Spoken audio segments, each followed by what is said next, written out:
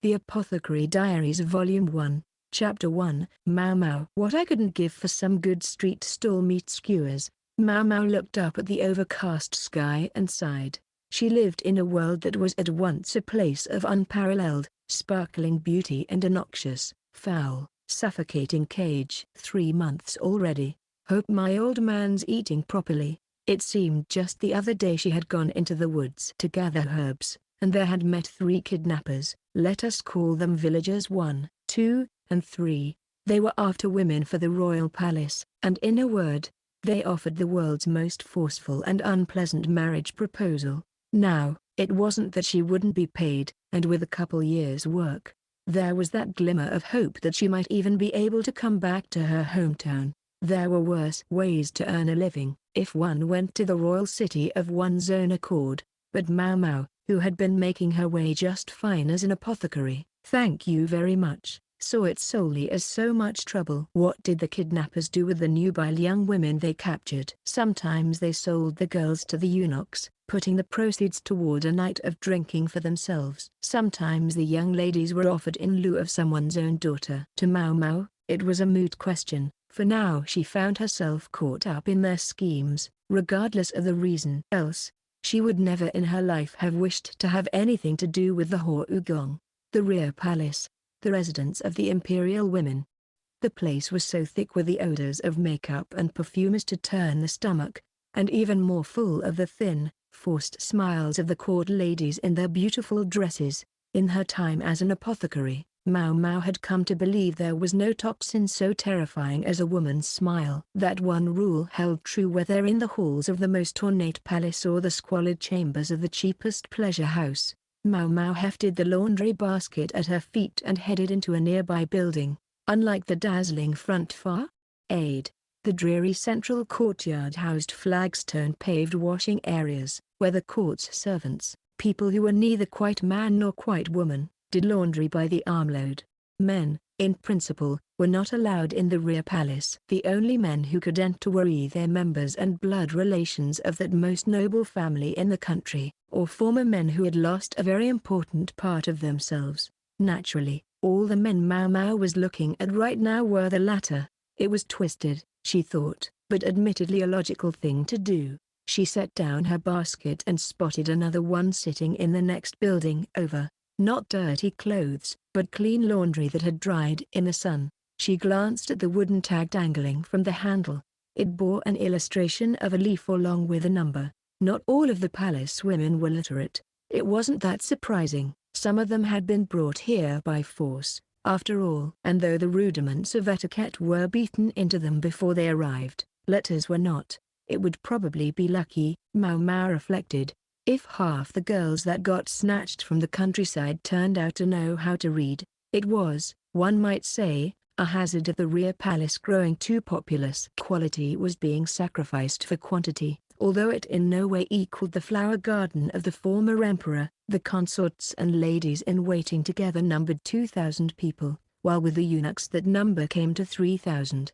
A vast place indeed. Maomao was a serving girl, a post so lowly she didn't even have an official rank. What more could she expect, as a girl who had no one to back her at court, who had arrived by way of kidnappers to fill out the palace staff? If she had perhaps possessed a body as shapely as a peony, or skin as pale as the full moon, she might at least have aspired to the status of one of the lower concubines. But Maomao possessed only ruddy, freckled skin and limbs with all the elegance of withered branches. I need to just get this job done. Maomao picked up the basket with its tag depicting a plum flower and the number 17, and trundled off as quickly as she could manage. She wanted to get back to her room before the frowning sky began to weep. The owner of the laundry in the basket was one of the low-ranked consorts. Her room was rather more lavish than those accorded to the other low consorts. In fact, it was downright ostentatious.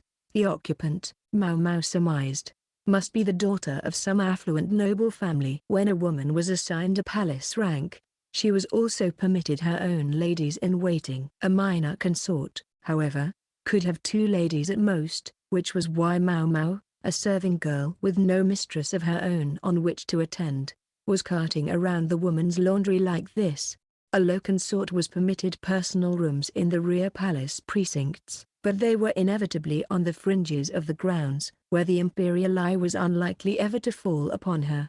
If she should, nonetheless, be graced with a night with His Majesty, she would be granted new rooms, while a second such night meant she had truly found a place in the world. As for those who ultimately never excited the Emperor's interest, after a certain age a consort, assuming her family didn't wield particular influence, could expect to see herself demoted or even granted as a wife to some member of the bureaucracy. Whether that was a blessing or a curse depended on whom she was granted to, but the fate the women feared most was being bestowed upon one of the eunuchs. Maomao knocked discreetly on the door. A lady-in-waiting opened it and snapped, "Just leave it there."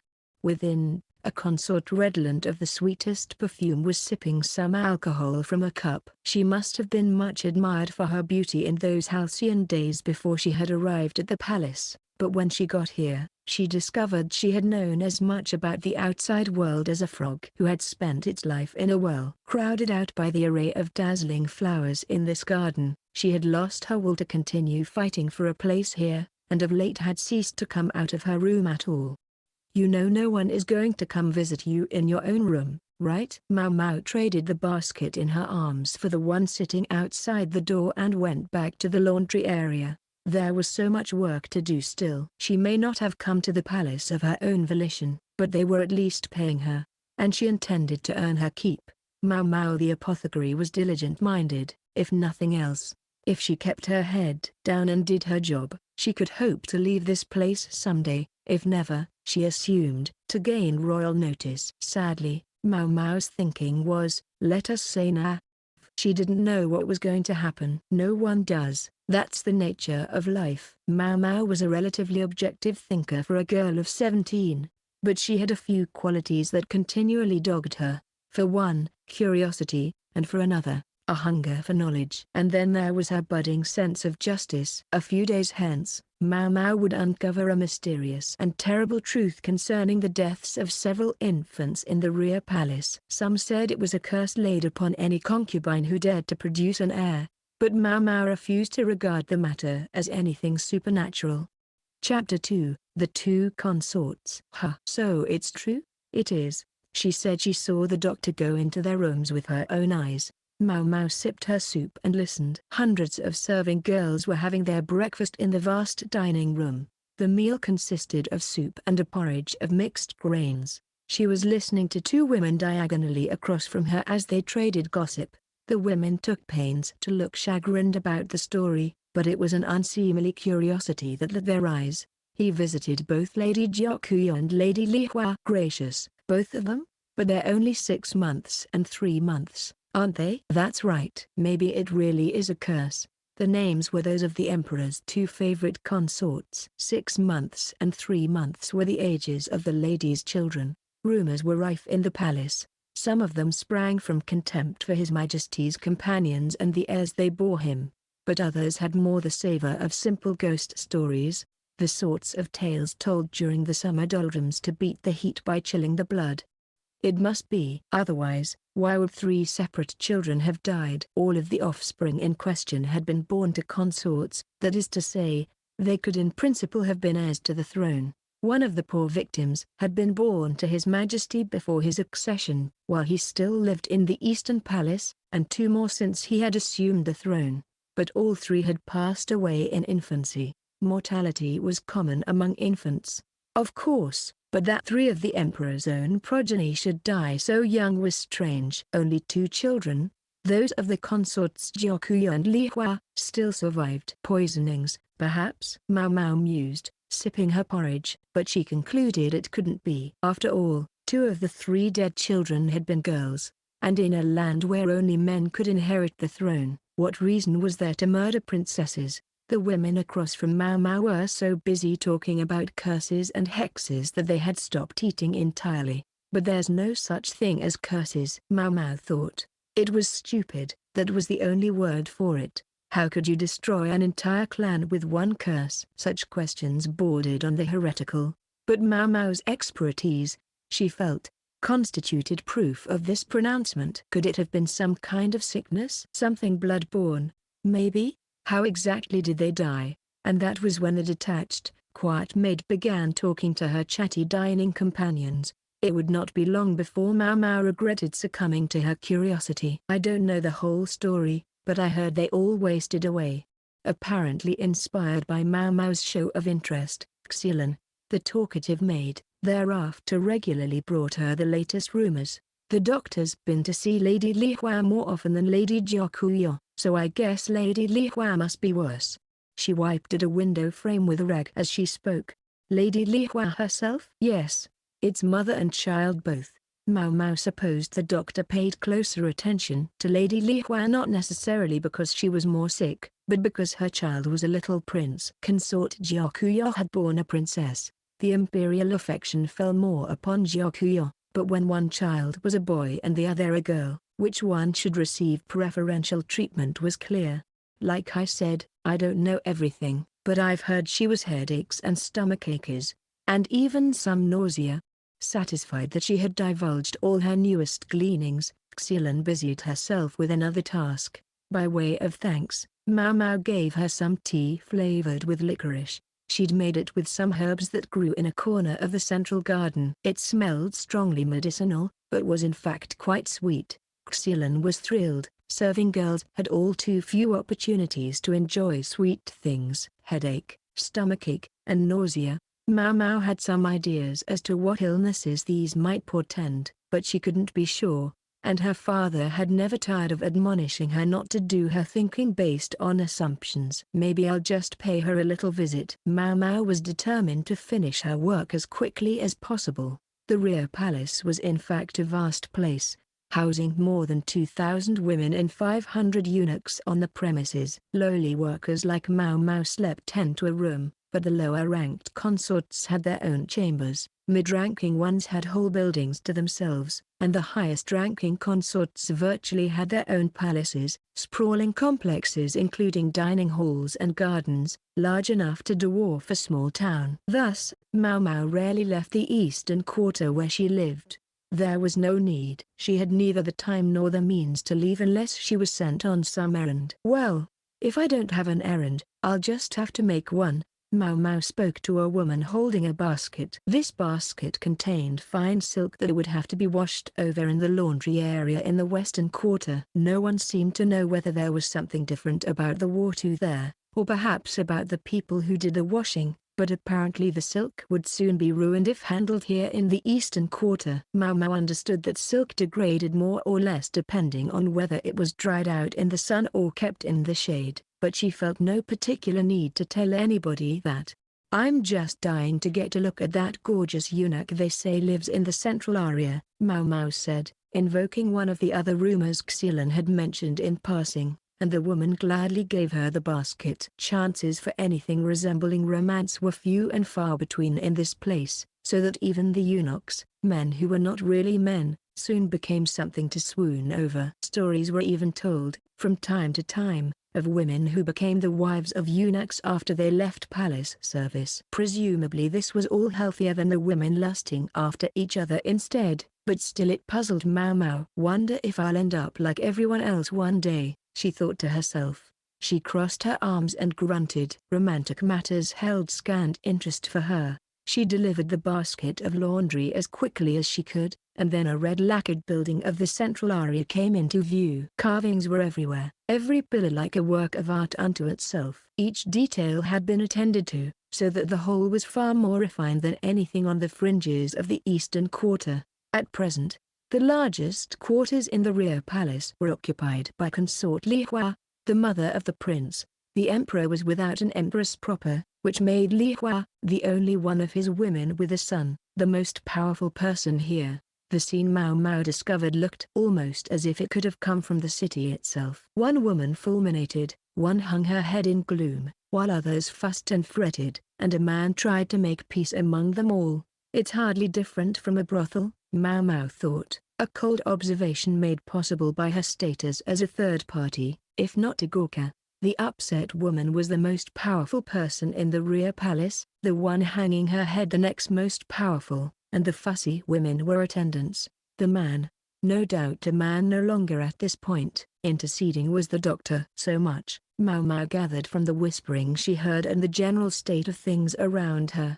That first woman would have to be consort Li Hua, mother of the imperial prince, and the second woman would be consort Jiakuyo, blessed, though not quite so blessed as Li Hua, with a daughter. As for the eunuch doctor, Maomao knew nothing about him, but she had heard that in this whole great palace there was only one person who could truly be called a practitioner of medicine. This is your doing. Just because you had a girl, you got it into your head to curse my prince to death. A beautiful face distorted by anger is a frightful thing. Eyes as furious as a demon's, set in a face as pale as a ghost's, were turned upon the beautiful Jiakuyo, who held a hand to her cheek. There was a red mark under her fingers. She had, Maomao surmised, been slapped with an open hand. That isn't true, and you know it. My Xieling is suffering just as much as your son. The second woman had red hair and eyes the color of emeralds, and she answered the charges calmly, referring to the young princess Linglai by an affectionate nickname. Consort Jiakuyo's looks suggested no small amount of Western blood in her veins. Now she raised her head and glared at the doctor. And that is why I request that you not neglect to attend to my daughter as well. It seemed the doctor himself was the reason intercession had been needed between the two women. He had been spending all his time looking in here at the young prince, and Jiakuyo was appealing in her daughter's behalf. One sympathized with her, but this was the rear palace, and male children were more prized than female ones. The doctor, for his part, looked caught between trying to make an excuse and total speechlessness. What a knave, that sawbones, Maomao thought. To fail to notice with the two consorts right in front of him. How could he not have figured it out already? Anyway, the dead infants, the headaches, the stomach pains, the nausea, to say nothing of consort Li Hua's ghostly pallor and frail appearance. Muttering to herself, Maomao put the raucous scene behind her. I need something to write on, she thought. She was so busy thinking it, in fact, that she didn't even notice the person passing by. Chapter 3, Jinshi. They're at it again, Jinshi muttered gloomily to himself. It was unseemly, the way the blossoms of the palace carried on sometimes. It fell to Jinshi, one among his many responsibilities, to quiet things down. As he waded into the crowd, Jinshi saw one person walking along as if the uproar didn't concern her. She was a petite girl with freckles peppering her nose and cheeks. There was nothing else distinctive about her, except that she paid no heed at all to Jinshi as she walked along muttering to herself. And that could well have been the end of it. It was not quite a month later that word spread the young prince had died. Consort Li Hua was consumed with weeping, and was thinner now than ever. She no longer looked anything like the woman who had once been considered the blooming rose of the court. Perhaps she suffered from the same illness as her son, or perhaps it was an affliction of the spirit that blighted her. Regardless, she could hardly hope for another child in such condition. Princess Linglai, the half-sister of the deceased prince, soon recovered from her indisposition, and she and her mother became a great comfort to the bereaved emperor. Indeed, it seemed likely consort Jiakuyo might soon bear another child, given how often His Majesty visited. The prince and princess had both suffered from the same mysterious illness, yet one had recovered while the other had succumbed. Could it be the age gap between them? It had been just 3 months, but such a span could make a significant difference in an infant's resilience. And what of Li Hua?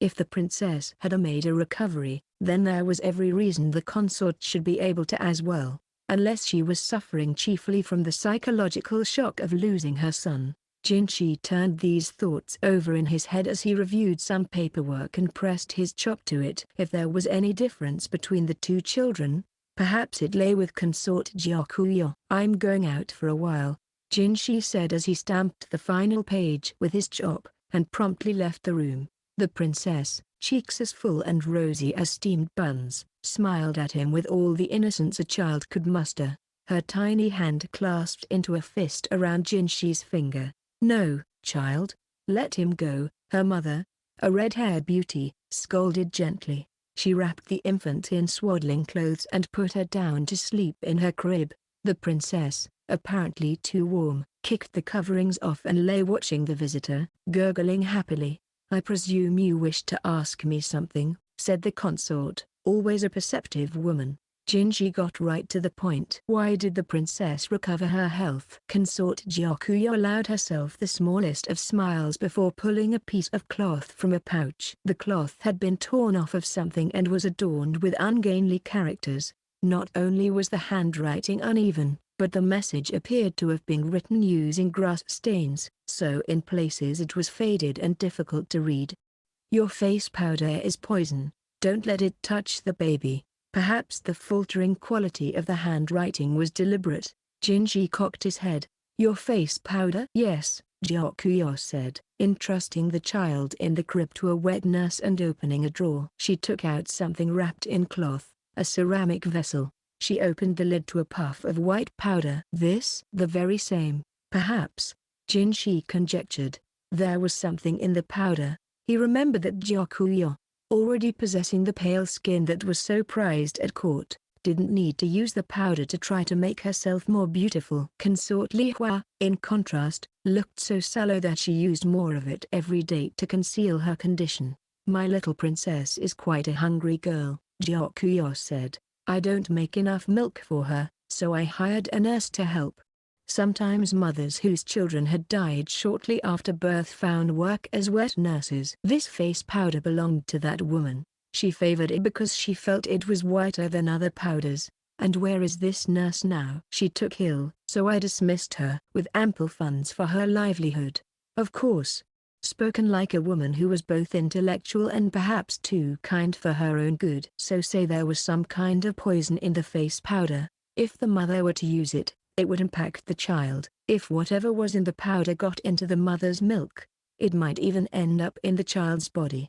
Neither Jinshi nor Gyakuyo knew what such a poison might be, but if the mysterious message was to be believed, it was how the young prince had met his end. By simple face powder, makeup used by any number of people in the rear palace. "Ignorance is a sin," Gyakuyo said.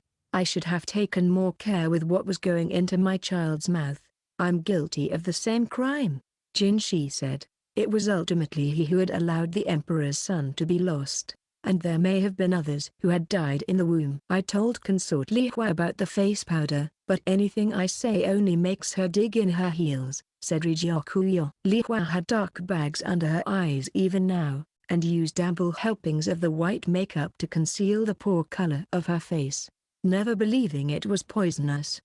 Jinshi gazed at the simple cotton cloth. He thought it looked strangely familiar. The hesitant quality of the characters appeared to be a ruse, but the hand had an unmistakably feminine quality. "Who gave this to you, and when?" "It came the day I demanded the doctor examine my daughter. I'm afraid I only succeeded in causing you trouble, but this was by the window afterward. It was tied to a rhododendron branch." Jinshi remembered the commotion that day. Had someone in the crowd noticed something, realized something, left a word of warning? But who? "No doctor in the palace would resort to such circuitous methods," he said. "I agree, and ours never did seem to know how to treat the prince." All that commotion. On reflection, Jinshi did remember a serving girl who had seemed distanced from the other rubbernecks. She had been talking to herself. What was it she had been saying? "I need something to write on." Jinshi felt the pieces fall into place. He started to chuckle. "Consort Gyakuyo, if I were to find the author of this message,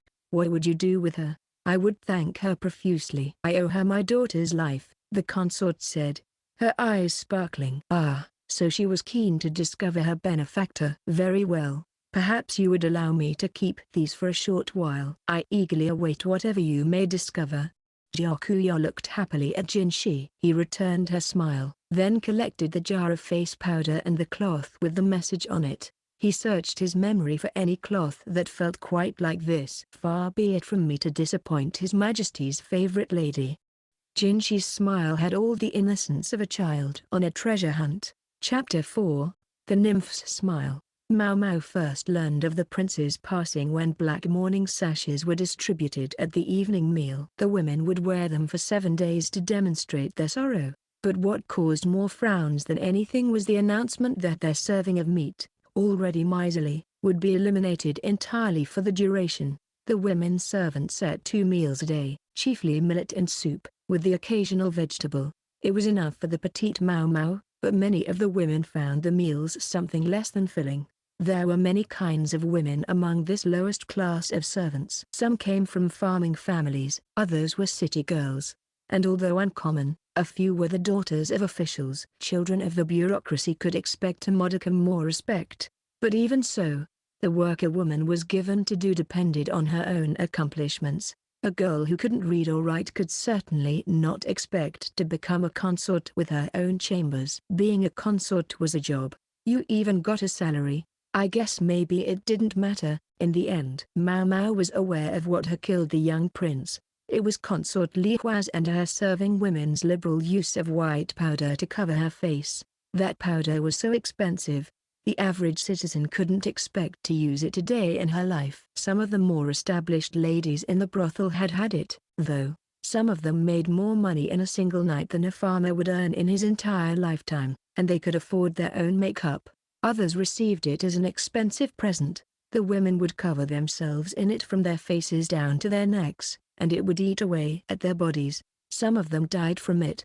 Maomao's father had warned them to stop using it, but they ignored him. Maomao, attending at her father's side, had witnessed several courtesans waste away and die with her own eyes. They had weighed their lives against their beauty, and in the end had lost them both.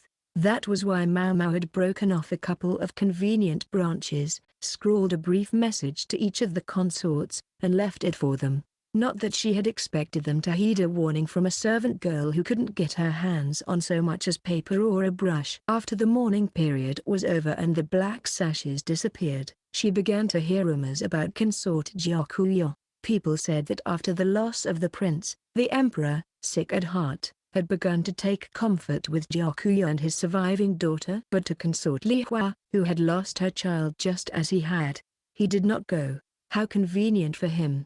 Maomao drained her bowl of soup, today furnished with the smallest sliver of a piece of fish, then cleaned up her utensils and headed to work. A summons, sir? Maomao was carrying a laundry basket when she was stopped by a eunuch, who told her to report to the office of the matron of the serving women. The office of serving women was one of the three major divisions of service in the rear palace, and encompassed responsibility for the lowest ranking of the women servants. The other two divisions were the office of the interior, which dealt with the consorts, and the domestic service department, to which the eunuchs were attached.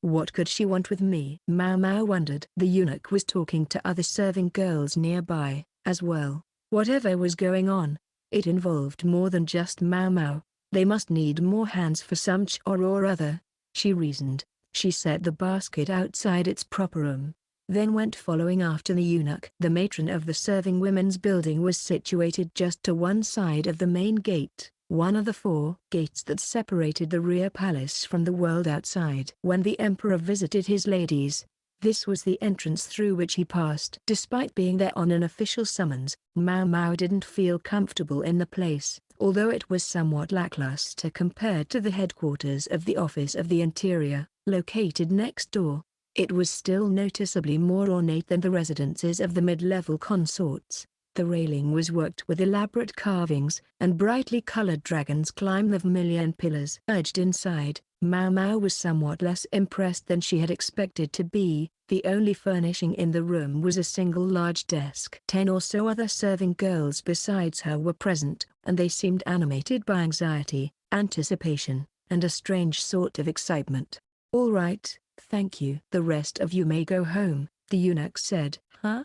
Maomao felt unnatural, being singled out this way. She went alone into the next room as the remaining women left with suspicious glances in her direction. Even for the chamber of an appointed official, it was a large space. Maomao looked around, intrigued, whereupon she noticed that all the serving women in the room were looking in one particular direction. Sitting unobtrusively in the corner was a woman, attended by a eunuch, and not far away was another, somewhat older woman. Maomao remembered the middle-aged woman to be the matron of the serving women, but the haughty-looking lady she didn't recognize. HRM?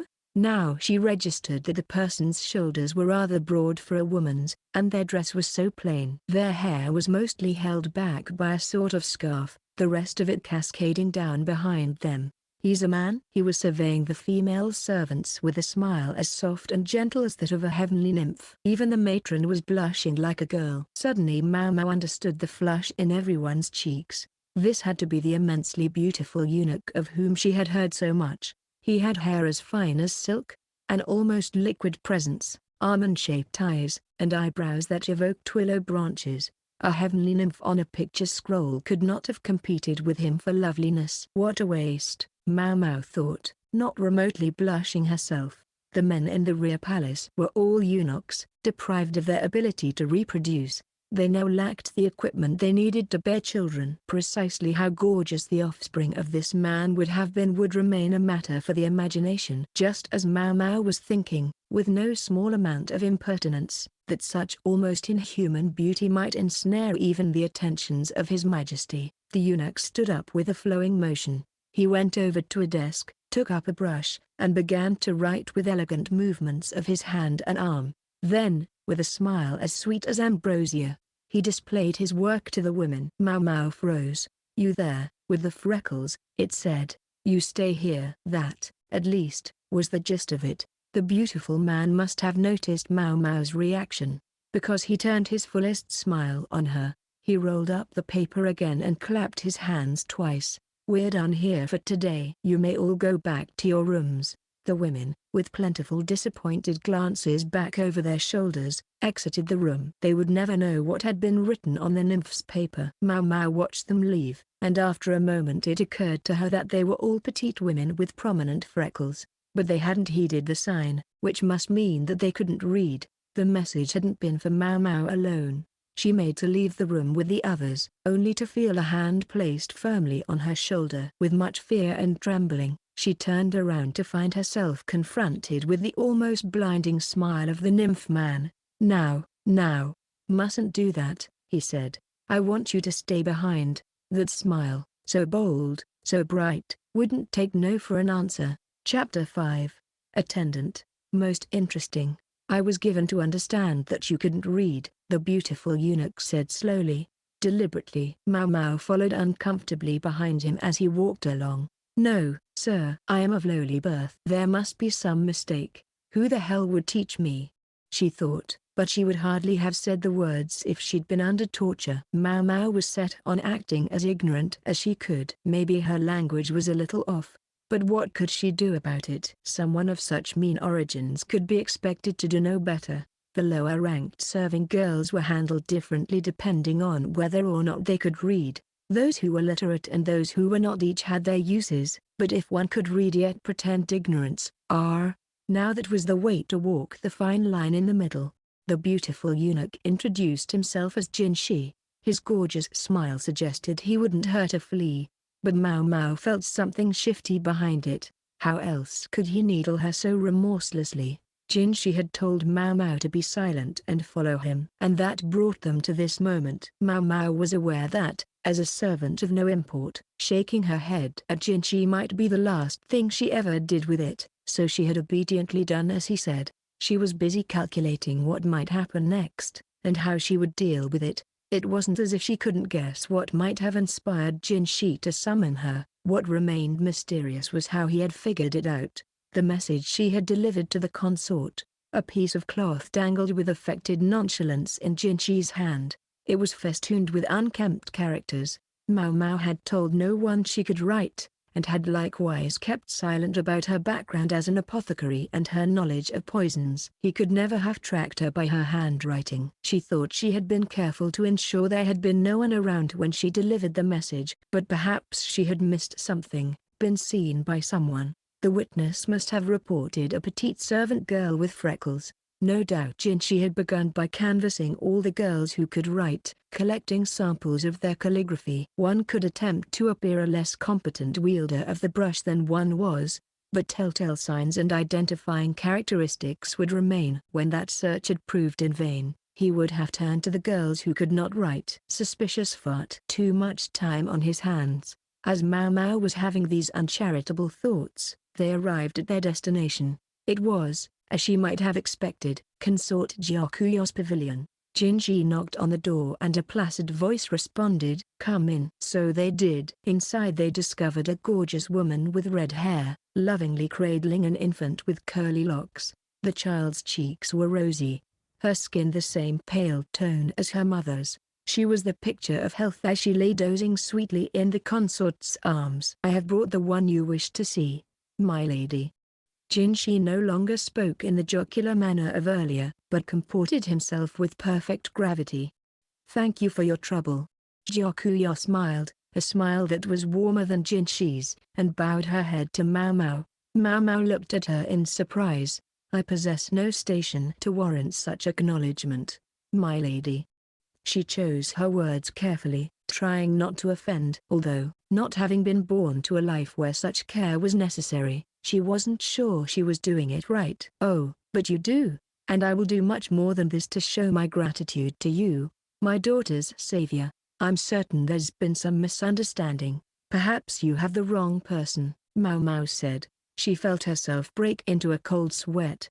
She was being polite, but she was still contradicting an imperial consort. She wished for her head to remain attached to her shoulders, but she did not wish to be a part of anything involving people such as this, to be pressed into any kind of service for any kind of noble or royal. Jinshi, alert to the concern on Gyakuya's face, displayed the cloth to Maomao with a flourish. "Are you aware that this is the material used in the maid's work clothes? Now that you mention it, sir, I see the resemblance." She would play stupid to the bitter end. Even though she knew it was useless, it's more than a resemblance. This came from the uniform of a girl connected to the Shang of sartorial affairs. The palace serving staff were grouped into 6 Shang, or main offices of employment. The Shang Fu, or wardrobe service, dealt with the dispensation of clothing, and it was this group to which Maomao, who was largely charged with doing laundry, belonged. The unbleached skirt she wore matched the color of the fabric in Jinshi's hands. If anyone were to inspect her skirt, they would find an unusual seam, hidden carefully on the inside. In other words, the proof was there before them. Maomao doubted Jinshi would do anything so uncouth as to check for himself right in front of consort Gyakuya, but she couldn't be sure. She decided she had best own up before she was publicly humiliated. "What exactly is it that you both want from me?" she asked. The two of them looked at each other, apparently taking this for confirmation. Both had the sweetest of smiles on their faces. The only sound in the room was the whispering breath of the sleeping child and, almost as soft, Maomao sighing. The very next day, Maomao was obliged to pack up her meager belongings.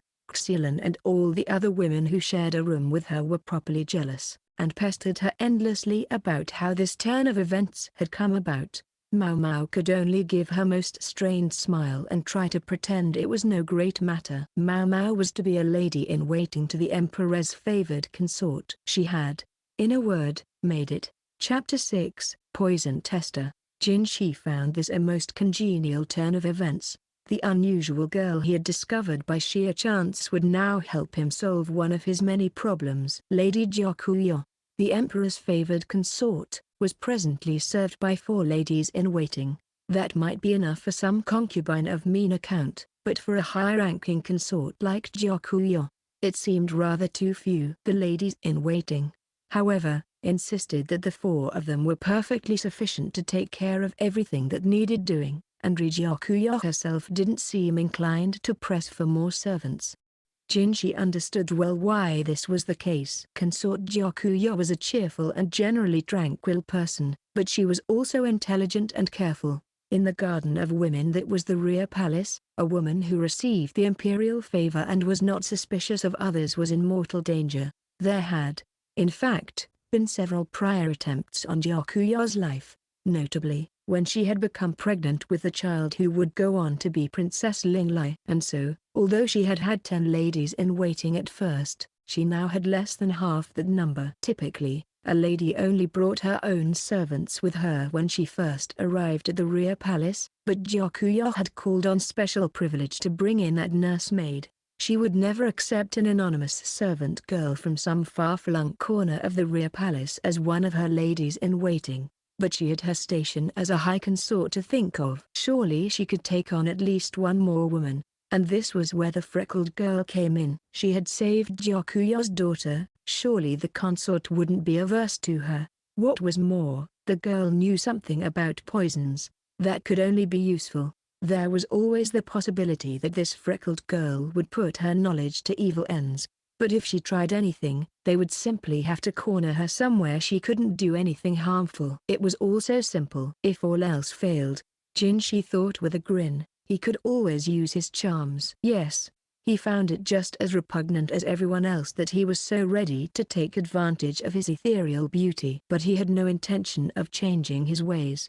Indeed, his looks were what gave Jinshi his value in life. When one became a servant assigned to a specific mistress, and a lady-in-waiting to the emperor's favorite consort at that, one found that one's treatment improved. Maomao, who had heretofore been squarely at the bottom of the palace hierarchy, suddenly found herself in the middle ranks. She was told her salary would see a significant increase, although 20% of what she earned went to her family, which was to say, the merchants who had sold her into this life. A distasteful arrangement, in her opinion. A system created so greedy officials could line their pockets. She was also given her own room, cramped, but a far cry from the overcrowded accommodations she had shared in the past.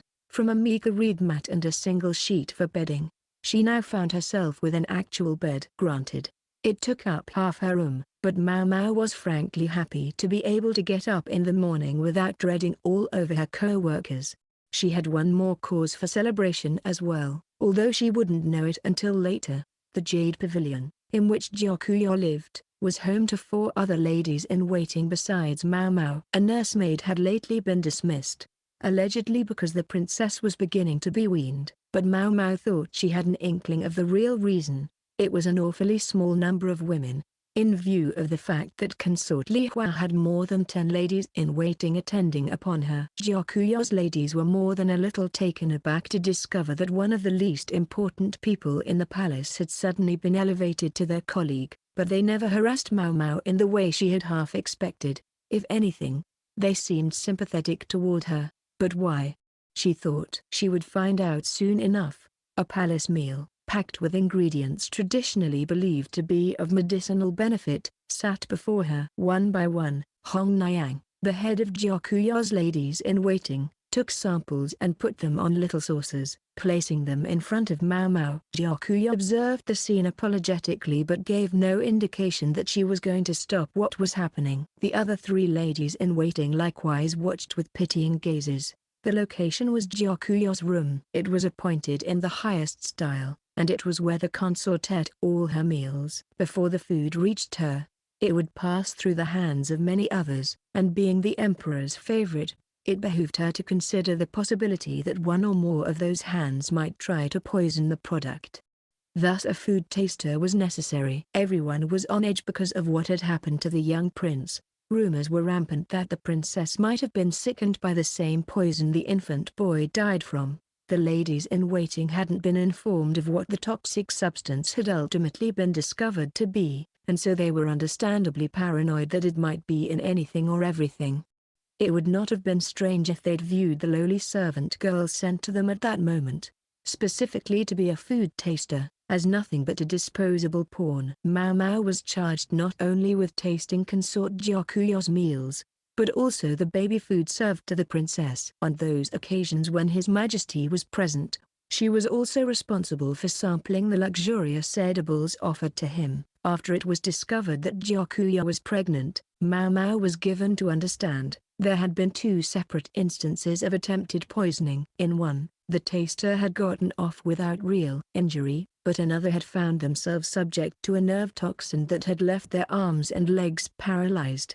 The remaining ladies-in-waiting had, with much fear and trembling, to check the food themselves, so they frankly must have been grateful for Maomao's arrival. Maomao furrowed her brow as she looked at the plate in front of her. It was ceramic. If they're so scared of poison, they should be using silver. She picked up the little bit of pickled vegetable in her chopsticks and regarded it critically. She took a sniff. Then she placed it on her tongue, checking to see whether it caused a tingling sensation before she swallowed it. I don't think I'm actually qualified to be tasting for poisons, she reflected. Fast-acting agents were one thing, but with regard to slower toxins she expected to be somewhat useless.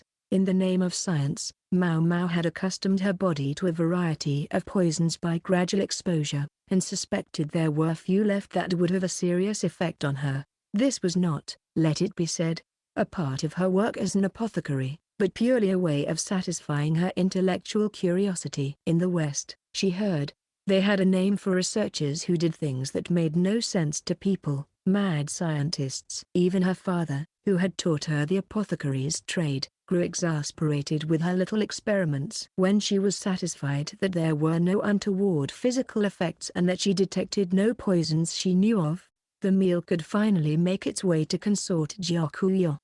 Next would come the flavorless baby food. I think it might be best to change the plates to ones made of silver, she said to Hong Niang, as flatly as possible. She had been called to Hong Niang's room to provide a report on her first day of work. The chief lady's chambers were generous in size, but unadorned with any frivolous objects, bespeaking Hong Niang's practical bent. Hong Niang, an attractive, black-haired woman not quite 30 years of age, let out a sigh. Jinshi really had it all figured out. She confessed with some chagrin that they had deliberately not used silver tableware at the eunuch's instruction. Maomao had a distinct suspicion that it was also Jinshi who had ordered her appointed food taster. She struggled not to let her already cold expression turn into one of outright disgust as she listened to Hong Niang talk. I don't know why you decided to hide your knowledge, but it's amazing that you know so much about poisons and medicine both. If you'd told them from the start that you knew how to write, you could have gotten a lot more money. My knowledge comes from my vocation. I was an apothecary until I was abducted and sold into this place. My kidnappers receive a portion of my salary even now. The thought turns my stomach. Maomao's hackles were up now and her words came in a sharp rush, but the chief lady-in-waiting didn't rebuke her. You mean you were willing to put up with receiving less than you were worth to make sure they had one less cup of wine when they were carousing? Hong Niang, it seemed, was more than perceptive enough to grasp Maomao's motives. Maomao found herself simply relieved that Hong Niang hadn't scolded her for what she said, not to mention that women of no special distinction serve a couple of years and then go on their merry ways. Plenty of replacements out there. She didn't have to understand quite that well. Hong Niang took a carafe from the table and gave it to Maomao. What's this? Maomao asked, but almost as soon as the words were out of her mouth, a pain shot through her wrist. She dropped the carafe on the floor in her shock. A large crack spidered through the ceramic vessel. Oh, my goodness, that's quite an expensive piece of pottery. Certainly not something a simple lady-in-waiting could afford. You won't be able to make remittances to your family anymore with that hanging over your head. In fact, we should probably build them. Maomao understood immediately what Hong Niang was saying, and the slightest ironic smile crept over her otherwise expressionless face. My profound apologies, she said. Please, deduct it from the amount of my salary that's sent home each month, and if that isn't enough, by all means, take from my own share as well. Thank you, I'll make sure the matron of the serving women knows to do that. And one more thing. Hong Niang put the broken carafe back on the table before taking a wood strip roll out of a drawer and writing on it in quick, short strokes. This details your additional salary as a food taster, hazard pay, you might call it. The amount was almost as much again as Maomao was currently receiving, and insofar as nothing would be taken from it to pay her captors, Maomao came out ahead.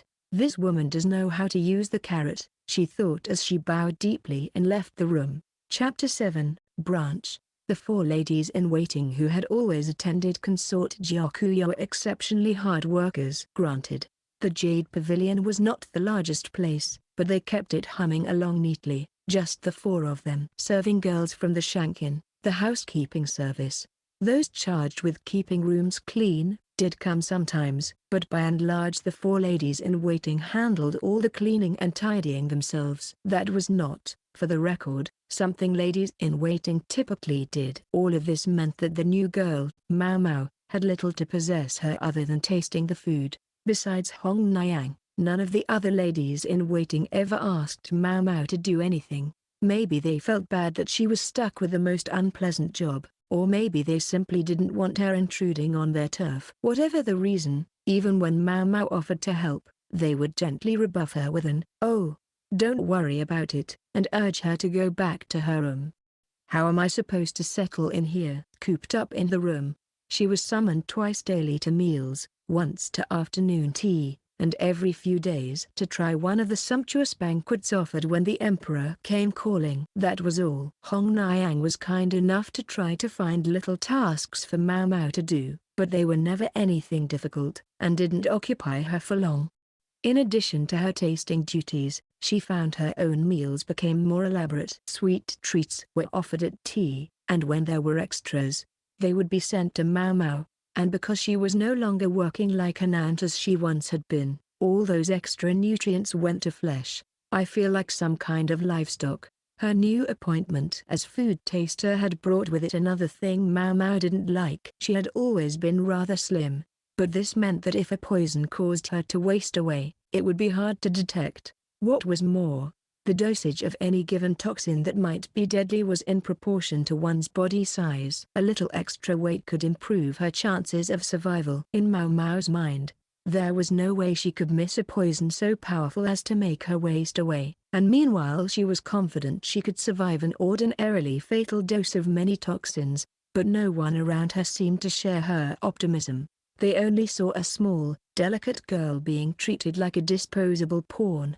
and they pitied her for it, and so they plied her with congee even after she was full, and always gave her an extra serving of vegetables. They remind me of the girls from the brothels. Maomao could be cold, reticent, and unsentimental, but for some reason the women had always doted on her. They always had an extra treat or a bit of something for her to eat. Although Maomao didn't realize it, there was a reason people were so inclined to look kindly on her. Running along her left arm was a collection of scars, cuts, stabs, burns, and what seemed to be repeated piercing with a needle. That is to say, to others, Maomao looked like a petite, over-thin girl with wounds on her arm. Her arms were frequently bandaged, her face sometimes pale, and once in a while she was given to fainting.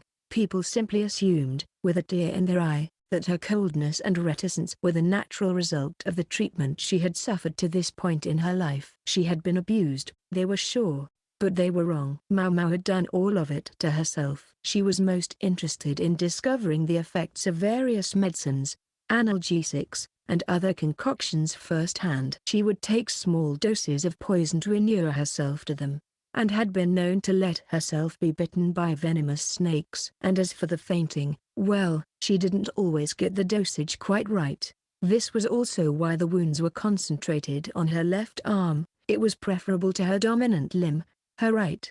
None of this sprang from any masochistic proclivity for pain, but was fueled entirely by the interests of a girl whose intellectual curiosity inclined rather too much in the direction of medicines and poisons. It had been her father's burden to cope with her for her entire life. Yes, it was he who had taught Maomao her letters and first instructed her in the ways of medicine, in the hopes that she would see a way forward in life other than prostitution, even though he had been obliged to raise her in and around the red light district. By the time he realized he had far too apt a student on his hands, it was too late, and the calumnies about him had already begun to spread. There were a few who understood, just a few, but most turned cold, hard gazes on Maomao's father. They never for a moment imagined that a girl of her age might commit self-harm in the name of experimentation. And so the story seemed to be complete. After suffering long abuse at the hands of her father, this poor child had been sold off to the rear palace, where she was now to be sacrificed to discover poison in the consort's food. A sorrowful tale indeed, and one of which the protagonist was entirely unaware.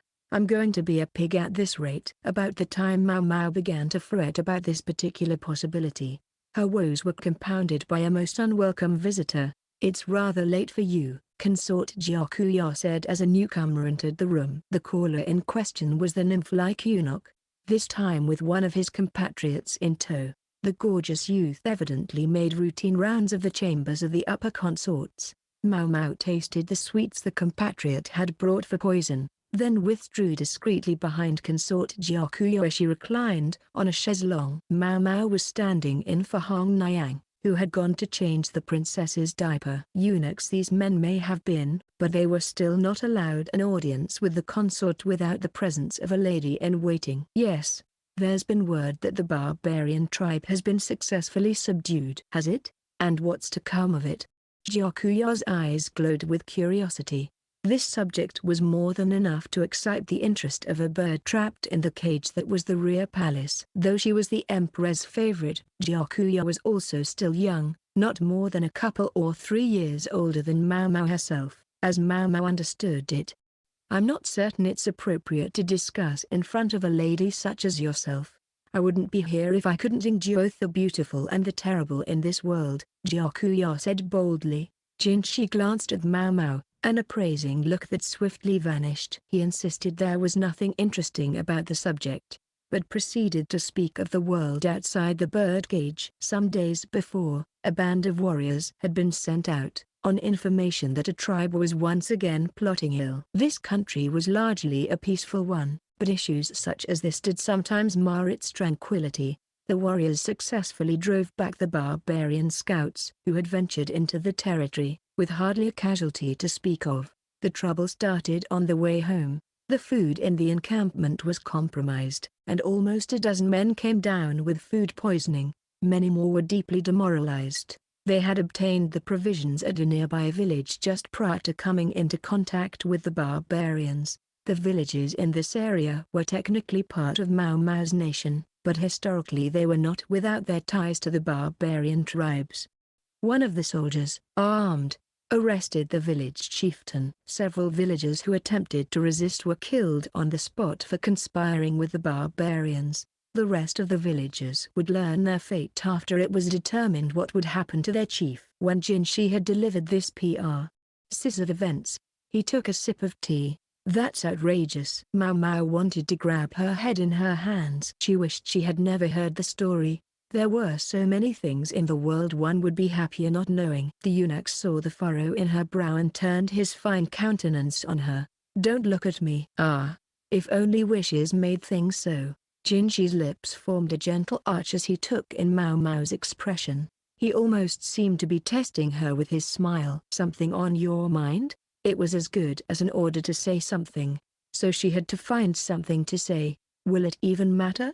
She asked herself.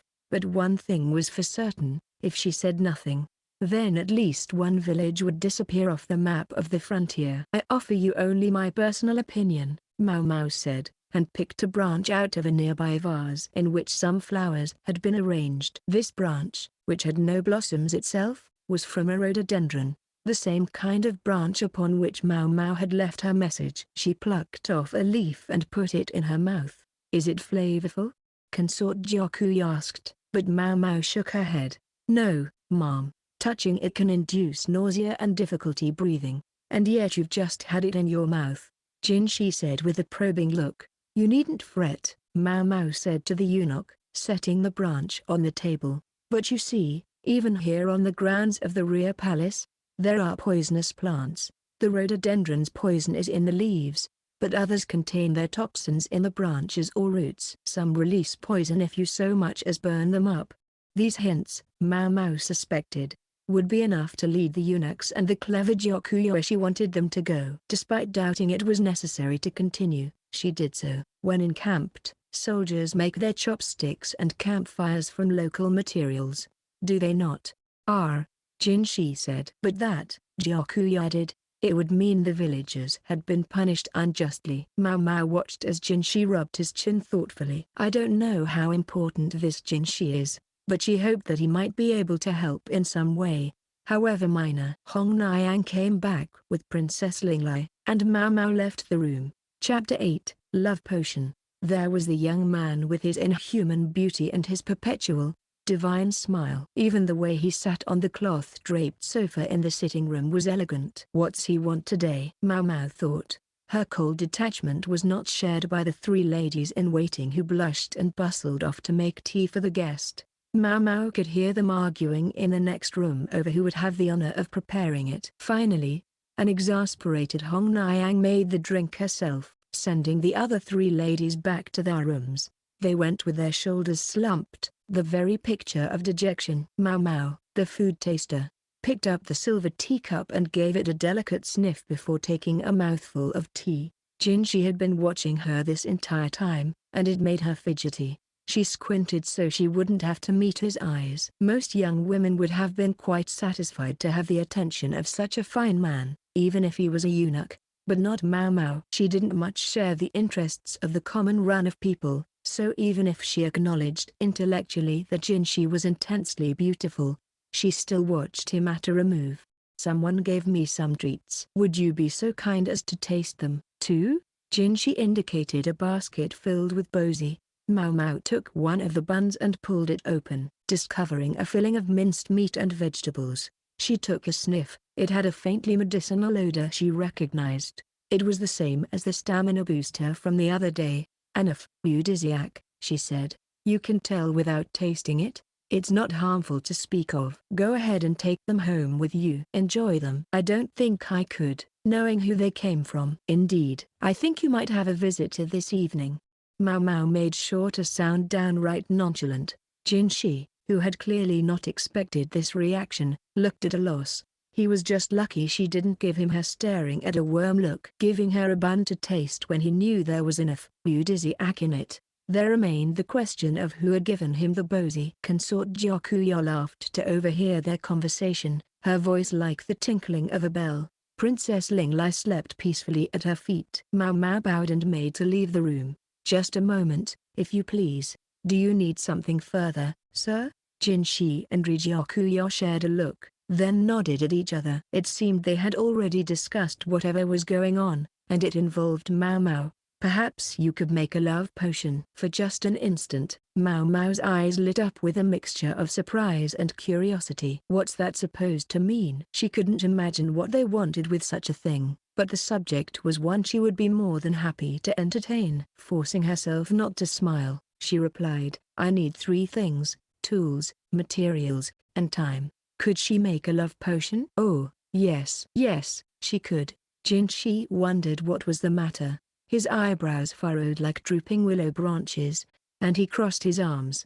Jinshi was a person of such beauty that some said if he had only been born a woman, he could have had the country under his thumb. Indeed, it was held that had he wished to, he could have convinced the very emperor to affirm that gender meant nothing. But such praise brought him no pleasure. Today as he went about the rear palace, he had once again found himself the object of something like catcalls by one of the middle-ranked consorts and 2 of the lower-ranked ones, and even by 2 separate male officials in the palace, 1 military and 1 bureaucratic. The military official had even given him dim sum laced with a stamina tonic, so Jinshi decided to forego his rounds tonight and retire to his rooms in the palace instead. He wasn't slacking off, it was for his own protection. He quickly noted some names on the scroll lying open on his desk, the names of the consorts who had called out to him today. Even if she had scant visits from the emperor, it was awfully audacious of a woman to try to invite another man into her bedchamber.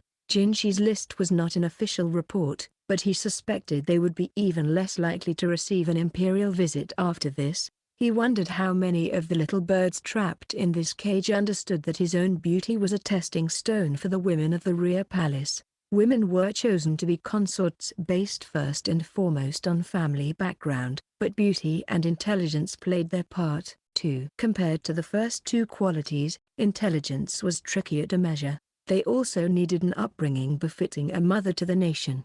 And of course they must be of chaste outlook. The emperor, in a nasty little tweak, had made Jinshi the standard for selecting his consorts. It was in fact Jinshi who had recommended both Gyakuya and Lihua. Gyakuya was thoughtful and perceptive. Lihua was more emotional, but possessed unimpeachable manners, and both had unquestioned loyalty to His Majesty, without a shadow of untoward feelings. Consort Lihua, though, now seemed to have no place in His Majesty's adoration. The emperor might have been Jinshi's master, but he was also, in Jinshi's estimation, terrible. He set up concubines purely based on their usefulness to him and the country, got them pregnant, and then when the children showed no aptitudes, he would cut them loose. In the future, Jinshi surmised, the imperial affection would continue to incline ever more toward Gyakuya. The death of the young prince had marked the emperor's final visit to Li Hua, who now seemed as insubstantial as a ghost. Li Hua was not the only consort for whom it seemed His Majesty no longer had any need. Those women would be quietly returned to their homes at an opportune moment, or else gifted as wives to various officials. Jinshi pulled a particular paper out of his pile. It referred to a middle consort of the upper fourth rank, Fa'ayu by name. She had just been promised in marriage to the leader of the assault on the barbarian tribe in recognition of his military valor. Truth be told, they were less appreciative of the man's energetic destruction of the enemy than of his restraining certain short-tempered elements among his own troops. That a certain small village had been blamed and punished for something it hadn't done was not a fact that had been made public. Such was politics. Now then, I wonder if it will all go well. If everything went just as he had calculated in his head, there would be no problems. He might have to lean on the chilly apothecary to help him out with a few things. Though, she had turned out to be even more useful than he'd expected. She wasn't the only one who showed no special desire for him, but she was the first to regard him as though she were looking at a worm. She seemed to think she hid the feeling well, but the disdain was clear on her face. Jinshi smiled in spite of himself. That smile, like nectar from heaven, some said, contained just a hint of something mean in it. He wasn't a masochist as such, but he found the girl's reaction intriguing. He felt like a child with a brand new toy. Yes, where will this all lead? Jinshi placed the papers under a weight and decided to go to sleep. He made sure to lock his door in case he should have any uninvited visitors during the night. People spoke of cure-alls, but in fact there was no medicine that would cure all. Her father had always insisted as much, but Maomao had admittedly gone through a phase in which she had rejected his claim. She had wanted to create a medicine that could work on anyone, for any condition. That was what had led her to inflict those ugly wounds on herself, and had indeed resulted in the creation of some new medicines, but a true panacea remained nothing more than a dream. As much as she hated to admit it, the story Jinshi brought her was enough to pique Maomao's interest. Since arriving in the rear palace, she'd been unable to make much more than sweet tamaka tea. To her surprise, a variety of medicinal herbs did grow on the grounds of the rear palace, but she lacked the implements necessary to make proper use of them, and trying to do anything with them would have attracted undesirable attention in her crowded quarters anyway. So she forced herself to leave the plants alone. This was what she liked best about having her own room. Now she just needed excuses to go gather ingredients. Laundry was a convenient one. She suspected Hong Niang would soon see to it that Maomao was entrusted with all the washing. Now she arrived at the room she had been told was the doctor's, ostensibly to deliver clean laundry. She entered the room to discover the lamentable quack himself along with the eunuch who so frequently accompanied Jinshi. The doctor had a moustache that made him look like a loachfish, which he stroked as he gave Maomao an appraising glance. He seemed to be wondering what this petite young woman was doing on his turf. "I'll thank you not to stare so hard at a young lady," Maomao thought. The eunuch, by comparison, was as polite as if Maomao were his own master, ushering her gracefully into the room. When Maomao saw the space, surrounded by medicine cabinets on three sides, she was overcome by the biggest smile she'd smiled since coming to the rear palace. Her cheeks flushed, her eyes brimmed, and her lips went from a thin, implacable line to a gentle arch. The eunuch looked at her in surprise, but what did she care? She gazed at the labels on the drawers, doing a sort of little dance when she spotted an especially unusual pharmaceutical. The joy was simply too much to keep inside. Is she under some sort of spell? Maomao had been indulging this rapture for a good half an hour, unaware that Jinshi had appeared in the room. He watched her with a mixture of curiosity and sheer bewilderment. Maomao went row by row, collecting any ingredients she might be able to use. Each one went into a separate baggie, the name written carefully on the package. In an era when most writing was still done on rolls of wood strips, such extensive use of paper was a luxury. The loach-moustached doctor came peeking into the room, wondering who or what was in there, but the eunuch closed the door on him. The eunuch's name, Maomao learned, was Gao Xuan. He had a steady countenance and a well-built body, and if he hadn't been here in the rear palace, she would certainly have taken him for some sort of military official. He appeared to be Jinshi's aide, and was often seen in his company. Gao Xuan politely fetched any medicines that were in drawers too high for Maomao to reach. His superior, meanwhile, did nothing. Maomao maintained a neutral expression but privately wished that if he wasn't going to make himself useful, he would go away. Maomao spotted a familiar name on one of the topmost drawers and craned her neck for a better look. Gao Xuan passed the stuff to her, and she looked at it in wonder. Several small seeds rested in the palm of her hand. They were exactly what she needed, but there weren't enough of them. "I need more of these." "Then we shall simply get them," the indolent eunuch said with an indulgent smile, as if it were so easy. "They're from all the way in the west, then further west, then south. Trade's the thing. We'll check the goods that come in, and I suspect we'll find some." Jinshi took one of the seeds between his fingers. It resembled the seed of an apricot, but had a unique aroma. "What is it called?" "Cacao," Maomao replied. Chapter 9, Cacao. "At least I grasp its effectiveness now," Jinshi said with an annoyed glance at Maomao. "As do I," Maomao said.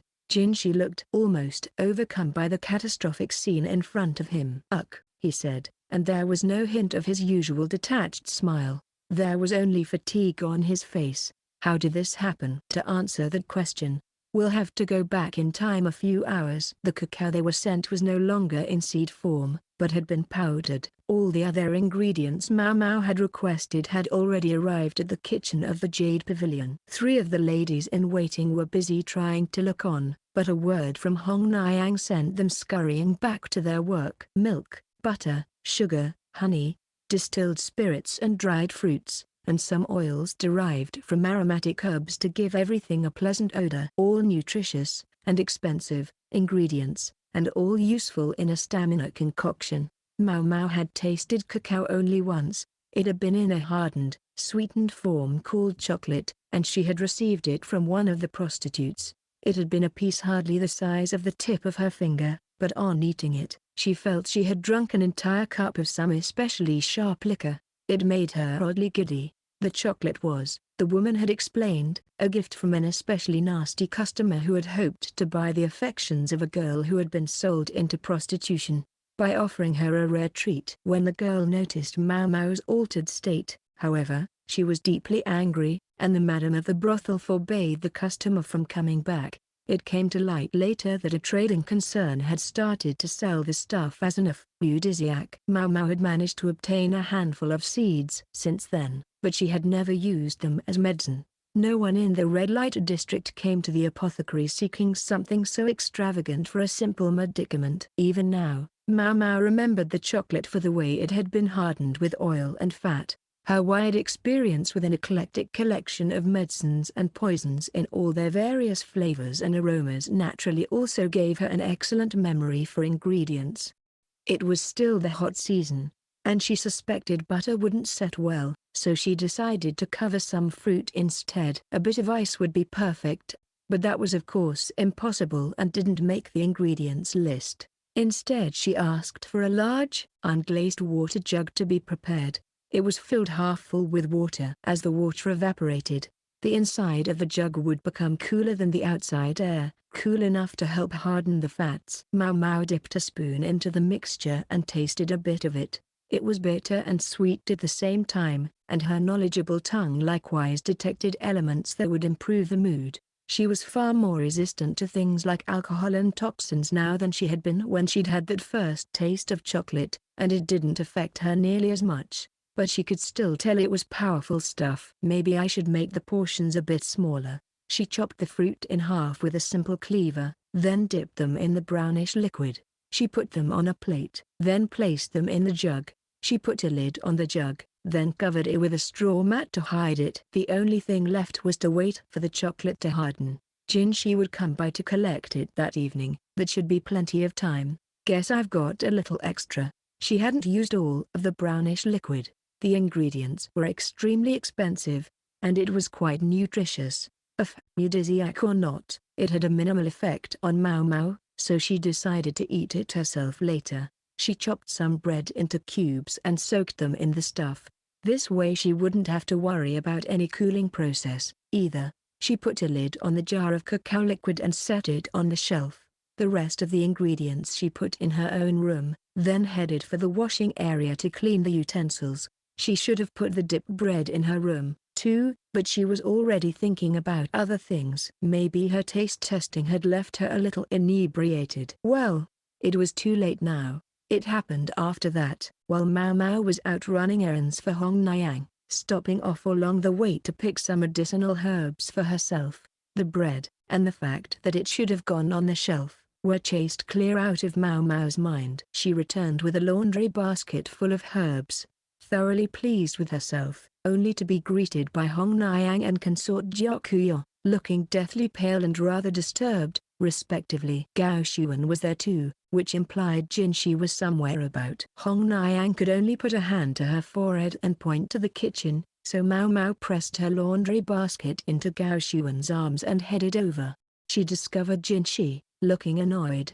The delicate way to put it would be to say that a great medley of peach and light red colors spread before her, which is to say, more plainly, that three ladies in waiting were all leaning against each other, sound asleep. Their clothes were in disarray, their disheveled skirts revealing lascivious glimpses of thigh. What happened here? Hong Niang demanded of Maomao. I'm afraid I'm not best placed to answer that question, she replied. She went over to the three young women and crouched down, flipping down their skirts and examining them. It's all right. This attempt failed too. Hong Niang, blushing furiously, smacked Maomao on the back of the head. Sitting on the table was the brown-colored bread. 3 pieces were missing. The girls had mistaken it for an afternoon snack. The fatigue caught up with her after they had put each of the girls to bed in her own room. In the sitting room, Jiakuyo and Jinshi were looking at the chocolate bread with some wonder. Is this your aphrodisiac? Jiakuyo inquired. No, ma'am.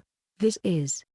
Maomao gave her the chocolate-covered fruit, approximately 30 pieces, each the size of a thumbnail. What is this, then? Jinshi asked. It was supposed to be my bedtime snack. Everyone seemed to recoil a little at that. Had she said something wrong? Gao Xuan and Hong Niang both looked like they could hardly believe their eyes.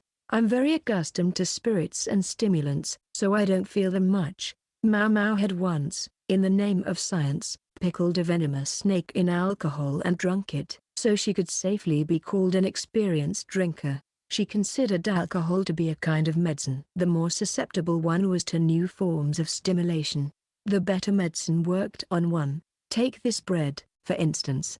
Here in the Jade Pavilion, it passed for an aphrodisiac, but she had to think that in the land where the ingredients had come from, it would be substantially less effective. Jinshi picked up one of the pieces of bread and looked at it doubtfully. I wonder if I might safely try a piece. Then, he said. No, sir, don't.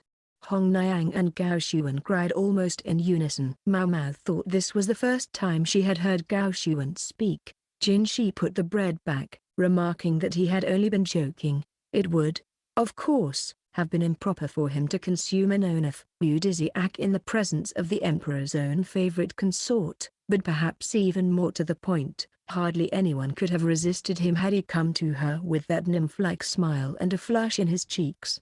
His face, if nothing else, Maomao reflected, did him credit. Perhaps I should have some made for His Majesty, Jiakuyo said with amusement. It might keep him from his usual ways. It would most likely work about 3 times better than a typical stamina medication, Maomao informed her. At this, Jiakuyo's face took on a cast that was hard to read. 3 times. She mumbled something about whether she could endure so long, but those present affected not to have heard her. It seemed it wasn't easy being a concubine. Maomao put the aphrodisiacs in a covered jar and handed it to Jinshi. They're quite potent, so I recommend taking just one at a time. Taking too many could overstimulate the blood flow and produce a nosebleed. Also, consumption should be limited to when the patient is alone with their partner. With these instructions duly conveyed, Jinshi stood up. Gao Xuan and Hong Niang left the room to prepare for his departure. Consort Jiakuyo likewise nodded to him, then left with the sleeping princess in a carrier. As Maomao went to clean up the plate of bread, she smelled a sweet aroma from behind her. "Thank you. I put you to quite a bit of trouble." The voice was sweet, too, like honey. Maomao felt her hair being lifted up, and something cold was pressed against her neck. She turned in time to see Jinshi waving at her as he left the room. "I get it." When she looked at the plate, she discovered one of the pieces of bread was missing. She had an idea where it was. "I just hope no one gets hurt," Maomao muttered, but she didn't seem to think it had much to do with her. The night was still young. Chapter 10. The Unsettling Matter of the Spirit, Part 1. Yinghua, lady-in-waiting to the Emperor's favorite consort, Jiakuyo, was faithfully at her work, as she was every day. All right. So she had fallen asleep on the job the other day, but her gracious mistress had forborne to punish her. The only way to repay her, then, was to work herself to the bone. She would make sure she polished every windowsill, every railing, until it gleamed. This was not normally something a lady-in-waiting would be expected to do, but Yinghua was not above doing a serving girl's work. Consort Jiakuyo had said how much she liked hard workers. Consort Jiakuyo and Yinghua both came from a town in the west. The climate there was dry, and the area had no special resources to speak of and was periodically subject to drought. Yinghua and the other ladies-in-waiting were all officials' daughters, but she didn't recall her life in her hometown as especially luxurious. It had been the sort of impoverished place where even a child of the bureaucracy had to work if she didn't want to starve. And then Jiakuyo was taken into the palace, and the world began to take note of her home. When the consort received the special attentions of the emperor, the central bureaucracy could no longer hide where she had come from. But Jiakuyo was an intelligent woman. She wasn't content simply to be a pampered ornament, and Yinghua was bent on following her lady wherever she might go, including into the rear palace. Not all of Jiakuyo's ladies showed the same dedication, but those who remained simply resolved to work even harder to make up the difference.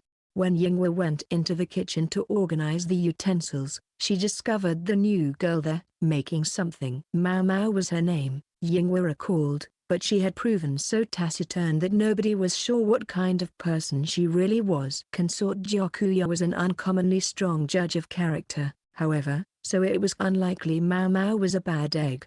Indeed, Yinghua felt sorry for her. The scars on her arm obviously bespoke a history of abuse, after which she had been sold into service, and now brought on to taste food for poison. It was enough to bring a tear to a lady-in-waiting's eye.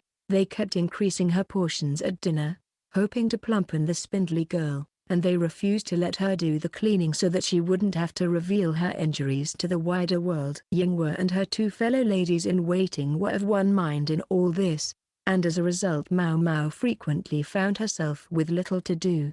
Yinghua was happy enough with that. She and the other girls were more than capable of handling the work by themselves. Hong Niang, the chief lady-in-waiting, didn't precisely agree, and at least gave Maomao the washing to take care of. It was just carrying the laundry around in a basket, so her scars wouldn't be obvious. She also engaged Maomao for miscellaneous chores when necessary. Carting around laundry baskets also wasn't the work of a lady-in-waiting, but it was properly done by the serving girls from the large communal rooms. But ever since a poison needle had been discovered in Consort Jiakuyo's clothing once, Yinghua and the others had taken to handling the wash themselves. It was incidents like this that inspired them to debase themselves as if they were simple serving women. Here in the rear palace, they were surrounded by enemies. "What are you making?" Maomao was boiling something that looked like grass in a stew pot. "It's a cold remedy." She always answered with the absolute minimum of words. It was understandable, poignant, in fact, to realize how hard she must find it to get close to people as a result of her abuse. Maomao was profoundly knowledgeable about medicine, and occasionally made some like this. She always cleaned up after herself neatly, and the anti-chapping ointment she'd given Yinghua recently was precious stuff, so Yinghua didn't object. Sometimes Maomao even produced the concoctions at Hong Niang's request. Yinghua took down some silver dishes and began diligently polishing them with a dry cloth. Maomao rarely said much, but she knew how to be a polite listener in a conversation, so it never hurt to talk to her. And that's what Yinghua did. telling her about some rumors she'd heard recently. Stories of a pale woman who danced through the air. Maomao headed for the medical office with her completed cold remedy and a basket of laundry. It was the doctor's right to give his imprimatur to any medicine, even if it was only for form's sake. Did this spirit suddenly pop up in the last month? Maomao shook her head at the garden variety ghost story. She hadn't heard anything of the sort prior to arriving at the Jade Pavilion, and because she trusted Xilan to tell her anything worth hearing, she had to think the rumor was a recent one. The rear palace was surrounded by what amounted to castle walls. The gates in each wall were the only ways in or out. A deep moat on the far side of the barrier prevented both intrusion and escape. Some said there were former concubines, would-be escapees from the rear palace, sunk at the bottom of that moat even now. So the ghost is supposed to show up near the gate, huh? There were no buildings in the immediate area, just a spreading pine forest. Started around the end of summer. It was the time for harvesting a certain something. No sooner had she had this naughty little thought than Maomao heard a voice, one she was not pleased by but which always seemed to be after her specifically. Hard at work again, I see. Maomao met the man's smile, lovely as a peony blossom, with studious indifference. Hardly working, sir, I assure you. The medical office was beside the central gate to the south, near the headquarters of the three major offices that oversaw the running of the rear palace. Jinshi could be seen there often as a eunuch. His proper place was in the domestic service department, but this man seemed to have no specific place of employment. Indeed, he almost seemed to oversee the entire palace. It's almost like he's over the head of the matron of the serving women. It was always possible he was the current emperor's guardian, but considering Jinshi looked to be about 20 years old, it was hard to imagine. Maybe he was the son of the emperor or something. But then why become a eunuch? He seemed close with consort Gyokuyo. Maybe he was her guardian instead, or perhaps the emperor's lover. Relations between the emperor and Gyokuyo always seemed perfectly normal when His Majesty came for his visits, but things weren't always what they seemed. Maomao got tired of trying to play out the possibilities, though, and so settled on this last one. That was easiest. Your face says you're having the world's most impertinent thought, Jinshi said, squinting at her. Are you sure you're not imagining it? She bowed to him and ducked into the medical office, where the loach-moustached quack of a doctor was industriously pulverizing something in a mortar. Maomao grasped that in his case, this wasn't a step in making some medical concoction, but simply a way of passing the time. Otherwise, why would he need her to give him any medicine she made? The doctor didn't seem to know but the most rudimentary medicinal recipes or techniques. The medical staff was perpetually short-handed, as one might surmise at the rear palace. Women were not allowed to become doctors, and while many men might wish to be, few wished also to become eunuchs. The old quack here had at first treated Maomao like a distracting little girl, but his attitude softened when he saw the medicines she made. Now he would put out tea and snacks and gladly share with her any ingredients she needed, but while she was grateful for this, she did question what it said about him as a physician. Confidentiality seemed of little concern to him. I wonder if this is remotely all right. Maomao would entertain the thought, but she wouldn't say anything. The current arrangement was far too convenient for her. Would you be so kind as to check this medicine I've made? Hello, young lady. Of course, hold on just a moment. He brought out snacks and some kind of tea. No more sweet buns. There were rice crackers today. That was fine by Maomao, who preferred a hotter flavor. It seemed the doctor had been so gracious as to remember her preferences. She'd had the continual feeling that he was trying to ingratiate himself with her, but it didn't bother her. He might have been a quack, but he was a decent person. Surely there's enough for me, too? A honeyed voice said from behind her. She didn't have to turn around, she could practically feel his effulgence in the air. You must know by now who it was. Jinshi, in the flesh. The doctor, with a mixture of surprise and excitement, promptly changed the crackers and zaka, old tea with flavorings, for more desirable white tea and mooncakes. My rice crackers. The beaming smile seated itself beside Maomao. By dint of social difference, they should never have found themselves sitting side by side, and yet here they were. It might have looked like a gesture of utmost magnanimity, but Maomao felt something very different in it, something pointed and forceful. "I'm sorry for the trouble, doctor, but could you go in the back and fetch these for me?" Jinshi handed the quack a slip of paper. Even without getting a clear look at it, Maomao could see an abundant list of medicines. It would keep the doctor occupied for a while. The quack squinted at the list, then retreated ruefully into the back room. "So that was the plan all along. What exactly do you want?" Maomao asked bluntly, sipping her tea. "Have you heard about the commotion concerning the ghost?" "No more than rumors." "Then have you heard of somnambulism?" The sparkle that lit in Maomao's eyes at that word wasn't lost on Jinshi. A naughty bit of satisfaction entered his lovely smile. He brushed Maomao's cheek with his broad palm. "And would you know how to cure it?" His voice was as sweet as a fruit liqueur. "I haven't the foggiest idea." Maomao refused to be self-deprecating, but she didn't want to overstate her abilities, either. She'd encountered virtually every kind of illness, though, and seen many of them in patients. Thus, she could say with confidence what she said next: "It can't be helped with medicine. It was a disease of the spirit." When a prostitute had been afflicted with this illness, Maomao's father had done nothing to treat it, because there was no treatment to give. But with something other than medicine. Jinshi wanted to know any potential cure at all. "My specialty is pharmaceuticals." She thought that was about as emphatic as she could be. But then she realized she could still see the lovely face, now wreathed in distress, floating in her peripheral vision. "Don't look him in the eye." Maomao avoided his gaze, as if he were a wild animal. Or at least, she tried to, but it just wasn't possible.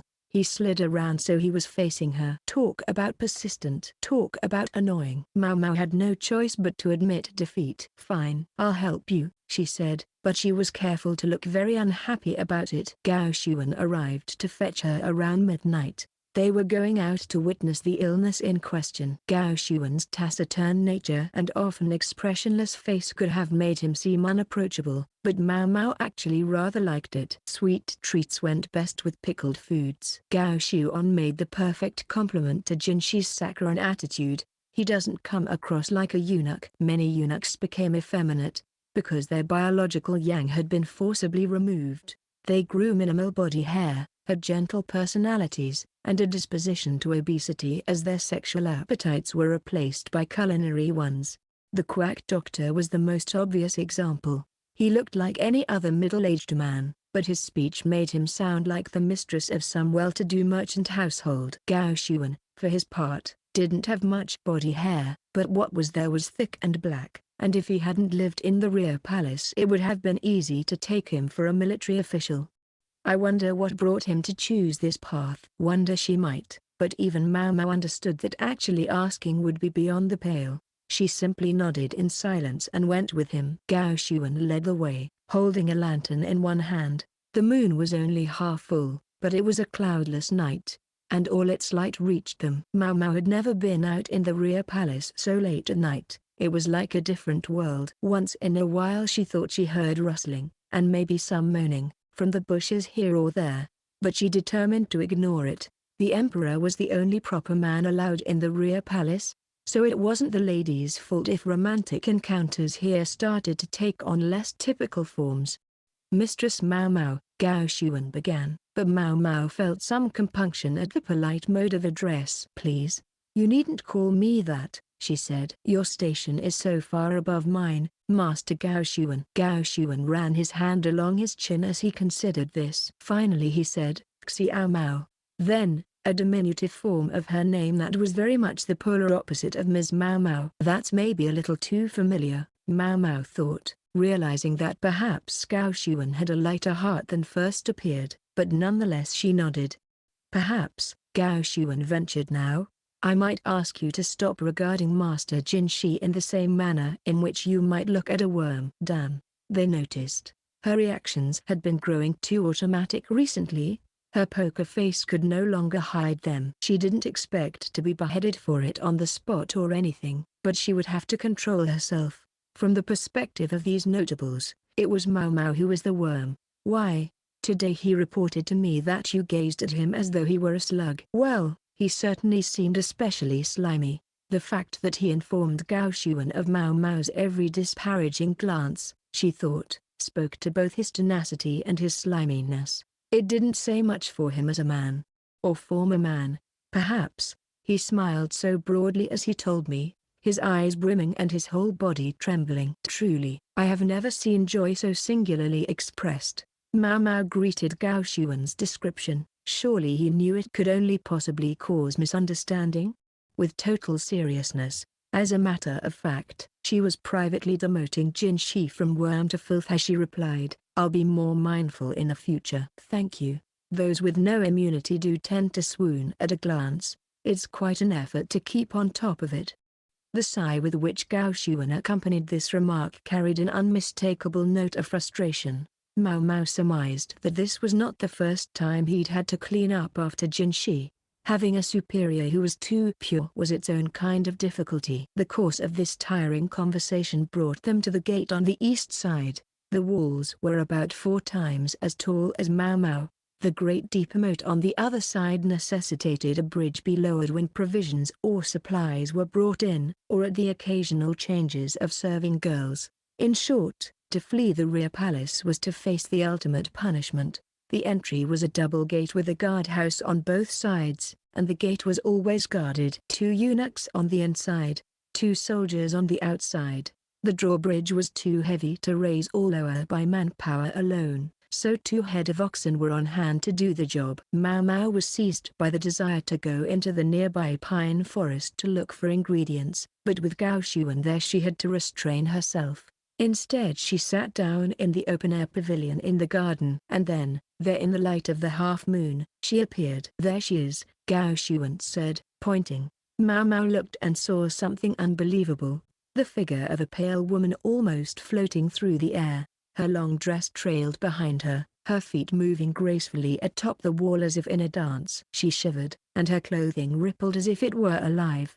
Her long black hair shimmered in the dark, lending her a sort of faint halo. She was so beautiful she seemed almost unreal. It was like something out of a fantasy, as through they had wandered into the legendary peach village, like a hibiscus under the stars. Maomao said suddenly. Gao Xuan looked surprised, but then murmured, You're a quick study. The woman's name was Fa'ayu, hibiscus, and she was a middle-ranked consort, and the next month, she was to be given in marriage to a certain official, as a reward for his fine work. Chapter 11.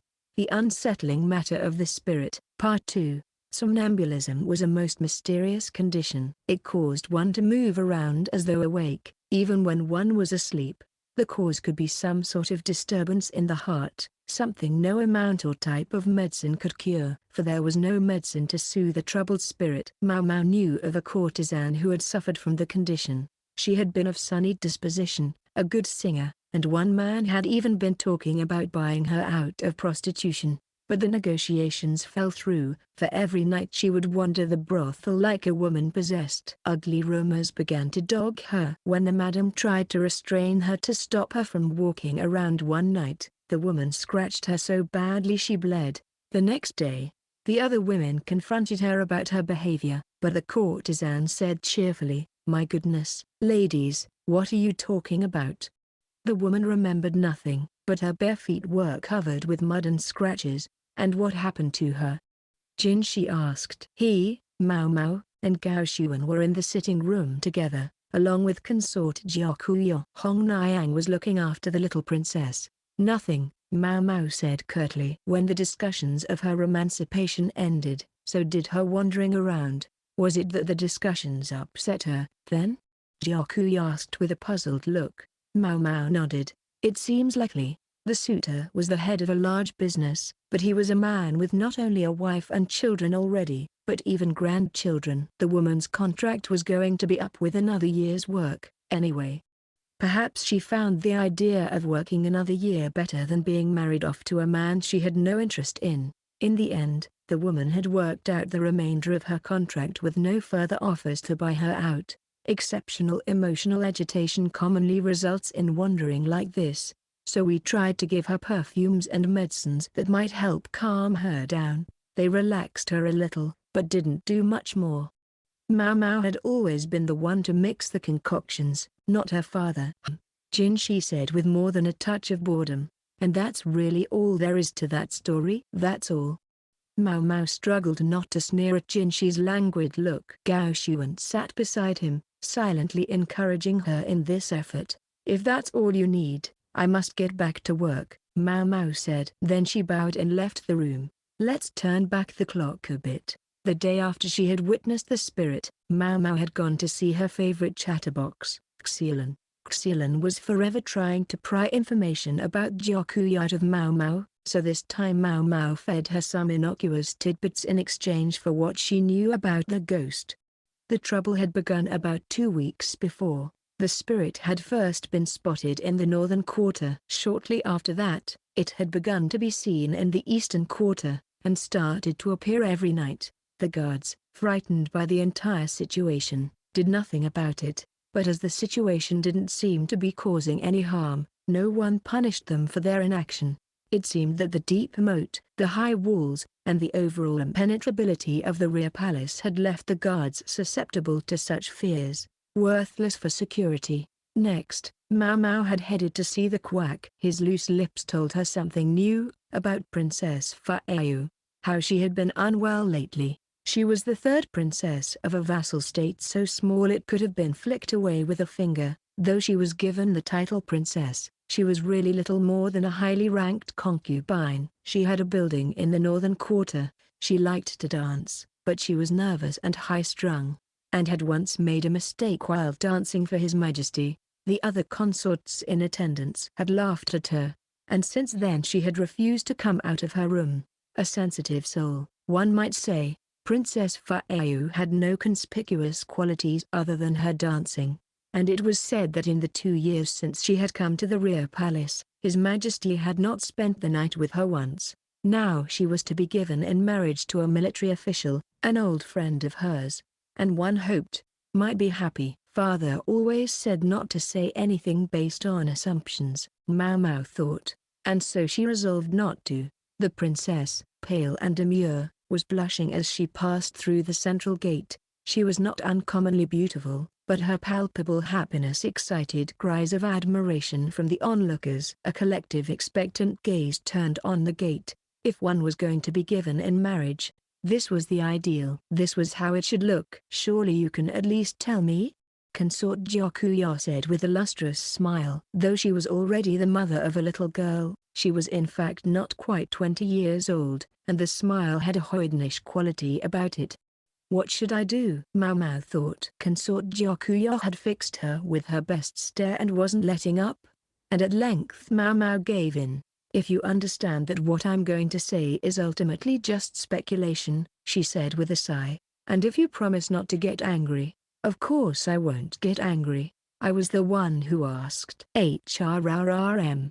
It was looking like she had no choice but to talk. Maomao braced herself. And you won't tell anyone else? My lips are sealed. Jiakuya sounded almost flippant, but Maomao decided to trust her. Then she told the consort the story of the sleepwalking courtesan, not the one she had told Jinshi and the rest of them the day before. A different story. Just like the other courtesan, the condition had first manifested when a suitor proposed to buy her out of her contract. The talks fell through. This much was the same as the other story, but this woman didn't stop sleepwalking, and the perfumes and medicines that had given the first courtesan some relief didn't help this one at all. Then someone else offered to buy the woman out of her contract. The madam said she couldn't foist a sick person off that way, but the suitor insisted they were still interested. And so the agreement was sealed, at half the price in silver of the first man's offer. We learned later that it had been a con all along. A con? The first man who had come with an offer was a friend of the second. Knowing that the woman would feign illness, he then broke off the negotiations. Then his friend swooped in and got her for half the price. This courtesan still had a substantial amount of time left on her contract, and the silver the man paid for her wasn't enough to cover it. And you're suggesting these women and Princess Fa'ayu have something in common? The military official, the old friend, might have been from the same vassal state, but he was nonetheless not really of high enough social standing to seek to marry a princess. He had hoped to perform enough valorous deeds that he might one day be able to ask for her hand. Politics intervened. and Faeyu found herself in the rear palace. Still longing for her official, the princess deliberately botched her otherwise accomplished dancing to ensure she would not draw the emperor's attention. Then she shut herself up in her room until she seemed no more than a shadow in the palace. Just as she had intended, she was still pure at the end of 2 years. The emperor never having visited once. The military official had performed his valorous deeds, and now when he was to receive Princess Faeyu in marriage, she began to manifest these mysterious wanderings. She was trying to ensure that His Majesty would have no cause to have second thoughts about sending her away, no reason to suddenly make her his bedfellow. There are, after all, some unscrupulous men of power who cannot stand to see a woman go to someone else, even a woman they never valued. If His Majesty were to take Princess Faeyu into his bedchamber, she could not be married off until later, and Faeyu herself, fastidious about her chastity, would be unable to face her childhood friend after she had spent the night with the emperor. Then, too, perhaps her dancing by the Eastern Gate was in part a prayer for her friend's safety on his expeditions. Again, I have to stress that this is just speculation, Maomao said calmly. Well, I can't say you're wrong as far as His Majesty is concerned. The lusty emperor could conceivably find his interest kindled in someone that one of his subordinates obviously valued so much. He visited Ryokuya once every few days, and some of the nights on which he did not visit could be accounted for by the need to attend to official business, but not all of them. One of His Majesty's duties was to produce as many children as possible. I suppose it would make me the most awful person to say I felt jealous of Princess Faeyu. Maomao shook her head. I don't think so. She was more or less convinced that she had things figured out correctly, but she felt no special impulse to tell Jinshi. All the women involved would be happier that way. His ignorance was their bliss. She wanted her smile to stay as soft and innocent as it was. It seemed everything had been resolved. But in fact, one mystery still remained. How did she get all the way up there? Maomao asked, gazing up at a wall 4 times as tall as she was. Perhaps she would have to look into it sometime. As she danced that night, Princess Faeyu had looked truly beautiful, like the heroine of one of the illustrated story scrolls the women so enjoyed. It was almost hard to believe she was the same woman as the stoic, reticent princess. Maomao went back to the Jade Pavilion, but her thoughts were less elevated than this. If only she could bottle love, what a medicine it would be, that could make a woman so beautiful. Chapter 12. The Threat. There was a crash. The porridge of boiled potatoes and grains went flying, along with the tea and the crushed fruits. Maomao, her clothes soaked in porridge, looked up at the person in front of her. You would dare serve this tripe to Lady Li Hua? Make it again, and do it right this time. A heavily made-up young woman was glaring at Maomao. One of Consort Li Hua's ladies-in-waiting. Ugh, what a pain. Maomao sighed and started gathering the dishes and cleaning up the spilled food. She was in the Crystal Pavilion, Lady Li Hua's residence. Unfriendly gazes surrounded her, mocking looks, scornful eyes, and downright hostile expressions. For a servant of Consort Jiokuya like Maomao, this was truly enemy territory. A bed of nails. His Majesty had come to Jiokuya's chambers the night before. Maomao had tasted the food for poison, as she always did, and had been about to leave the room when the Emperor himself had spoken to her. I have a request for the apothecary of whom I've heard so much. Wonder what exactly he's heard. The Emperor was a robust man and handsome, only in his mid-30s, and he was the absolute ruler of this nation. No wonder he dazzled the women of the rear palace. Maomao was one of the few exceptions. Approximately the only thing she thought of the emperor was, "That's a really long beard. I wonder what it feels like to touch." Now she asked, "What might that be, Your Majesty?" With a deferential bow of the head, she knew that she was insignificant before the emperor, that a breath from His Majesty could blow away her life, and she wanted to get out of the room before she accidentally breached etiquette somehow. Consort Li Hua is feeling unwell. Perhaps you could look after her for a while. Well, there it was, and as Maomao wanted her head and her shoulders to maintain close relations for a long time to come, the only possible answer was, "Of course, sire." By look after her, Maomao understood His Majesty to mean make her better. The emperor no longer favored consort Li Hua with his visits, but perhaps some vestige of his affection remained, or perhaps he simply knew he couldn't neglect the daughter of a powerful man. It made no difference. If Maomao didn't help her, she couldn't expect to hold onto her head for very long. In a manner of speaking, she and Li Hua would share the same fate. The fact that the emperor had asked this of a young girl like Maomao meant either that he knew perfectly well that the doctor of the rear palace could not be relied upon, or that he didn't care if either or both of them died. In either case, it was a reckless request to make. The more time Maomao spent with these people who ruled in the imperial palace, who lived above the clouds, as the traditional expression went, the more she found herself thinking how much trouble their every command and desire caused. Still, did he really have to ask me right in front of his other consort? She almost marveled at a man who could make a request like that of her, then eat a luxurious meal and be intimate with consort Jiakuya immediately afterwards. Maybe that was just an emperor for you. When Maomao began to look after consort Li Hua, the first thing she turned her eye to was improving the woman's diet. The poisonous face powder had been banished from use in the rear palace on Jinshi's command, and thorough punishment appointed for the merchants who had brought it in the first place. It would not be possible to get more of the stuff from here on out, in which case, the priority had to be expunging the remaining toxins from Li Hua's body. Her current meals were based on bland congee, but it was frequently topped with things like deep-fried fish, broiled pork, red and white bean buns, and other rich foods like shark fin or crab. Nutritious, true enough, but too heavy for the stomach of a convalescent. Forcing herself not to salivate, Maomao told the cook to change the menu.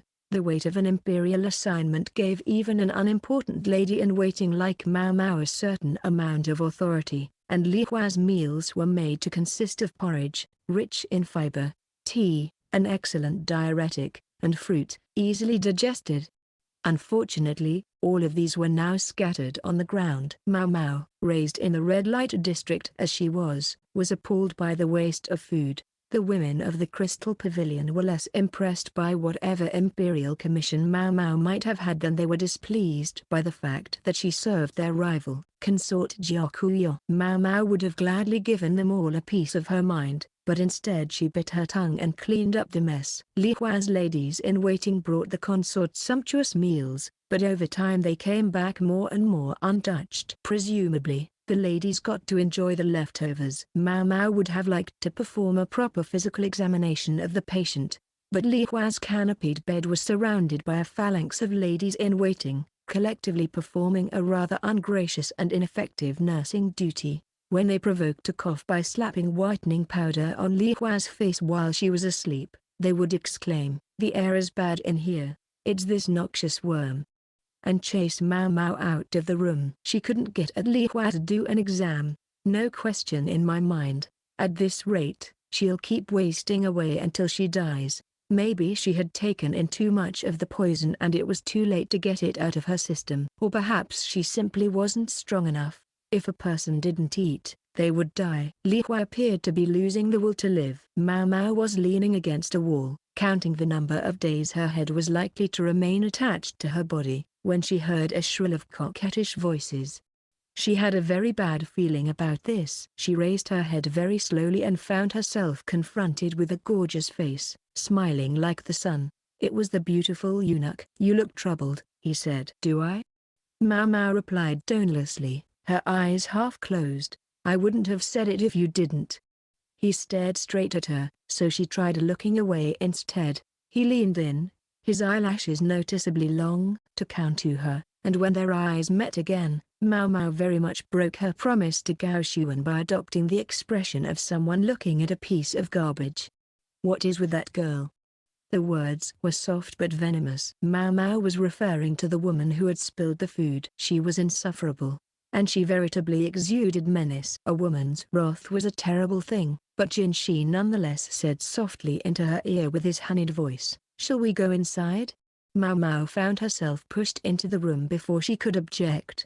The chamber's self-appointed guardians looked even more dangerous than before, but when they saw the nymph beside Maomao, they immediately put on nonchalant smiles, even though they were all obviously forced. Truly, Women could be terrifying creatures. Surely you agree it's unbecoming for lovely, talented young ladies to make a hash of the emperor's good offices. The women paused, they bit their lips, and then one by one they backed away from the bed.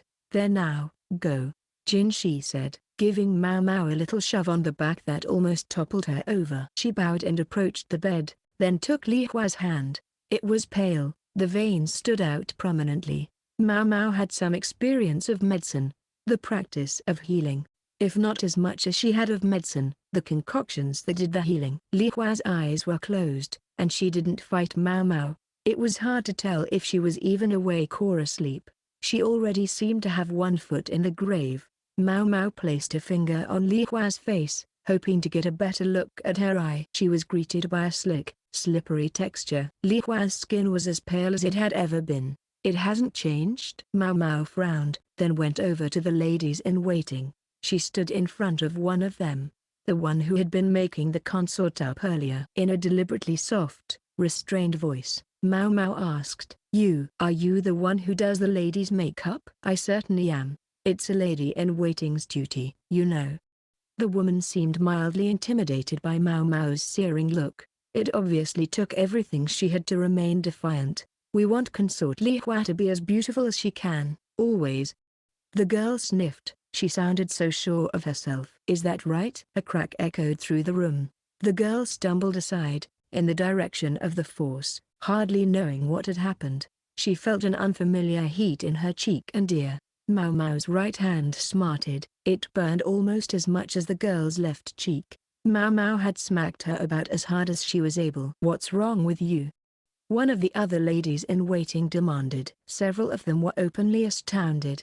Me? I'm just giving an idiot her due.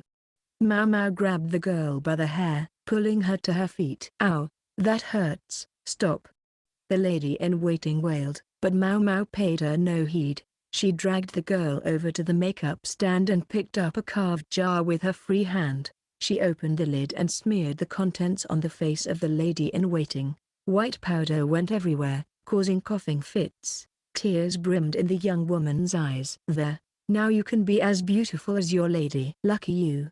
Maomao gave a tug of the girl's hair, forcing her to meet her eyes, and leered like a beast with its prey in its claws. You can have poison in your paws, in your mouth, in your nose, in every part of your body. You can wither away just like your beloved Lady Li Hua, until your eyes are sunken and your skin is bloodless. No, I don't believe you. The newly powdered lady in waiting simpered. You don't understand why this stuff was forbidden, do you? It's poison. Maomao was well and truly angry now, not because of the sneers and glares, not because of the spilled porridge, but because of this fool of a lady in waiting who thought of nothing, but simply assumed she was right about everything. But it's the prettiest, the most beautiful. I thought Lady Li Hua would be happy. Maomao dipped her hand in the powder scattered on the floor, then grabbed the girl's cheek, pulling, distorting her lips. Who would be happy to be continually covered in poison that sucks their life away? It was like listening to a child trying to explain why they'd done something wrong. Maomao gave a click of her tongue and let the woman go. A few long strands of dark hair remained wrapped around her fingers. All right, go rinse your mouth out, and wash your face. She watched the girl all but flee the room, weeping, and then she turned to the other ladies in waiting, who were now thoroughly frightened. Go on, you want that stuff to get on the patient, clean it up.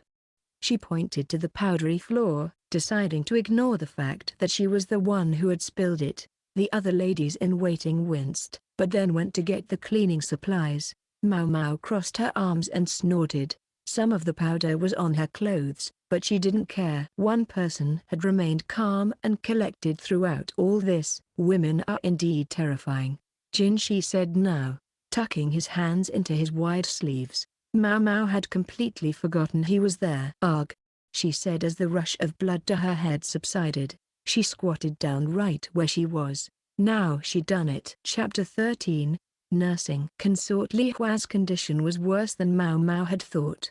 She changed the millet porridge for thin gruel, but Li Hua could hardly sip it from the spoon. Maomao had to work Li Hua's mouth open, pour the gruel in, and gently help her to swallow. Not the most decorous routine, but then, this wasn't the moment to be worrying about decorum. This was the biggest problem. Li Hua wasn't eating. An old proverb held that a healthy diet was as restorative as good medicine, and Maomao knew her patient wouldn't get better if she didn't have some food, and so she persisted obstinately in trying to feed Li Hua. She had the air in the room changed, and the cloying scent of incense lessened, replaced by that characteristic odor of a sick person. They must have been burning the incense in hopes of covering the smell of Li Hua's body. How long had it been since she'd had a bath? Maomao felt ever more enraged at the witless ladies in waiting. At least the young woman Maomao had upbraided seemed to have learned something from it. The whitening powder she'd been using on Li Hua had been from her own secret stash. Sad to say, the eunuch who had failed to find and confiscate the powder was condemned to be beaten. Birth could affect even the punishments one received. Maomao derided the eunuch in charge of all this as a worthless idiot to his face, but it didn't seem to mean much. He turned out to be one of those high-born people with special proclivities.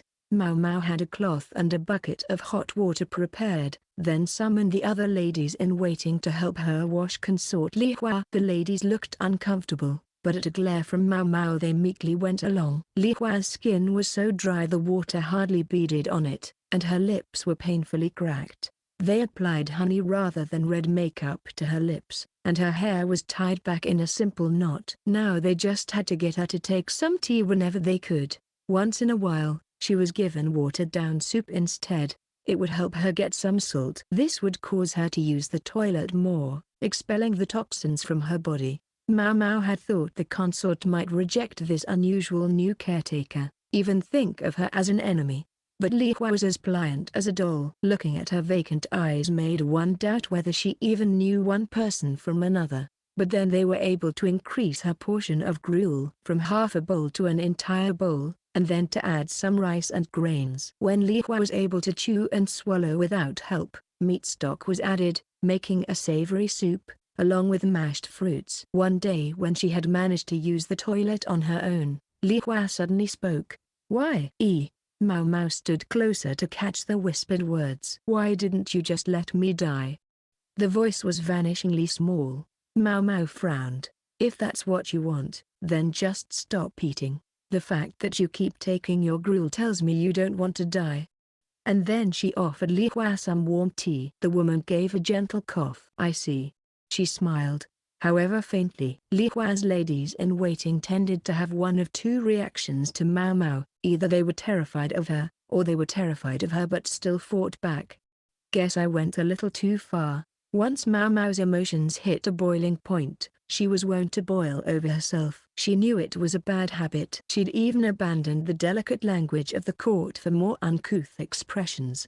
Maomao might not show much emotion, but she had a warm heart, and it honestly hurt her to see people regard her from afar as if looking at a devil or a monster. She rationalized this latest outburst. It had been in the service of taking care of Lady Li Hua. It had been necessary. Jinshi himself put in frequent appearances. Whether on the orders of the emperor or at the behest of consort Jiakuyo, Maomao didn't know. Bent on making use of anything that was provided to her, though, she asked him to have a bath added to the crystal pavilion. The extant bathing facilities were expanded to include a steam bath. Maomao tried, indirectly of course, to communicate to Jinshi that he could not help and was not wanted here, but he still stopped by to smile at her at every opportunity with the tenacity of a ghost that was haunting her. He clearly, Maomao concluded, was a eunuch with far too much time on his hands. She wished he would take a cue from Gao Xuan, who at least had the decency to bring treats whenever he showed up. A person as thoughtful as that might make someone a good husband. Even if he was a eunuch. Li Hua, meanwhile, was encouraged to consume fiber, drink water, and to sweat, anything that would help move the poison out of her system. 2 months passed focused on this and only this, and finally consort Li Hua was even able to walk on her own. She had already been in a severe condition on account of her emotional malaise. Maomao judged that as long as she didn't take in any more of the toxins, she would be all right. It would take some time yet for her to regain her healthy figure and the flush in her cheeks, but she no longer seemed to be standing on the banks of the river that divided this world from the next. The night before Maomao was to return to the Jade Pavilion, she went to pay her formal respects to consort Li Hua. She half expected to be dismissed as someone too lowly to merit the consort's notice. But this was not the case. Li Hua, she learned, had her pride, but she wasn't prideful. With all that had happened surrounding the prince, Maomao had come to think of Li Hua as quite a disagreeable woman, but in fact she had the comportment and personality of a true imperial consort. "I'll take my leave tomorrow morning, my lady," Maomao told her. She added some instructions regarding what the lady was to eat, and a few other cautionary pieces of advice, and then went to leave the room. But Li Hua said from behind her, "Young lady, do you suppose I will ever be able to bear another child?" Her voice was flat and effectless. "I don't know. The only way to find out is to try. But how, when His Majesty no longer has any interest in me?" Her meaning was clear enough. She had only conceived the prince because the emperor happened to visit her after his time with his favorite consort Jiakuyo. The fact that there was 3 months difference in age between the little princess and the little prince revealed the truth of the matter. "It was His Majesty who ordered me to come here in the first place. Now that I'm leaving, I must think you will see him again." It wasn't a political or emotional problem. The issue was the same for both of them. The rear palace being what it was, love and romance had no place here. "Do you think I can yet win out over consort Jiakuyo? I, who ignored her advice and killed my own child doing so. I don't think it's a question of winning. And as for our mistakes, we can learn from them." Maomao took down a vase that was decorating the wall. A slim thing designed to hold a single flower. At the moment, it was occupied by a star-shaped bellflower. There are hundreds, even thousands of kinds of flowers in the world, but who would dare say whether the peony or the iris is the more beautiful? "I don't have her emerald eyes or fiery hair. If you have something else instead, then there is no problem." Maomao's gaze traveled down from consort Li Hua's face. "They always said those were the first things to go when you lost weight. But Li Hua still had her ample endowment. I think size like that is quite a treasure." Maomao had seen a great deal in the brothels, so she should know. She would keep to herself the fact that she'd been struck by a certain amount of amazement every time they bathed the consort. Given that Li Hua was the rival of her own mistress, Maomao couldn't help her out too much, but she decided to give the woman a last gift before she left. "May I whisper in my lady's ear?" And then, quietly so that no one else would hear her, she gave consort Li Hua some advice. A secret technique one of the older ladies of the night had told her it couldn't hurt to know. Sadly, Maomao lacked equipment of the necessary size, but this particular technique seemed the perfect thing for consort Li Hua. Li Hua's face went as red as an apple when she heard it. What Maomao might have told her was the subject of lively debate among Li Hua's ladies-in-waiting for some time afterward, but it was all the same to Maomao.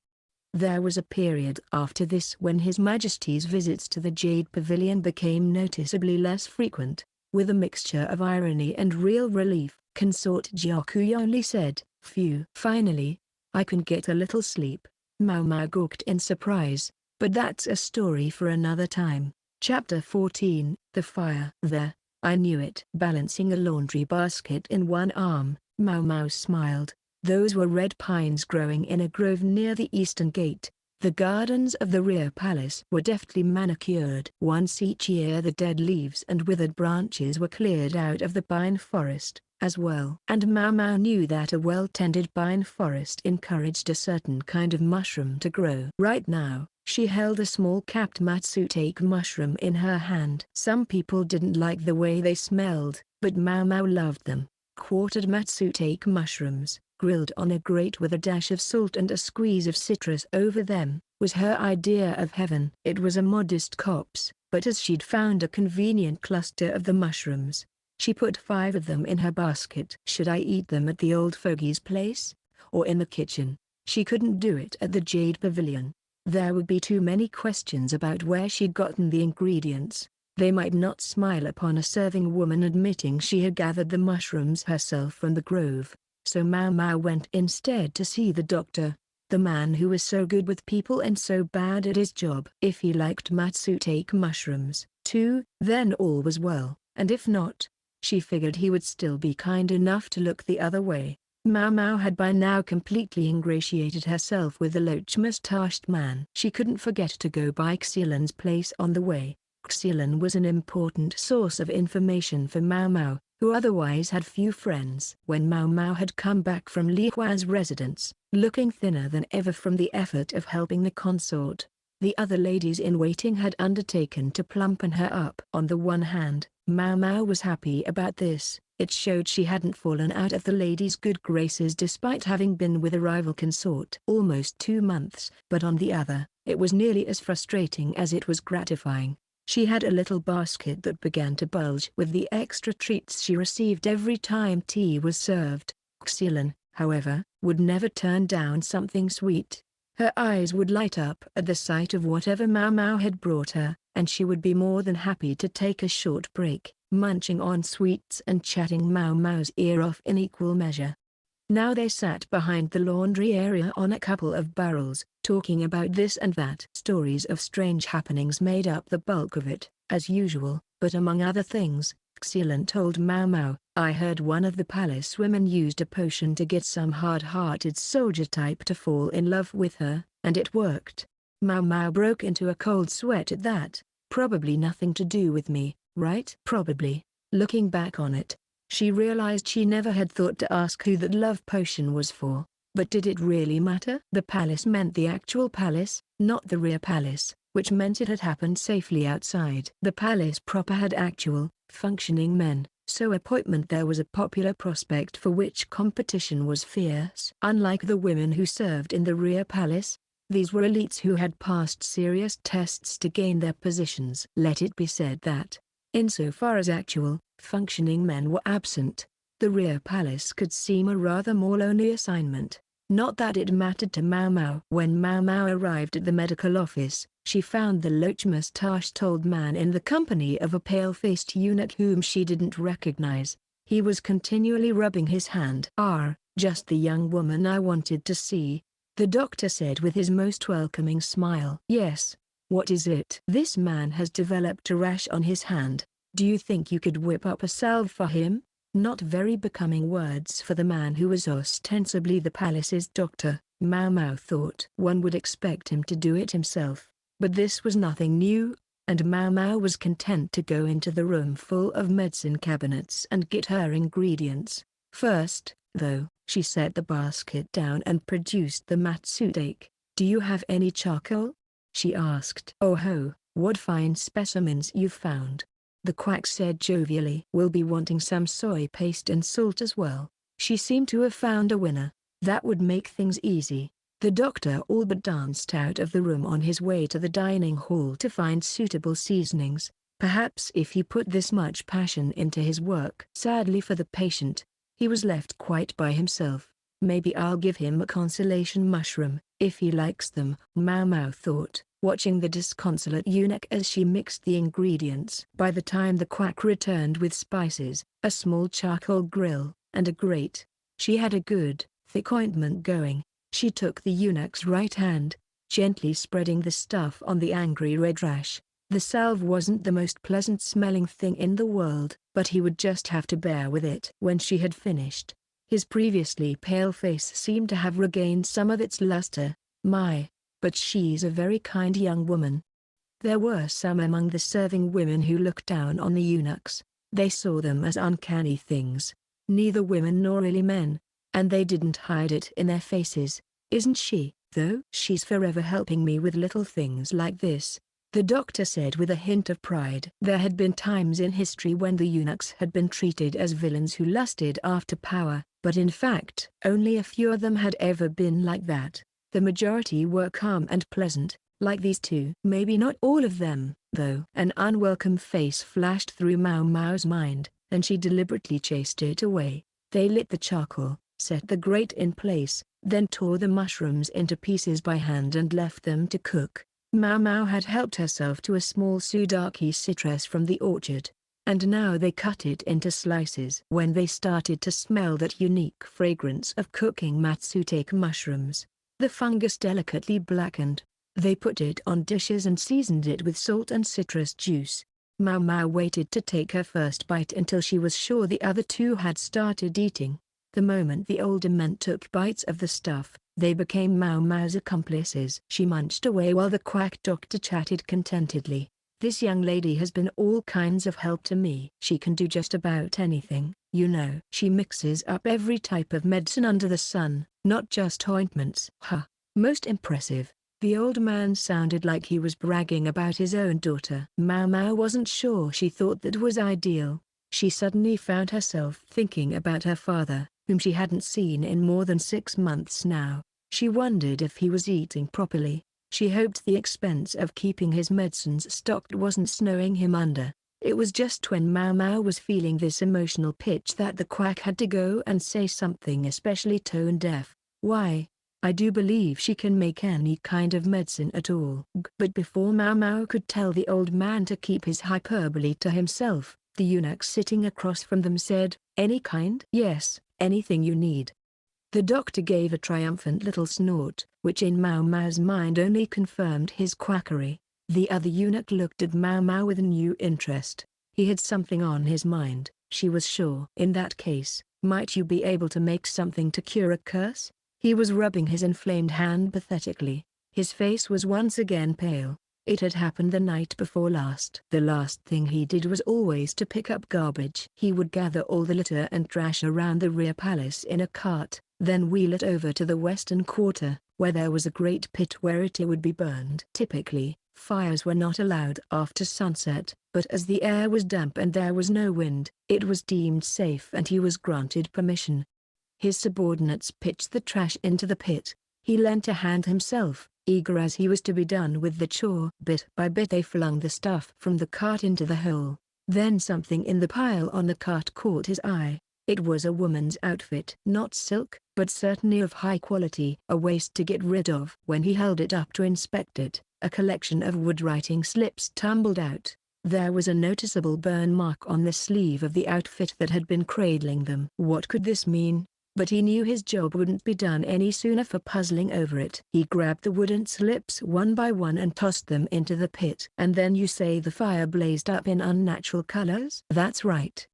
The old man's shoulders shook as if he found the very memory horrible. "And you say the colors were red, purple, and blue?"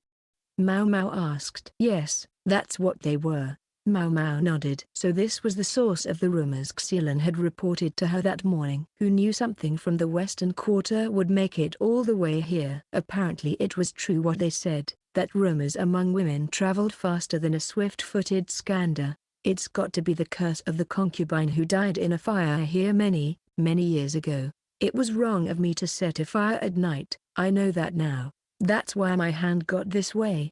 The rash on the eunuch's hand had appeared after the incident with the fire. He was pale and trembling as he said, "Please, miss, make me a medicine that can cure a curse." The man looked at her beseechingly. She thought he might fling himself face first onto the reed mat. "There is no such medicine. How could there be?" Maomao said coldly. She got up and started rifling through the drawers of the medicine cabinets, quite ignoring the old man and the doctor, who both looked thoroughly out of sorts. Finally she set something down on the table. "Several varieties of powder, and bits of wood. Is this the color you saw in that fire of yours?" Maomao asked. She placed the bits of wood among the charcoal embers, and when they were burning, she took a teaspoon and scattered some of the white powder into the flames. The fire took on a red hue. "Or perhaps this?" She added a different powder, and a blue-green color resulted. "I can even do this." She took a pinch of the salt they'd put on the mushrooms and tossed it into the flames, which turned yellow. The two eunuchs watched her, astonished. "Miss, what is this?" the flabbergasted doctor asked. "It's the same principle as colored fireworks. The colors change depending on what you burn." One of the visitors to their brothel had been a fireworks maker. He was supposedly sworn never to share the secrets of his craft. But in the bedroom, trade secrets became simple pillow talk, and if a restless child happened to be listening from the next room, well, no one was the wiser. "What about my hand, then? Are you saying it's not cursed?" the old eunuch asked, still rubbing the afflicted appendage. Maomao held out some of the white powder. "If this stuff gets on bare skin, a rash can result. Or perhaps there was lacquer on the wooden strips. Who knows?" Do you happen to be prone to rashes to begin with, now that you mention it? The eunuch went as limp as if the bones had left his body. Relief was written on his face. There must have been some substance like these on the wooden strips he had handled the previous day. That was what had caused the colored fire. That was all, not some curse or devilment. Where are all these mysterious substances coming from, though? Maomao's ruminations were interrupted by the sound of clapping. She turned to discover a slim figure resting in the doorway. Superb.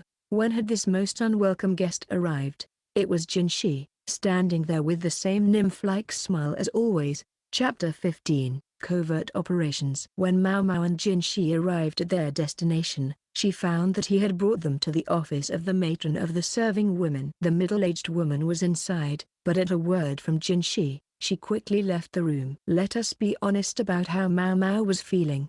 The last thing in the world she wanted was to be alone with this creature.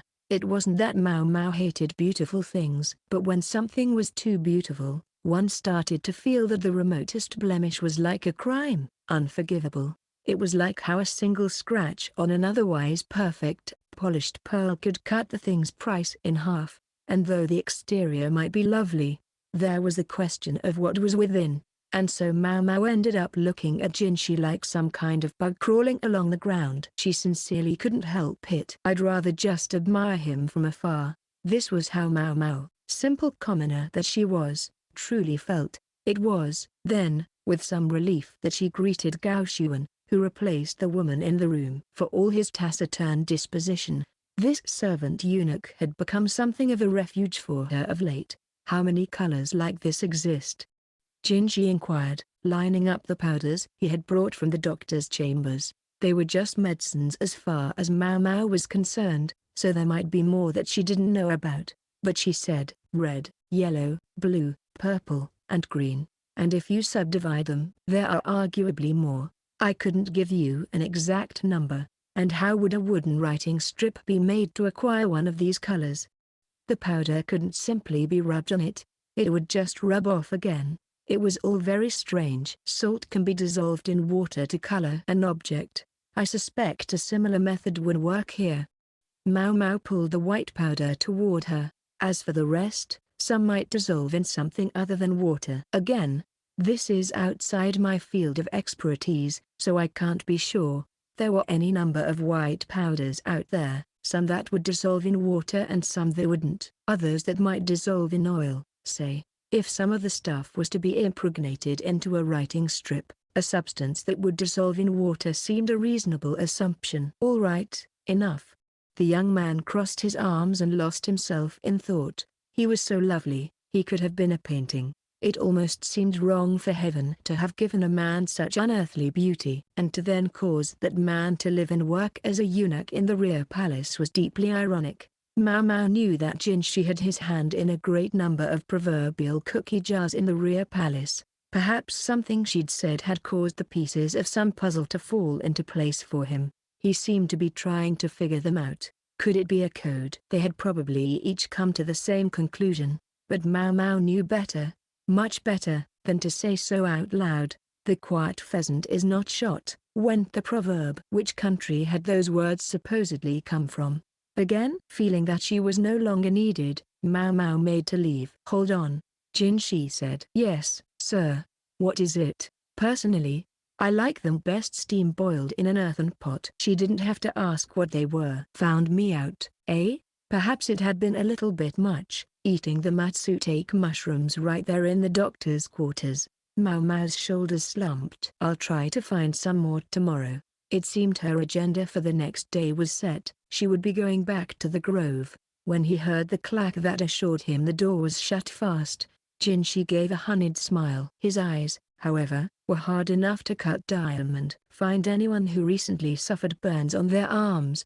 He ordered his aide. Start with anyone with their own chambers, and their serving women. Gao Xuan, who had been sitting silently as if waiting just for this, nodded. As you wish, sir. He left the room, and the matron came back in his place. Jinshi did feel bad chasing her out every time he showed up. I must apologize for constantly stealing your office out from under you. Oh, heavens, not at all, the woman said, blushing like she was many years younger than she was. Jinshi made sure the ambrosiac smile was still on his face. This was how women were supposed to react to him, but on her, his looks were completely ineffective. Was this all his face could get him?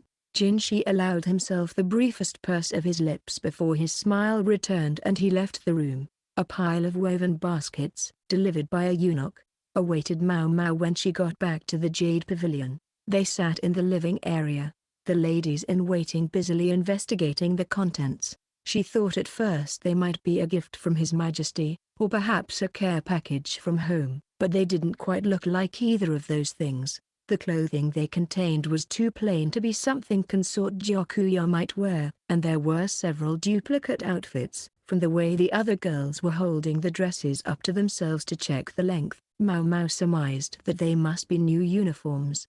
"Here, try this on," one of the other ladies-in-waiting, Yinghua, said, pushing one of the outfits at Maomao.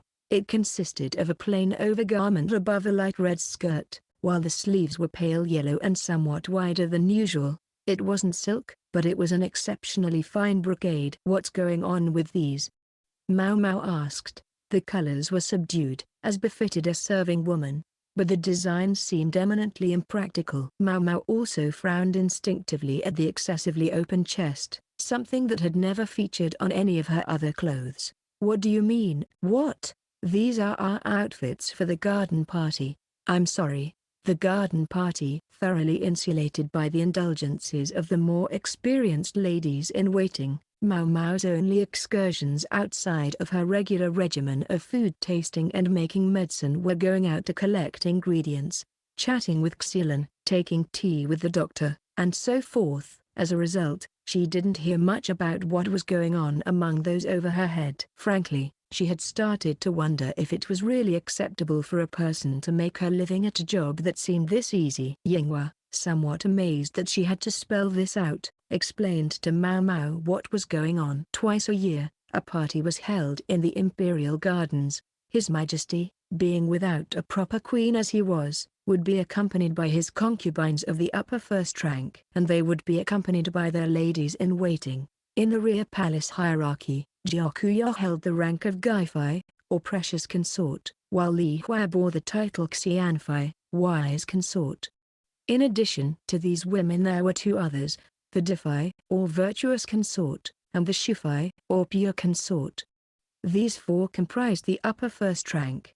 Typically, only the virtuous and pure consorts would attend the winter garden party, but due to the birth of their children, Gyakuya and Li Hua had both been absent from the most recent gathering, so this time all four would be present. "So all of them will be there?" "That's right. We have to be ready to put on a good show."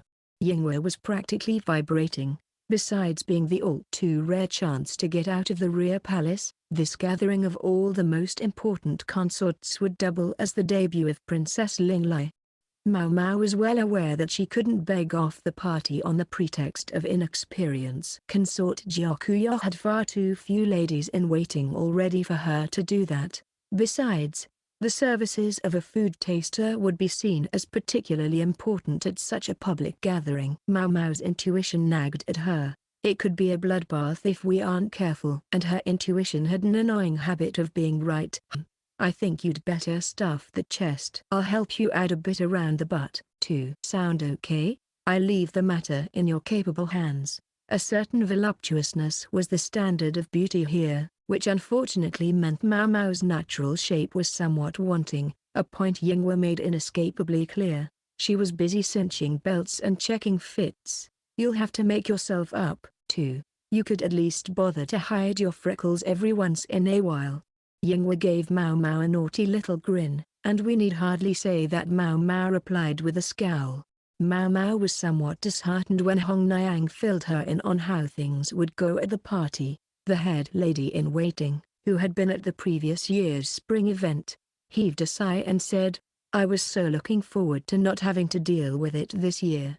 When Maomao inquired whether there was anything particularly bad about it, Hong Niang explained that there was simply nothing to do. The ladies-in-waiting just stood around the entire time. There would be dance performance after dance performance, then singing accompanied by a two-stringed erhu. Then food would be presented and eaten, and then the girls would exchange forced smiles and pleasantries with the various officials in attendance. And all of it outdoors, where they would be exposed to the blowing, dry wind. The gardens were expansive, a testament to His Majesty's power. Even a quick visit to the toilet could take upwards of 30 minutes, and if His Majesty, the true guest of honor, remained resolutely seated, his consorts would have no choice but to stay sitting as well. Sounds like I'm going to need an iron bladder, Maomao thought. If the spring party had been as much trouble as all that, how much worse would it be in winter? To combat one source of potential discomfort, however, Maomao had sewn several pockets onto her undergarment, into which warmers could be placed. She also minced ginger and tangerine rinds, boiling them with sugar and fruit juice to produce candy. When she showed these products to Hong Niang, the head lady-in-waiting veritably begged her to make some for everyone else. While she was busy working on them, a certain eunuch with too much time on his hands showed up and demanded she make some for him as well. His assistant seemed to feel bad about it and at least helped her with the work. What was more, it seemed consort Jiakuyo let word of Maomao's ideas slip during one of the emperor's nocturnal visits, and the next day she was approached by His Majesty's personal seamstress and chef. She obligingly taught them her methods. I guess we aren't the only ones who have it tough at these events, she thought. Still, the hubbub over such simple ideas suggested how rudely everyone else was approaching the party. When one let oneself become too attached to custom, one ceased to be capable of discovering even the most minor innovations. So Maomao passed the time until the garden party in domestic endeavors. Hong Niang, meanwhile, busied herself with attempting to correct Maomao's occasional lapses into less than deferential speech. Much as Maomao appreciated the gesture, she found the lessons trying. Unlike the other three serving girls, their leader, Hong Niang, was just a bit too attuned to how Maomao really was. When she was finally free, the night before the garden party, Maomao set about making some medicine with herbs she had to hand. A little something, just in case. You look absolutely beautiful, Lady Jiakuyo. Yinghua spoke for all of them, and her words were more than mere flattery. I guess that's the emperor's favorite consort for you. Jiakuyo exuded an exotic beauty, dressed in a crimson skirt and a robe of a light red color. The wide-sleeved jacket she wore over this was the same red as her skirt, and worked with embroidery and gold thread. Her hair was gathered into two large rings held back with ornate hair sticks decorated with flowers, and perched between the rings of hair she wore a tiara. Straight silver hair sticks surrounded the elaborate decoration, themselves adorned with red tassels and jade stones. It was a mark of Jiakuyo's force of personality that despite the elaborate designs, she was in no way outshone by her own clothes. The consort with the flame red hair was said to look better in scarlet than anyone in the country. The way her eyes, green as jade themselves, shone from within all that red only added to her mystique. Perhaps this was the product of the abundant foreign blood that flowed through Jiakuyo's veins. The skirts that Maomao and the others would wear likewise used light red to indicate that they served consort Jiakuyo. In addition, wearing the same color as their mistress, but in a lighter hue, would make her stand out that much more. The ladies-in-waiting all changed into their skirts and did their hair. Consort Jiakuyo, remarking that this was after all a special occasion, produced a jeweled box from her own dressing table. Inside were necklaces, earrings, and hair sticks decorated with jade. You are my own ladies-in-waiting. I have to mark you out, to make sure no little birds try to go flying off with you. And then she bestowed an accessory on each of them, in their hair or on their ears or around their necks. Maomao was given a necklace to wear. Thank you, my lord, HRK. Before she could properly finish her expression of gratitude, she found herself choked. Yinghua had wrapped her arms round Maomao. All right. Time for some makeup. Hong Niang was standing there with eyebrow tweezers and a grin on her face. Was it just Maomao's imagination, or did she look a bit more jovial than usual? The other two ladies-in-waiting had items of their own, a pot of lip color and a brush. Maomao had forgotten that the other women had of late been deeply interested in getting her to wear some makeup. Hee.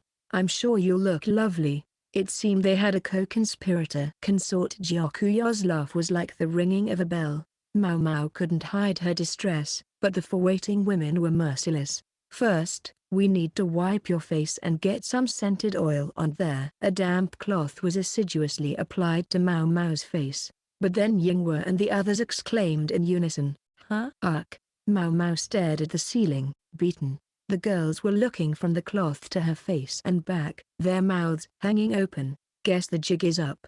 Maomao closed her eyes, not best pleased. "We should say something here." The reason Maomao hated to be made up was not because she fundamentally disliked makeup. It didn't disagree with her in any particular way. In fact, so far from having trouble with it, one could say she was quite skilled at its use. Why her aversion, then? It was because her face was already made up. Several light stains could be seen on the damp cloth. The face everyone had taken to be heavily freckled was in fact the product of cosmetics. Chapter 16. The Garden Party, Part 1. With about an hour to go until the party started, Consort Gyakuya and her ladies-in-waiting were passing the time in an open-air pavilion in the gardens. There was a lake hopping with all kinds of carp, and the trees were dropping the last of their fiery red leaves. "You really saved us." The light of the sun was still plentiful, but the wind was cold and dry. Normally the girls would have been standing there shaking, but with the warm stones under their clothes they found it wasn't so bad after all. Even Princess Linglai, whom they'd worried about, was curled up, cozy in her cradle, which was equipped with a heating stone of its own. Be sure to take out the stone under the princess periodically and change the wrapping, otherwise she might get burned. And take it easy on the candies, too many of them will make the inside of your mouth go numb. Maomao had several replacement stones waiting in a basket, along with the princess's diapers and a change of clothes. At a request to the eunuchs, the charcoal grill for heating the stones had already been moved to a discreet position behind the party venue. "All right, but still." Gyakuya chuckled teasingly, and the other ladies-in-waiting also wore wry smiles. "You are my lady-in-waiting, remember?" Gyakuya pointed to the jade necklace. "I am indeed, my lady." Maomao decided to take her words at face value. Gao Xuan watched his master solicitously inquiring after the health of the virtuous consort, with his sublime smile and ambrosial voice. Jinshi was practically more beautiful than the consort herself, who was widely regarded to be exceptionally gorgeous even though still very young. Jinshi's current outfit was different from his usual plain official's garments only by virtue of some embroidery and some silver pins in his hair. Yet he threatened to outshine the consort in all her finery. This could well have made him an object of resentment, but the overshadowed consort herself was looking at him starstruck, so perhaps there was no real problem after all. His master was downright criminal, Gao Xuan concluded. After having visited with the other three consorts, finally Jinshi came to Gyakuya. He found her in the open-air pavilion on the far side of the lake. It was ostensibly his duty to divide his time equally among all four of the women, but of late it seemed he had been seeing quite a good deal of Gyakuya. Perhaps it wasn't right to look askance at him for that. She was the emperor's favorite, after all. But there were clearly other reasons for his visits as well. It seemed his old habit of playing endlessly with his toys had never been cured. "Troublesome," Gao Xuan thought with a shake of his head. Jinshi bowed to the consort. He praised the beauty of her scarlet outfit. She certainly did look lovely in it. Gao Xuan privately agreed. The foreign mystique and her natural allure combined to be practically palpable. Consort Gyakuya was perhaps the only person in the rear palace who could truly compete with Jinshi for sheer elegant purity. That was hardly to say the other women around were not beautiful, and indeed each tried to emphasize her own charms. One of Jinshi's singular talents was his ability to speak directly to those charms. Everyone likes to hear their own best qualities praised, and Jinshi was very good at it. He never lied, either. Although at times he refrained from telling the entire truth, he affected complete nonchalance, but the left corner of his mouth twitched ever so slightly upward. From long years of service to him, Gao Xuan recognized this. It was the look of a child with his toys. Troublesome. On the pretext of fawning over the young princess, Jinshi worked his way closer to a petite lady-in-waiting. The girl Gao Xuan saw was a stranger, an unfamiliar lady-in-waiting. expressionless but seemingly contemptuous of Jinshi. "Good evening, Master Jinshi." Maomao was mindful not to let her thoughts. Doesn't he have anything better to do? Show on her face. Gao Xuan was watching, so she wanted to remain calm if she could. "Put on a touch of makeup, have we?" Jinshi asked indifferently. "No sir, I've not." She had put the slightest dab of red on her lips and at the corners of her eyes, hardly enough to consider makeup at all. Otherwise she was entirely natural. A few speckles remained faintly beside her nose, but they were hardly worth noticing. "But your freckles are gone." "Yes, I got rid of them. The ones that remained were tattoos she had applied herself with a needle long ago." She hadn't pricked too deep. The diluted pigments would fade within a year. Even knowing they wouldn't last forever, her old man had been less than thrilled that she was doing essentially the same thing they did to criminals. "You mean with makeup?" "Yes?" Jinshi said probingly. He knitted his brow and squinted at Maomao. "No, it was removing my makeup that got rid of them." Maybe I should have just nodded along, she thought, but it was too late for Maomao to change answers now, and it would be annoying to have to explain. "I don't understand what you're saying. It doesn't make any sense." "Quite the contrary, sir. It makes perfect sense. Nobody said makeup could only be used to make things more beautiful. Sometimes married women were known to use the stuff to make themselves less attractive." Maomao had been caking dry clay and pigments around her nose every day. Artfully combined with her tattooed freckles, they came to look like discolorations, or perhaps birthmarks, and no one would have imagined she would do such a thing, so no one noticed. She was just another girl with freckles and splotches on her face. "Homely," they called her, but that was another way of saying there was nothing special about her, that she didn't stand out from the crowd. She looked average. Just a touch of red pigment could change that impression completely, make Maomao seem a different person altogether. Jinshi had his hands on his head as if he couldn't understand what he was hearing. "But why use makeup that way? To what purpose?" "Sir, to prevent myself being dragged into some dark alley." Even in the red light district, there were some who were starved for women. They mostly lacked money, could be violent, and many of them had sexually transmitted diseases. The apothecary's shop was set up fronting the street in a part of one of the brothels, so it was sometimes mistaken for a display window that happened to have an unusual theme. There were many out there who enjoyed indulging their lusts, and Maomao, naturally, wanted to avoid them. A waifish runt of a girl, and with freckles to boot, seemed less likely to be targeted. Jinshi listened to this with astonishment and what seemed to be mounting horror. "And were you ever?" "A few tried." Maomao, taking his meaning, scowled at him, "but ultimately it was the kidnappers who got me," she added spitefully. Such people saw good-looking women as the greatest prizes they could send to the rear palace. It just so happened that Maomao had forgotten her makeup the day when she went into the woods to gather herbs. As a matter of fact, she had been looking for dyes to refresh her fading tattoos. It would seem she had been just that close to not being sold. Jinshi put his head in his hands. "I'm sorry, this is my failure as an overseer." It didn't appear to please him.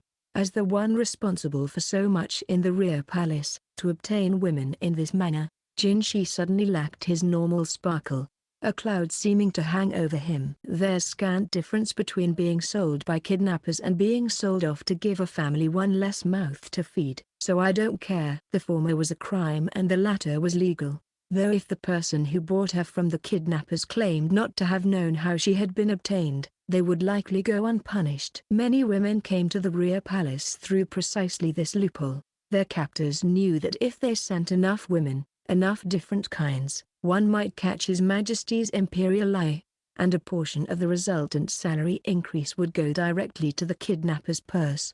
As for why Maomao continued to use her makeup here in the rear palace, it was the same reason she had pretended to be unable to write. At this point it no longer mattered, but she wasn't quite sure when would be the right time to suddenly appear with an unfreckled face, and the momentum had simply carried her along. "You're not angry?" Jinshi looked puzzled. "Of course I am, but it isn't your fault, Master Jinshi." Maomao understood that it was foolish to expect perfection from a country's administrators. One could try to protect against floods, so to speak, but some storm would always overwhelm the preparations. I see. You must pardon me. His voice was flat, almost effectless. How unusually direct of him. Maomao was just about to look up when something jabbed her in the head. That hurts, sir. This time she didn't hide her displeasure when she looked at Jinshi. She wanted to know what he had done. Does it? I give this to you. He wasn't wearing his usual saccharine smile, but looked caught between melancholy and embarrassment. Maomao touched her hair, which was supposed to be unadorned, to feel something cold and metallic resting there. All right. I'll see you at the banquet, Jinshi said, departing the open-air pavilion with a wave over his shoulder. It was a man's silver hair stick that he had put in her hair. One of those he himself had been wearing, she presumed. It looked plain at first glance, but was closely worked with delicate designs. It would probably fetch a tidy sum if she were to sell it. Wow, lucky you, Yingwe said, looking wistfully at the accessory. Maomao considered giving it to her, but as the other two ladies wore the same expression, she wasn't sure what to do. She was just holding it out to them when Hong Niang grinned and pressed her hand away, shaking her head. The message seemed to be, don't be too quick to give away a gift received. So much for that promise. That didn't take long, Consort Gyakuyo said, almost pouting. The consort took the stick from Maomao and put it neatly in the young woman's hair. I guess you're not just my lady-in-waiting anymore. For better or for worse, Maomao was not well versed in the manners and customs of the palace, especially those of its more august residents. She had no idea what the hair sticks signified. Chapter 17. The Garden Party, Part 2. The party took place at a banquet area set up in the central gardens. Red carpets were rolled out through large open-air pavilions, and two long tables were placed end-to-end with the seats of honor at either end. The emperor himself occupied the central seat of honor, with the empress dowager and the imperial younger brother seated to either side of him. On the east side of the table were seated the precious consort and the virtuous consort, while on the west side were the wise consort and the pure consort. To Maomao, the seating arrangement looked deliberately designed to provoke dispute. It could only possibly fan the flames of hostility among His Majesty's four ladies. With the young prince deceased, the emperor's younger brother was now first in line for the succession. Although the imperial younger brother was, like the ruler himself, the son of the empress dowager, it seemed he rarely saw the light of day. A seat of honor had been provided for the prince, but in fact it was empty. He was frequently ill, rarely leaving his room and performing no official duties. Everyone had a different explanation for this, that the emperor was quite fond of his substantially younger sibling and wanted to keep him calm for the sake of his health, that he wanted to keep the prince isolated and out of sight, or that the empress mother was overprotective and refused to allow the young man outside. At any rate, none of it had anything to do with Maomao. The food wouldn't be served until afternoon. At the moment, the guests were enjoying musical performances and dances. Consort Gyakuya was attended only by Hong Niang, unless they had some particular business. Her other ladies held station behind a curtain and awaited any instructions. The Empress Dowager was currently rocking the princess in her arms. The woman exuded a class and unfading beauty that could not be ignored even with the four esteemed consorts around her. She appeared so young that, seated beside the emperor, she could easily have been taken for His Majesty's queen. And the Empress Dowager was, in fact, relatively young. When Yingwe had told Maomao exactly how young, and when Maomao had done a little figuring from the current emperor's age to determine how old his mother must have been when she bore him, it was enough to make her profoundly suspicious toward the previous sovereign. There were those possessed of a special deviancy by which they favored very young girls, but how should one react when one's own ruler had possessed such a proclivity? In any event, the empress mother had held strong and given birth to the child, and for that at least, Maomao respected her. As Maomao was having these thoughts, a gust of wind sprang up. She felt herself shiver. They couldn't even bother to set up a tent for us? She thought. The curtain she stood behind was only just enough to keep the attendants out of sight. It did little to block the wind. And if Maomao and the other ladies in waiting with their warm stones were feeling cold, how much worse must it be for the ladies of the other consorts? She could see them shivering furiously, and a few were turning pigeon-toed. She didn't think there would be any particular problem with going to use the toilet at that moment, but maybe there were certain pretenses that just had to be kept up with the other ladies watching.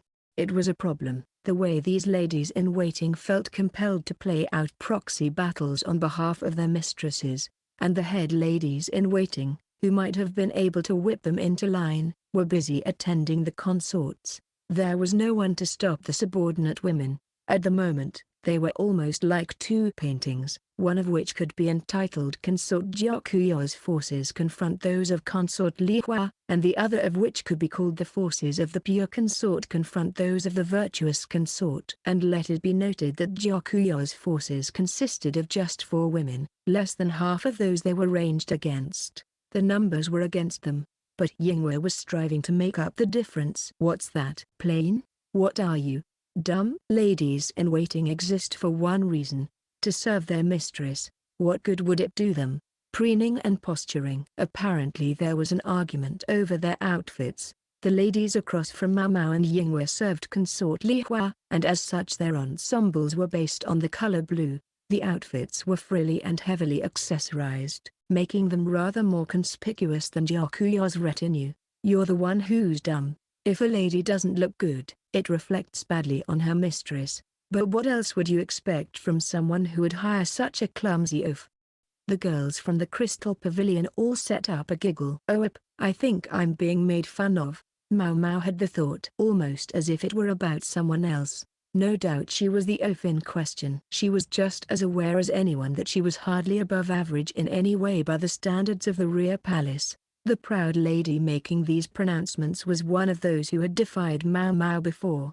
She had force of personality, but without anything to ground her. She was constantly saying, "I'm going to tell my father to shut her up." Maomao had found her when she was alone once and pinned her against a wall, sliding a knee between the girl's thighs and tickling the nape of her neck with one finger. "Fine," she had said. "Let's just leave you two embarrassed to tell him anything." After that, the girl had kept her distance. Guess the red light district gave me a unique sense of humor. At least one that didn't work with sheltered children of the nobility. Now the young woman always kept Maomao at arm's length, flinching away as if afraid of what might happen to her next. Too inexperienced with the ways of the world to take a joke for what it was. "I can see she's not here. I guess you left her behind." Good choice. It would be humiliating for the consort to have such a hideous creature around. I'm sure she wouldn't even get a single decorative hair stick. The serving woman had evidently completely missed Maomao. "That's not very nice." After we worked together for 2 months, too, it was taking the best efforts of 2 other women to keep Yingwe from tackling the nasty attendant, and Maomao thought maybe it was time to put this little argument to rest. She went around behind Yingwe, holding up her hand to hide her nose, and looked at the young women in blue. One of them glanced at her suspiciously, realized who she was looking at, went pale, and started whispering to the other woman with her hand in front of her nose. They realized it was Maomao even without her freckles. Word worked its way along the chain of serving women like a whisper game until it reached the haughty lady at the front. The finger she had been pointing imperiously started to shake, and her mouth hung open. Her eyes met Maomao's. "Finally noticed me, huh?" Maomao smiled her biggest smile, looking to Li Hua's ladies-in-waiting like a wolf who had cornered her prey. Ahem. Apparently the woman was so flabbergasted she could hardly think of anything to say. "Yes?" "What?" Yingwe said, not knowing Maomao was standing behind her grinning. The suddenly meek-looking lady-in-waiting puzzled her.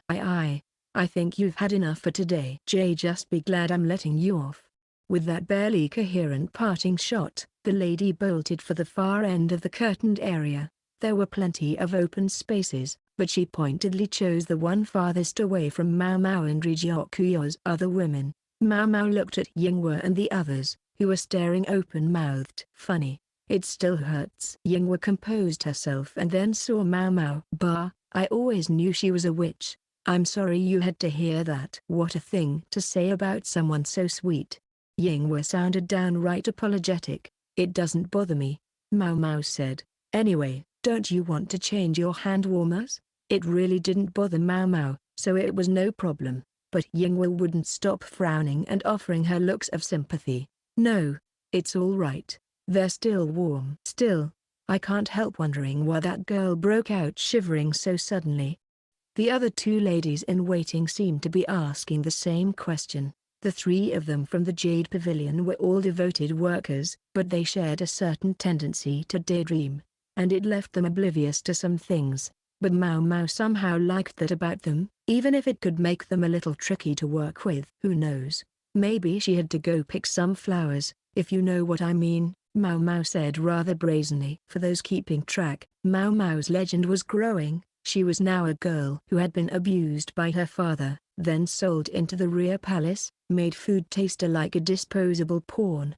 And after all that, she'd been compelled to spend 2 months enduring the slings and arrows of the residents of the Crystal Pavilion. She was, so it was held, so deeply mistrustful of men that she even felt the need to blemish her own face. Inconveniently for Maomao, in other words, Yingwa and the others were just as imaginative as any girls their age. Even Jinshi's endless smiles were turned, in their minds, into looks of pity for the poor young thing. Maomao couldn't understand where they were getting that idea, but as it would have been a great deal of trouble to try to set them straight, she let the story stand. Meanwhile, another proxy battle was still going on. 7 on 7. One group of ladies in waiting in white, and the other in black. The first group were the women of Lishu, the virtuous consort, and the second served our duo, the pure consort. "They don't exactly get along, either," Yingwa said. She was warming her hands over the brazier. She was also quietly roasting and eating some chestnuts Maomao had snuck in, but the women of the Crystal Pavilion were keeping their distance, and there was no one with enough of the moral high ground to chastise the two of them for it. Lady Lishu is 14 years old, and Lady Arduo is 35. Both consorts, but far enough apart in age to be mother and daughter. "No wonder they don't see eye to eye." "Yes, no wonder," said a reserved lady in waiting, Gyuan. "With the virtuous consort so young and the pure consort so old, it must be a rather tricky relationship to navigate." "And the virtuous consort is pretty much the mother-in-law of the pure consort," added the lanky lady in waiting Alan with a nod. Both she and Gyuan seemed less excitable than Yingwa, but all three of them were perfectly happy to gossip, as girls their age will. "Mother-in-law?" Maomao asked, surprised. It didn't seem like an expression that was heard much around the rear palace. "Oh, yes, the situation is a bit complicated. Lishu and Arduo," Maomao was informed, had been the consorts of the former emperor and the young prince, respectively. When the former emperor had passed away, the virtuous consort had left the palace for the period of mourning. This was chiefly for show, however, and by abandoning the world, that is, becoming a nun, for a brief time, it was considered to be as if she had never served the previous emperor, and she then married the late ruler's son. It wasn't precisely above board, but it was the sort of thing the powerful could get away with. The last emperor died 5 years ago, Maomao reflected. At that time, the virtuous consort would have been 9 years old. Even if the marriage was purely political, it was an unsettling thought. When she thought about how the Empress Dowager had entered the rear palace even younger, it was beyond unsettling. She felt the bile rise in her throat. It made the current emperor seem downright benign. All right, so he had a weakness for especially plump fruit, but he didn't share his father's deviancies. He may be insatiable, but at least he doesn't go for that.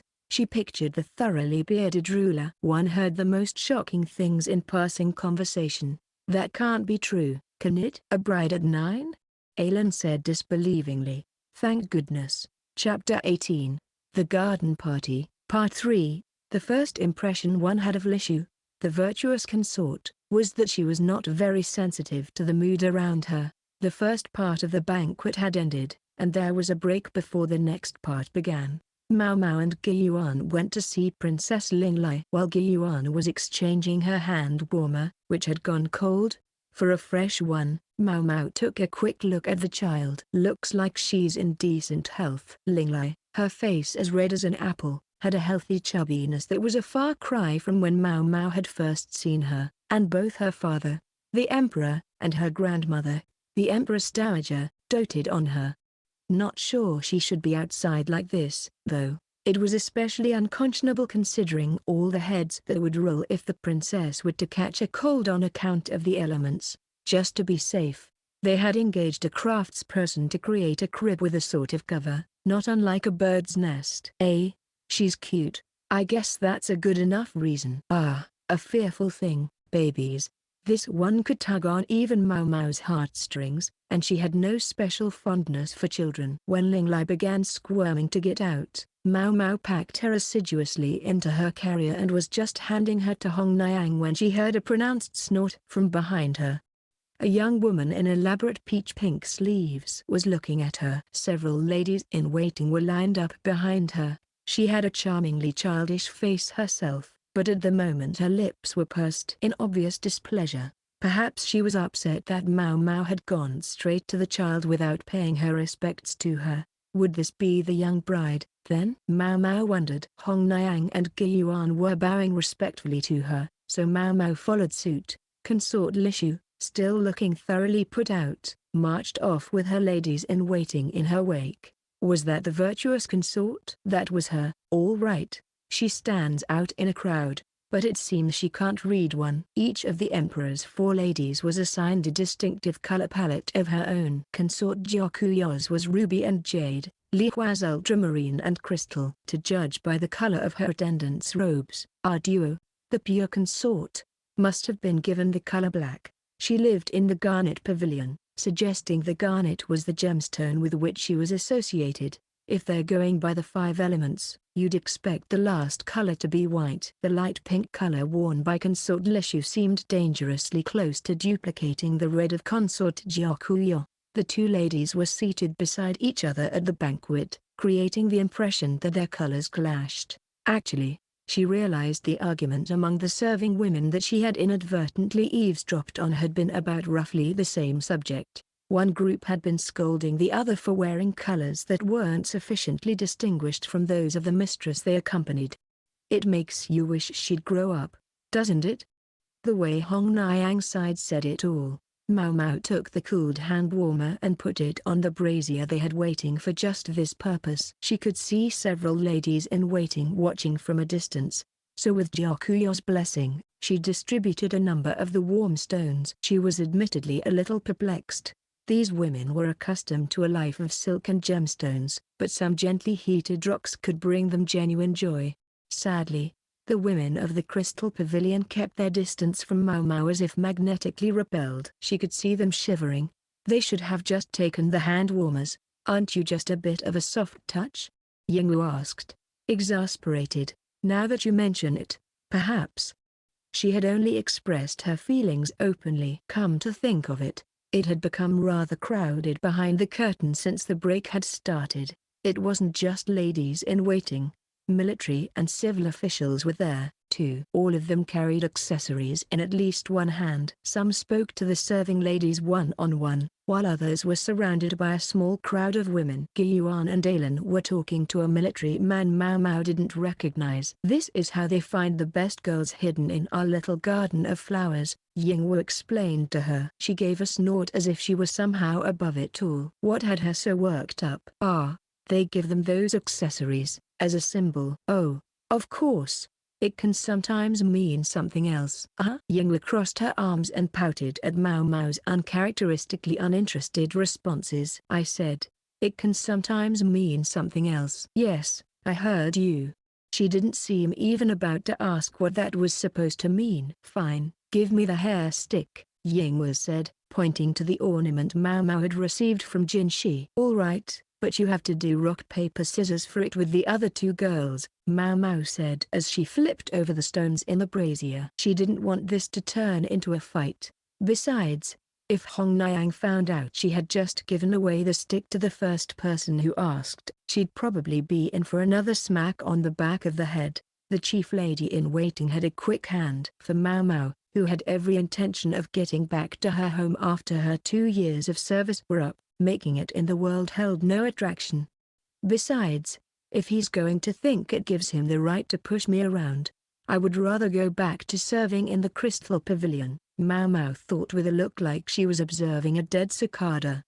That was when she heard a gentle voice. "Take this, young lady." An ornamental hair stick was presented to her. A small, light pink coral decoration bobbed from it. Maomao looked up to discover a virile-looking man giving her an ingratiating smile. He was still young, and had no beard. He looked manly enough as far as it went, but his diligent smile aroused no feelings whatsoever in Maomao, who had an uncommonly strong resistance to such things. The man, a military officer, saw she wasn't reacting the way he had expected, but he didn't withdraw the proffered gift. He was in a half-crouch, so his ankles were starting to shake. At length Maomao realized she was leaving this man in something of a dilemma. "Thank you." She took the hair stick, and the man looked as pleased as a puppy who'd satisfied its master. A mongrel puppy, Maomao thought. "Well, ta-ta, then. Nice to meet you." "Name's Lahaku, by the way. If I ever thought I was going to see you again, I might try to remember that." There were still a dozen hair sticks tucked in the belt of the big dog, now waving to Maomao. Presumably he was passing them out to everyone so as not to embarrass any ladies in waiting by omission. Rather polite on his part. I guess maybe I was unfair to him, Maomao thought, looking down at the coral ornament. "Did you get one?" Gyuan asked, coming over to her with the other girls. Each was clutching her lute. "Yes." "A participation prize," Maomao replied tonelessly. Maybe he was giving them to the girls who seemed to be standing around with no one to talk to. "What a lonely way of looking at it," said a familiar, refined voice from behind her. Maomao turned and was confronted with that well-endowed consort. Li Hua. She's looking a little plumper. Still, though, not as robust as she had been before. The last of the shadows on her face, though, only cast her beauty into higher relief. She wore a dark navy skirt and a sky blue overgarment with a blue shawl over her shoulders. Might be a bit cold for her. So long as Maomao was a servant of consort Jiakuyo, she couldn't directly help Li Hua. After she had left the Crystal Pavilion, even updates on the consort's health came to her only via Jinshi's periodic remarks. Even if she had dared to try to visit the Crystal Pavilion herself, Li Hua's ladies-in-waiting would have chased her away at the door. Maomao bowed the way Hong Niang had taught her. "It has been too long, my lady." "Yes, too long," Li Hua said, touching Maomao's hair as Maomao looked up at her. She pierced something through it, just as Jinshi had done. It didn't hurt this time. It just felt like there was something stuck in a bundle of hair. "Well, take care," Li Hua said, and moved elegantly away, chiding her ladies-in-waiting for their inability to hide their astonishment. But the women of the Jade Pavilion were equally nettled. Can't guess what Lady Jiakuyo is going to make of that." Yinghua flicked the protruding hair stick with a look of annoyance. On Maomao's head, a train of 3/4 ornaments trembled. Afternoon, Maomao took Hong Niang's place behind consort Jiakuyo. For now it was time to eat. At Yinghua's insistence, Maomao had tucked the 3 hair sticks she'd received into her belt. The accessory Jiakuyo had given her was a necklace, so it would have been just as well for her to wear at least one of them in her hair, but whichever one she chose, it would have been perceived as a slight toward her other 2 benefactors. It was this constant need to be aware of how one's actions would impact others that made it so much work to be a lady-in-waiting. Now that she had the opportunity to observe the banquet from the vantage point of one of the seats of honor, Maomao realized it was really quite an impressive production. Military officers lined the west side, civil officials the east. Only about 2 out of every 10 of them were able to be seated at the long table. The others stood in a neat line. In one respect, they had it worse than the serving women working behind the scenes. They had to stand like that for hours on end. Gao Xuan was among those seated with the military officials. Maomao realized he was perhaps a more important man than she had given him credit for. But she was also surprised to see a eunuch take his place among the officialdom with such nonchalance. The big man from earlier was there, too. He was seated lower than Gao Xuan, but considering his age, perhaps it only meant that he was just now starting to make his way in the world. Jinshi, meanwhile, was nowhere to be seen. One would have thought someone so dazzling would stand out in a crowd. As there was not, however, any real need to look for him, Maomao focused on the job at hand. Some wine came first as an aperitif. It was poured delicately from glass vessels into silver drinking cups. Maomao swirled the wine in the cup, taking her time, making sure there was no cloudiness. There would be dark patches if arsenic was present. As she let the wine swirl gently, she gave it a good sniff, then took a sip. She already knew there was no poison in it. But if she didn't try the stuff, no one would believe she was doing her job properly. She swallowed, then rinsed her mouth out with clean water. Maomao suddenly seemed to be the center of attention. The other food tasters hadn't yet put the cups to their mouths. When they saw that Maomao had confirmed there was nothing dangerous, they hesitantly started taking sips.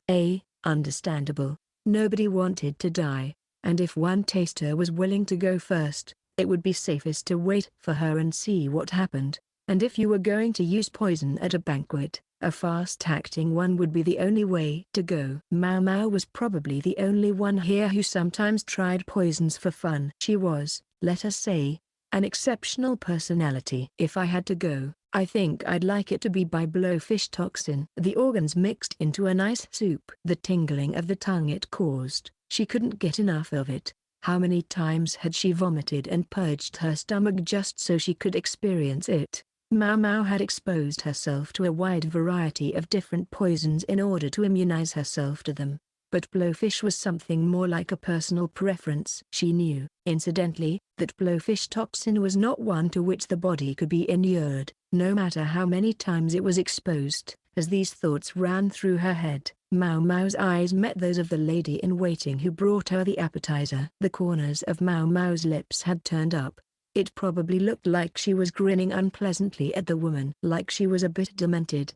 Perhaps. Maomao slapped herself on the cheeks, forcing herself to adopt her accustomed neutral expression. The appetizer that was served was one of the emperor's favorites. It was a dish that appeared sometimes when he stayed the night. Apparently the rear palace was handling the cuisine for this banquet. This dish was quite familiar. As the other tasters were all watching Maomao intently, she quickly brought her chopsticks to bear. The dish was raw fish and vegetables seasoned with vinegar. His Majesty might be a bit oversexed, but his preferences in food tended toward the surprisingly healthful, thought the impressed taster.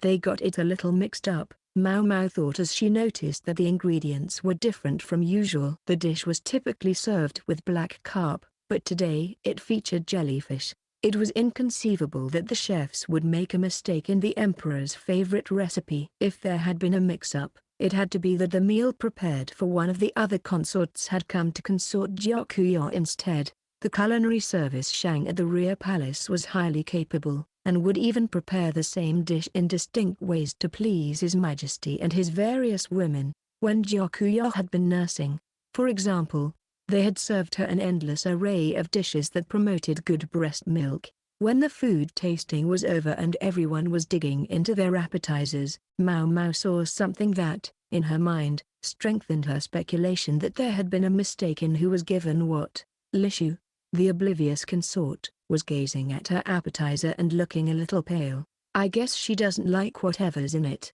but as this was the emperor's favorite dish, it would be unconscionable not to finish what she was served. She was bravely working her way through the food, a slice of raw carp trembling in her chopsticks. Behind her, the lady-in-waiting who served as her food taster had her eyes closed. Her lips were quivering, and appeared to be drawing themselves up into a slight arch. She was laughing. I sort of wish I hadn't seen that, Maomao thought, then turned to the next course. If only it had been just a banquet, Lihaku thought. He didn't get along with these elite types who looked down on all and sundry from the lofty heights of the imperial court. Where was the fun in having a party outside in the freezing cold, with the wind clawing at you at every moment? A nice meal, that would have been fine. They should all imitate their ancestors, having a drink and a bit of meat in a peach garden with a few close friends. But wherever there were nobles, there might be poison. Any ingredients, no matter how fine, no matter how exquisitely prepared, would have gone cold by the time the food tasters were done with them, and with the warmth went at least half the flavor.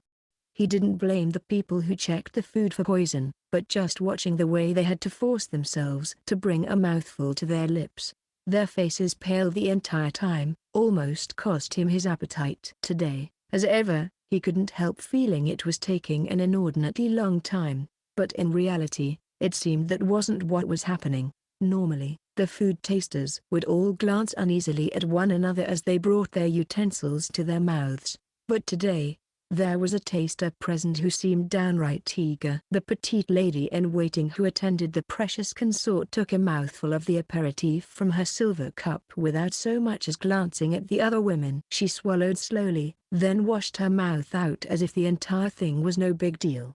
Lahaku thought she looked familiar, and then he remembered she was one of the women he had given a hair stick to earlier. She was not of any conspicuous beauty, neat and tidy but with no special distinctions. She was probably all but lost in the sea of serving women in the rear palace, many of whom were unmistakably gorgeous, and yet, the fixed expression on her face suggested a woman who could overpower others with a look. His first impression was that she seemed rather detached, but no sooner had he judged her expressionless than she proved him wrong with a spontaneous, inexplicable grin, which vanished as suddenly as it had appeared. Now she looked rather displeased. In spite of all of this, she continued to taste for poison with complete nonchalance. It was very strange. It was also the perfect way to pass the time, trying to guess what kind of face she would make next. The young woman was given the soup, and took a spoonful. She examined it critically, then slowly put a few drops on her tongue. Her eyes widened a little, then suddenly a rapturous smile spread across her face.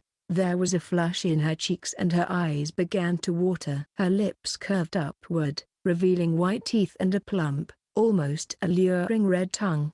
This was what made women so frightening. As she licked the last droplets off her lips, her grin was like ripe fruit, like that of the most accomplished courtesan. The food must have been truly delicious. What could be in it that it could transform a completely average girl into such an enchanting creature? Or perhaps it was the preparation, by the palace's inestimably talented chefs? Lahaku swallowed heavily, and just then the young woman did something unbelievable. She took a handkerchief out of a pouch, put it to her lips, and spat out what she had just eaten. "This is poisoned," the lady-in-waiting said, the flat expression once more on her face. Her voice held all the urgency of a bureaucrat reporting on some mundane matter, and then she vanished behind the ladies' curtain. The banquet ended in utter chaos. Chapter 19, After the festivities.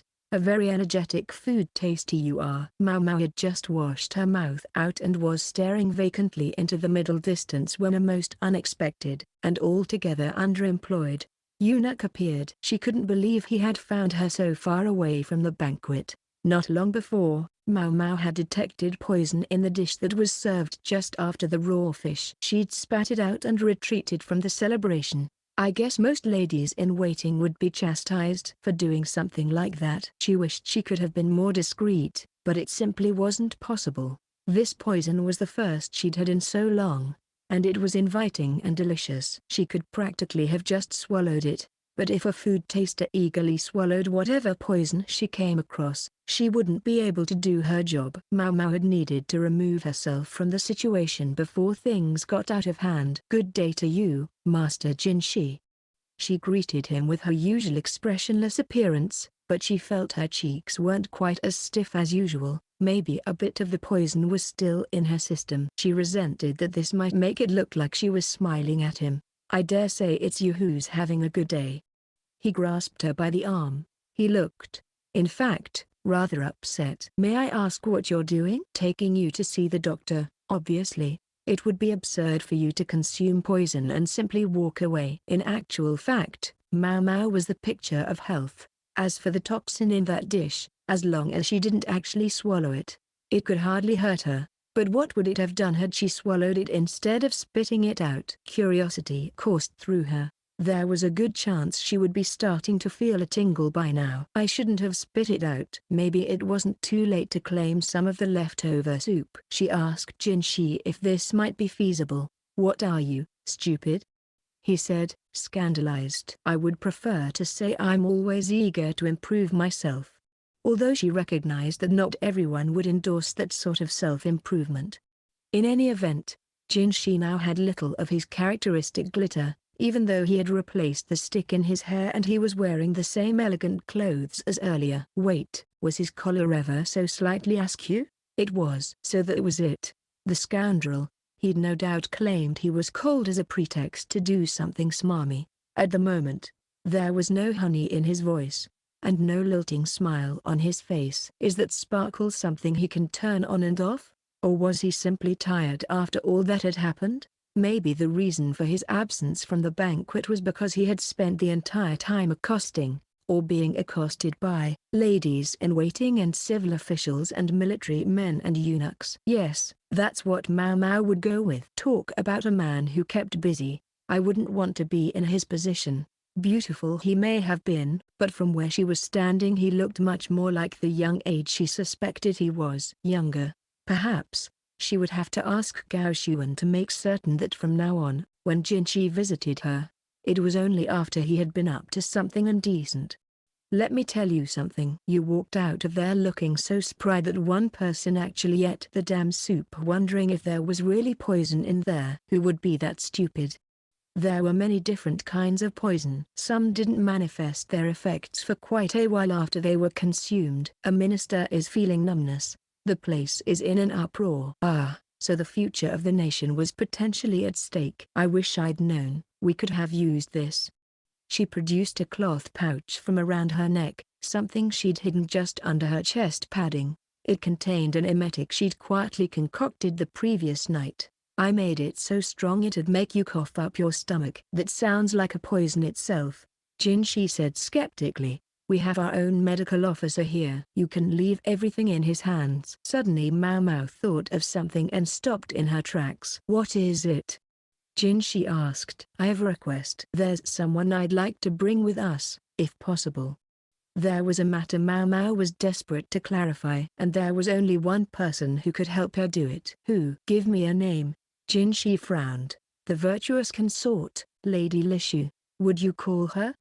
Maomao replied, calm and confident. When Lishu answered the summons, she gave Jinshi a smile as pleasant as springtime, while on Maomao she bestowed only a look of total contempt. Who is this?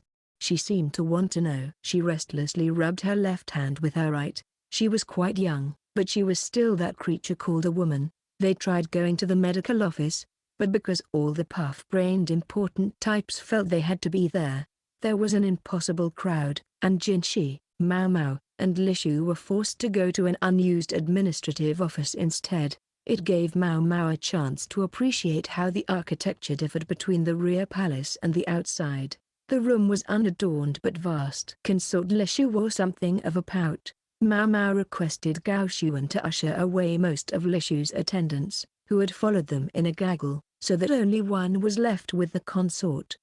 Maomao took an antitoxin to help cool her head. She would have been perfectly safe without it, but she felt like being sure, and anyway, she was intrigued to see how someone else had gone about making the drug. In this case, it caused her to vomit powerfully enough to bring up the entire contents of her stomach, a delightful emetic. Unlike the quack in the rear palace, the doctor of the main court was eminently competent. Jinshi watched Maomao grin the entire time she retched as if he couldn't quite believe what he was seeing. She thought it was rather rude of him, though, to stare at a young lady while she was vomiting. Now looking quite refreshed, Maomao bowed to Lishu. The consort regarded her with a squint. Pardon me, Maomao said, approaching Lishu. The consort reacted with astonishment when Maomao took her left hand, rolling back the long sleeve to reveal a pale arm. I knew it, Maomao said. She saw exactly what she had expected, a red rash stippling the normally smooth, unblemished skin. There was something in the fish course that you shouldn't have been eating. Lishu refused to look at Maomao. What precisely do you mean by that? Jinshi said, his arms crossed. The heavenly comportment had quietly returned, but he still wasn't smiling. Some people simply can't eat certain things. Not just fish. Some can't stomach eggs, or wheat, or dairy products. I myself have to avoid buckwheat.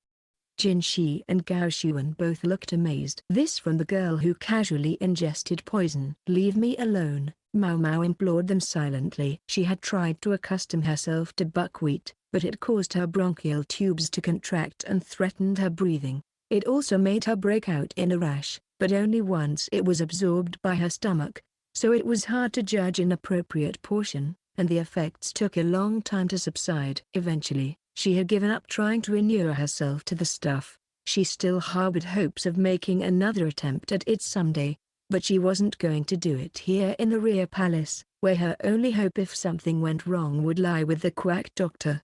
"How did you know?" Lishu asked tremblingly. "First, let me ask you a question. How is your stomach? You don't appear to have any nausea or cramps." Maomao then offered to prepare a purgative, but Consort Lishu shook her head vigorously. It was too humiliating to contemplate, right here in front of the one aristocrat with whom everyone seemed obsessed. It was Maomao's little way of getting back at Lishu for her contempt. "In that case, please be seated." Gao Xuan, more solicitous than he first appeared, pulled out a chair. Lishu sat down. "The problem is that your meal was switched with Lady Jiakuyo's. The lady isn't picky about her food, so she largely eats the same things as His Majesty," Maomao said. "But in this case, one or two of the ingredients had differed between their meals." "Mackerel and abalone, that's what you can't eat, isn't it?" The consort nodded. The look of astonishment on the face of the lady attending Lishu wasn't lost on Maomao. Those who don't labor under such dietary restrictions don't always understand that this goes beyond preference, Maomao said. "In this case, the consequences seem to have been no worse than a rash, but sometimes such foods can cause difficulty breathing or even heart problems. I would go so far as to say that if someone were to knowingly give you food you can't eat, it would be tantamount to serving you poison." That word got an immediate reaction from the rest of the room. "I understand that under the circumstances you may have found it difficult to object, consort, but you put yourself in tremendous danger." Maomao's gaze drifted between the lady and her attendant. "I urge you not to forget this lesson in the future." She was talking to both of them. After a beat, she added to Jinshi, "Please be sure her usual chef is aware as well." Lishu and her attendant, however, still seemed uncomprehending. Maomao explained the danger at length to the lady in waiting, and wrote down what to do in the event Lishu should have another reaction. The woman was pale, giving little, convulsive nods of her head. "So this is what it's like to threaten somebody." The lady who had stayed with Lishu was her food taster, the one who had been laughing. After Consort Lishu had withdrawn, Maomao sensed an almost viscous atmosphere behind her, and finally felt a hand on her shoulder. She turned a colder look on the hand's owner. It would have been better had she looked at him the way she might look at an earthworm. "I am but base, and wish you would not touch me." In less elegant words, "Screw off." "You're the only one who says such things to me. I suppose everyone else is too considerate." Maomao edged away from Jinshi. She sighed as if she had heartburn and looked for Gao Xuan in hopes that he might serve as her tonic. But ever loyal to his master, he looked back with an expression that said, "Please, just put up with him." "Well, I must return and report to Lady Jiakuyo," Maomao said. "Tell me why you asked that the consort's food taster come here with us," Jinshi said, suddenly springing on the heart of the matter. This was why it was so hard to deal with him. "I'm sure I don't know what you mean," Maomao said expressionlessly. "You think the one who set out the meals made the mistake? Then, I wouldn't know." She was going to play dumb to the bitter end. "Then answer me this, at least. Was the virtuous consort being deliberately targeted? If there's no poison in any of the other bowls, then it would have to be deliberate." Maomao left the room as Jinshi lapsed into thought. Once she was safely outside, she slumped against the wall and let out a long breath. Chapter 20, Fingers. Upon returning to the Jade Pavilion, Maomao found herself subjected to scrupulous nursing. She was changed into fresh clothes and thrown into bed, not in the cramped room she usually occupied, but in a much larger spare room made up with a proper bed. After a bit of rest on this new silk bedding, Maomao thought of the straw mat on which she usually slept and felt like she had ascended from a bog into the clouds. "I've taken medicine, and there's nothing wrong with me physically," she protested. By medicine she meant the emetic, but there was no need to say that. "Don't be ridiculous. You should have seen the minister who ate that food." "I don't care if you did get the stuff out of your system. There's no way you're fine and dandy," Yingwa said, pressing a damp cloth to Maomao's forehead with concern.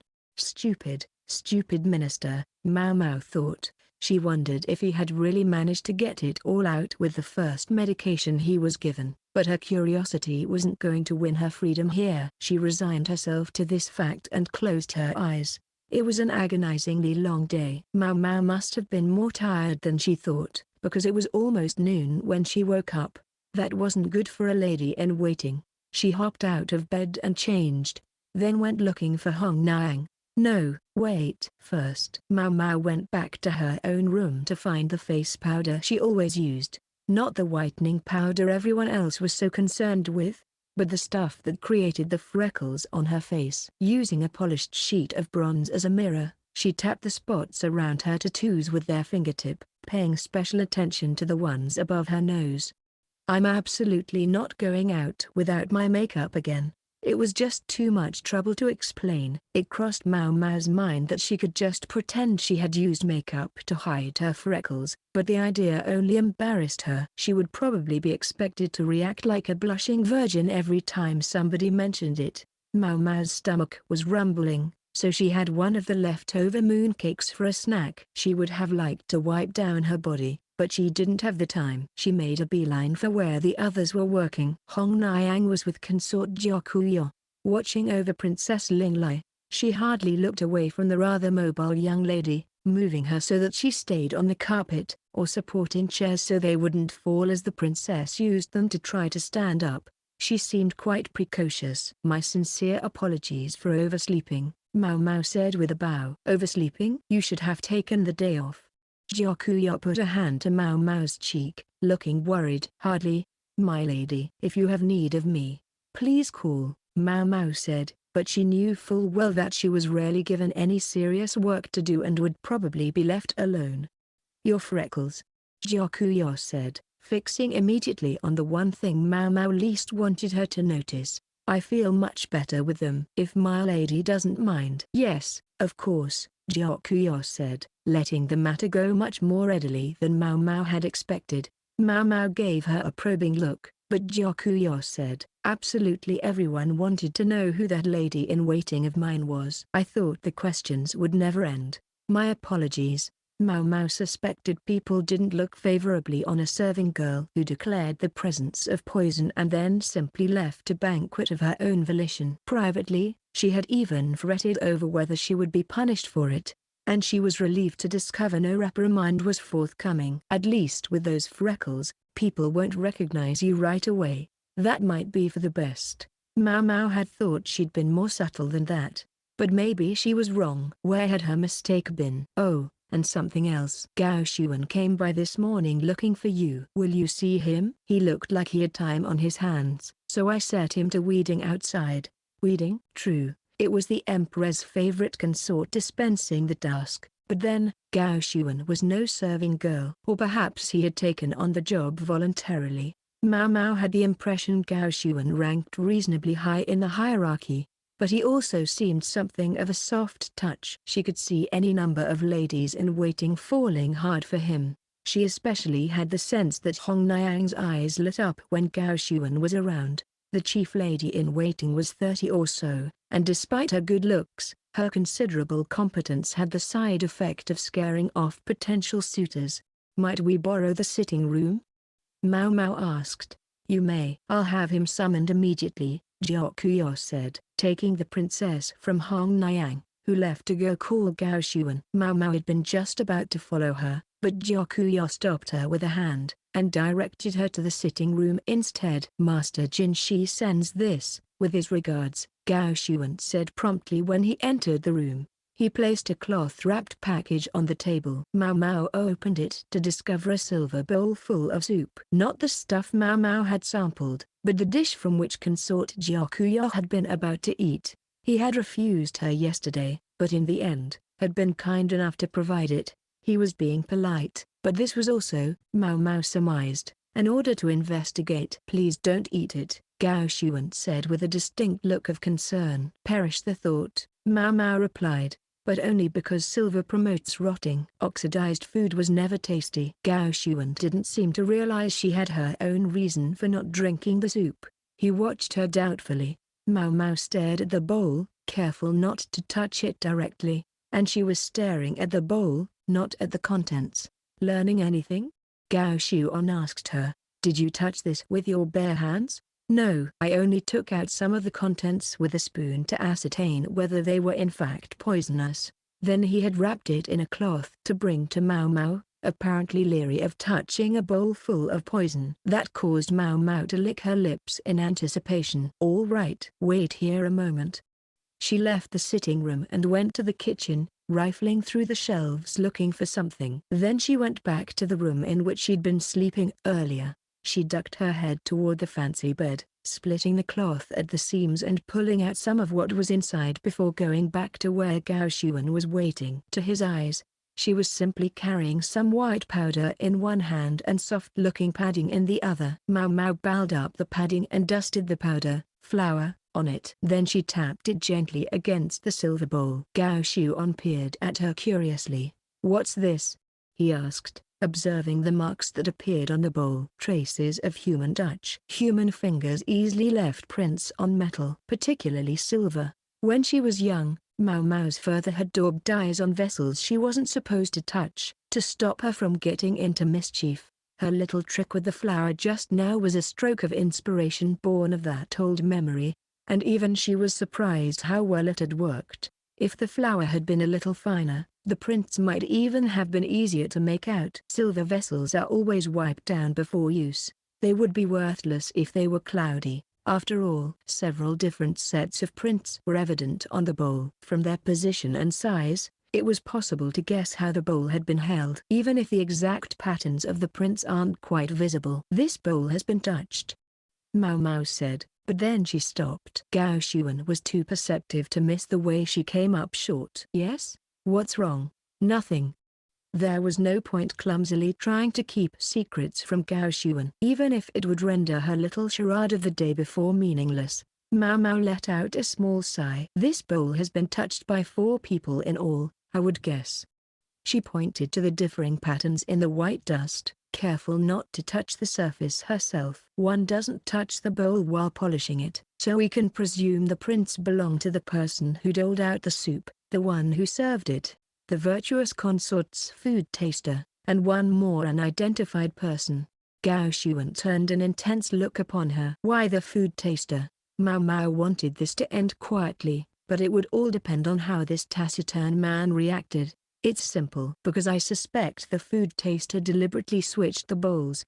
She knew perfectly well what her mistress could and could not eat, and had changed the bowls on purpose." With malice aforethought, Maomao set the bowl down, an unpleasant look flashing across her face. "It's a form of bullying." "Bullying," Gao Xuan repeated as if he couldn't quite believe it. And who could blame him? For a lady-in-waiting to do such a thing to a high-ranking consort was unthinkable. "Impossible." "I see you aren't certain," Maomao said. If Gao Xuan didn't appear to wish to know, Maomao had no inclination to tell him. She didn't like to speak from assumptions, after all, but she might have to. If she was to explain why the fingerprints of the lady-in-waiting were on this bowl. Maomao decided it would be better to give her honest opinion than to make any half-baked attempts to throw Gao Xuan off the scent. "Would you let me in on what you're thinking?"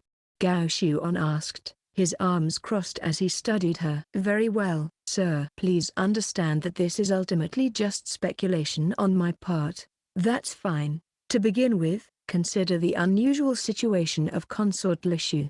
She had become the concubine of the previous emperor while still very young, and soon found herself becoming a nun when he died. Many women, especially the rich ones, were taught that it was their wifely duty to commit themselves totally, body and spirit, to their husbands. Though she may have understood the political reasoning, Lishu must have found it appallingly unvirtuous to be married to the son of her former spouse. "Did you see what consort Lishu was wearing at the garden party?" Maomao asked. The virtuous consort had been attired in a gaudy pink dress that seemed well above her station. Gao Xuan said nothing, suggesting her reputation was poor in the circles he ran in. "It was somewhat gauche, shall we say?" Maomao offered, but consort Lishu's attendants, for their part, had all been wearing clothes that were mostly white. In any normal situation, the ladies-in-waiting would have collectively convinced their mistress to wear something more prudent, or else they would have coordinated their outfits with hers. Instead, what they did made consort Lishu look like a clown. A lady-in-waiting was there to support her mistress. This was something Hong Niang had drilled into consort Jiakuyo's other women. Yinghua had said something similar during the banquet, something about wearing subdued clothing to make their mistress stand out all the more. With that in mind, the argument with consort Lishu's ladies-in-waiting about clothing took on a new aspect. The pure consort's ladies-in-waiting were reprimanding them for their unconscionable behavior. The callow Lishu was at the mercy of her serving women, who must have flattered her and insisted the pink dress would look good on her. There was no doubt in Maomao's mind. In the rear palace, all around were enemies. The only people one could trust were one's ladies-in-waiting, and these had betrayed that trust to humiliate their mistress. And you believe they further switched the food purely in order to make consort Lishu's life more difficult? Gao Shuan said tentatively. Yes. Though funnily enough, it saved her. Poison came in many varieties. Some were quite strong, but showed no immediate effects. In other words, had the bowls not been switched, Lishu's food taster would still have shown no ill effects, and the consort would probably have drunk the soup, presuming all was well. I think that's enough speculation for today. Maomao picked up the bowl again and pointed to the rim. I suspect these are the fingerprints of whoever put the poison in here. Perhaps they pinched the rim of the bowl while they did so. One must never touch the rim of a food vessel, something else Hong Niang had taught them. One's fingers must not dirty anything that might be touched by the lips of some noble person. That's my view of what happened, Maomao said. Gao Shuan rubbed his chin and gazed at the bowl. May I ask you one thing? Yes, sir. Maomao passed the vessel, still cradled in its cloth, back to Gao Shuan. Why did you attempt to cover for that woman? In contrast to Maomao's strained expression, Gao Shuan appeared downright curious. Compared to a consort, Maomao said, the life of a lady-in-waiting is all too cheap. Particularly that of a food taster. Gao Shuan nodded easily as if he understood what she was saying. I'll make sure Master Jinshi understands the situation. My thanks. Maomao politely watched Gao Shuan leave, and then she slumped into a chair. Right. I'll have to thank her, since she was kind enough to change them. After all, Maomao really ought to have drunk it, she thought. Such is how matters stand, sir, Gao Shuan said, concluding his report on what he had learned at the Jade Pavilion. Jinshi, who had been too busy to go himself, ran a hand through his hair thoughtfully. Papers were piled on his desk, and his chop was in his hand. In the whole administrative office, large but barren, only he and Gao Shuan were present. I never cease to be impressed by what a fine talker you are, Jinshi said. If you say so, sir, his ever-intense aide said curtly. Whatever the case, it was clearly an inside job. The circumstances would seem to suggest so, Gao Shuan said, furrowing his eyebrows. He always got right to the point. Jinshi's head hurt. He wanted to stop thinking. Among other aggravations, he'd had no time to sleep since the day before, nor even to change his clothes. It was enough to make him want to throw a temper tantrum. Your, poker face is slipping, sir. Jinshi's usual sweet smile was gone. He wore a sullen look that honestly looked more appropriate for a man of his youth. And Gao Shuan seemed to read him like a book. No one else is here. Does it really matter? His minder was always so strict. I am here. You don't count. Yes, I do. Jinshi had hoped the joke would get him out of this. But Gao Shuan, serious and diligent, never did have a sense of humor at the right times. What a burden it was to have someone minding your every move from the day you were born. You're still wearing your hair stick, Gao Shuan said, pointing to his head. Oh, crap. Jinshi didn't usually talk that way. It was fairly well hidden. I doubt anyone noticed. Jinshi pulled out the stick to reveal an accessory of considerable craftsmanship.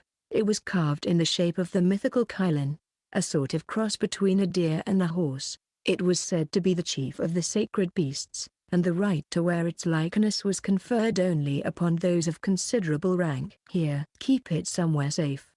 Jinshi tossed the stick nonchalantly at Gao Shuan. Be careful with that. It's immensely important. I understand. You certainly don't. And then, having gotten in the last word, the man who had been responsible for Jinshi for well nigh 16 years left the office.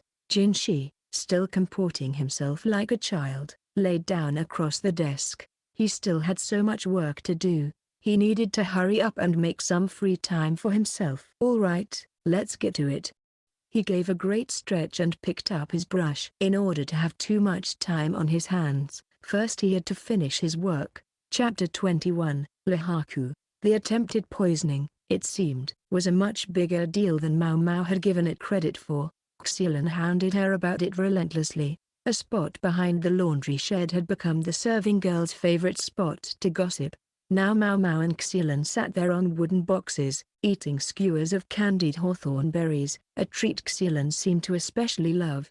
"She would never believe I was right in the middle of it all." Xilin looked younger than her years as she wolfed down the sweets, kicking her dangling legs. She was another one who had been sold into the rear palace, but this poor farmer's daughter seemed to be enjoying her new life. Cheerful and talkative, she seemed less despondent that her parents had sold her into servitude than she was glad to have enough to eat. "The one who ate the poison, it was one of the ladies in waiting where you work, wasn't it, Maomao?" "Yes, it was," she said. She wasn't lying. She just wasn't quite telling the truth. "I don't know much about it." "You think she's okay?" "I think she's fine." Maomao wasn't sure exactly what kind of okay Xilin had in mind, but an affirmative answer seemed in order. Awfully uncomfortable with the conversation, Maomao dodged a few more questions before Xilin pursed her lips and gave up. She sat there holding a skewer with just one berry left on it. To Maomao, it looked like an ornamental hair stick with a decoration of blood-red coral. "Fine. Did you get any hair sticks?" Xilin ventured. "I guess 4. In fact, including the one given out of obligation, and counting the necklace from consort Gyokuyo." "Why not?" "Huh. So you can get out of here, then." Xilin gave a carefree smile. This piqued Maomao's interest. "What did you say?" "What do you mean, what did I say?" "You aren't leaving?" Yingwe had been emphatic about the same thing. Maomao had all but ignored her. Now she realized she'd made a mistake. She held her head in her hands and fell into self-recrimination. "What's the matter?" Xilin asked, looking at Maomao with concern. "Tell me more about that." Realizing that Maomao suddenly, and finally, seemed interested in something she was saying, Xilin puffed out her chest. "You got it." And then the voluble young woman told Maomao everything she knew about how the hair sticks were used.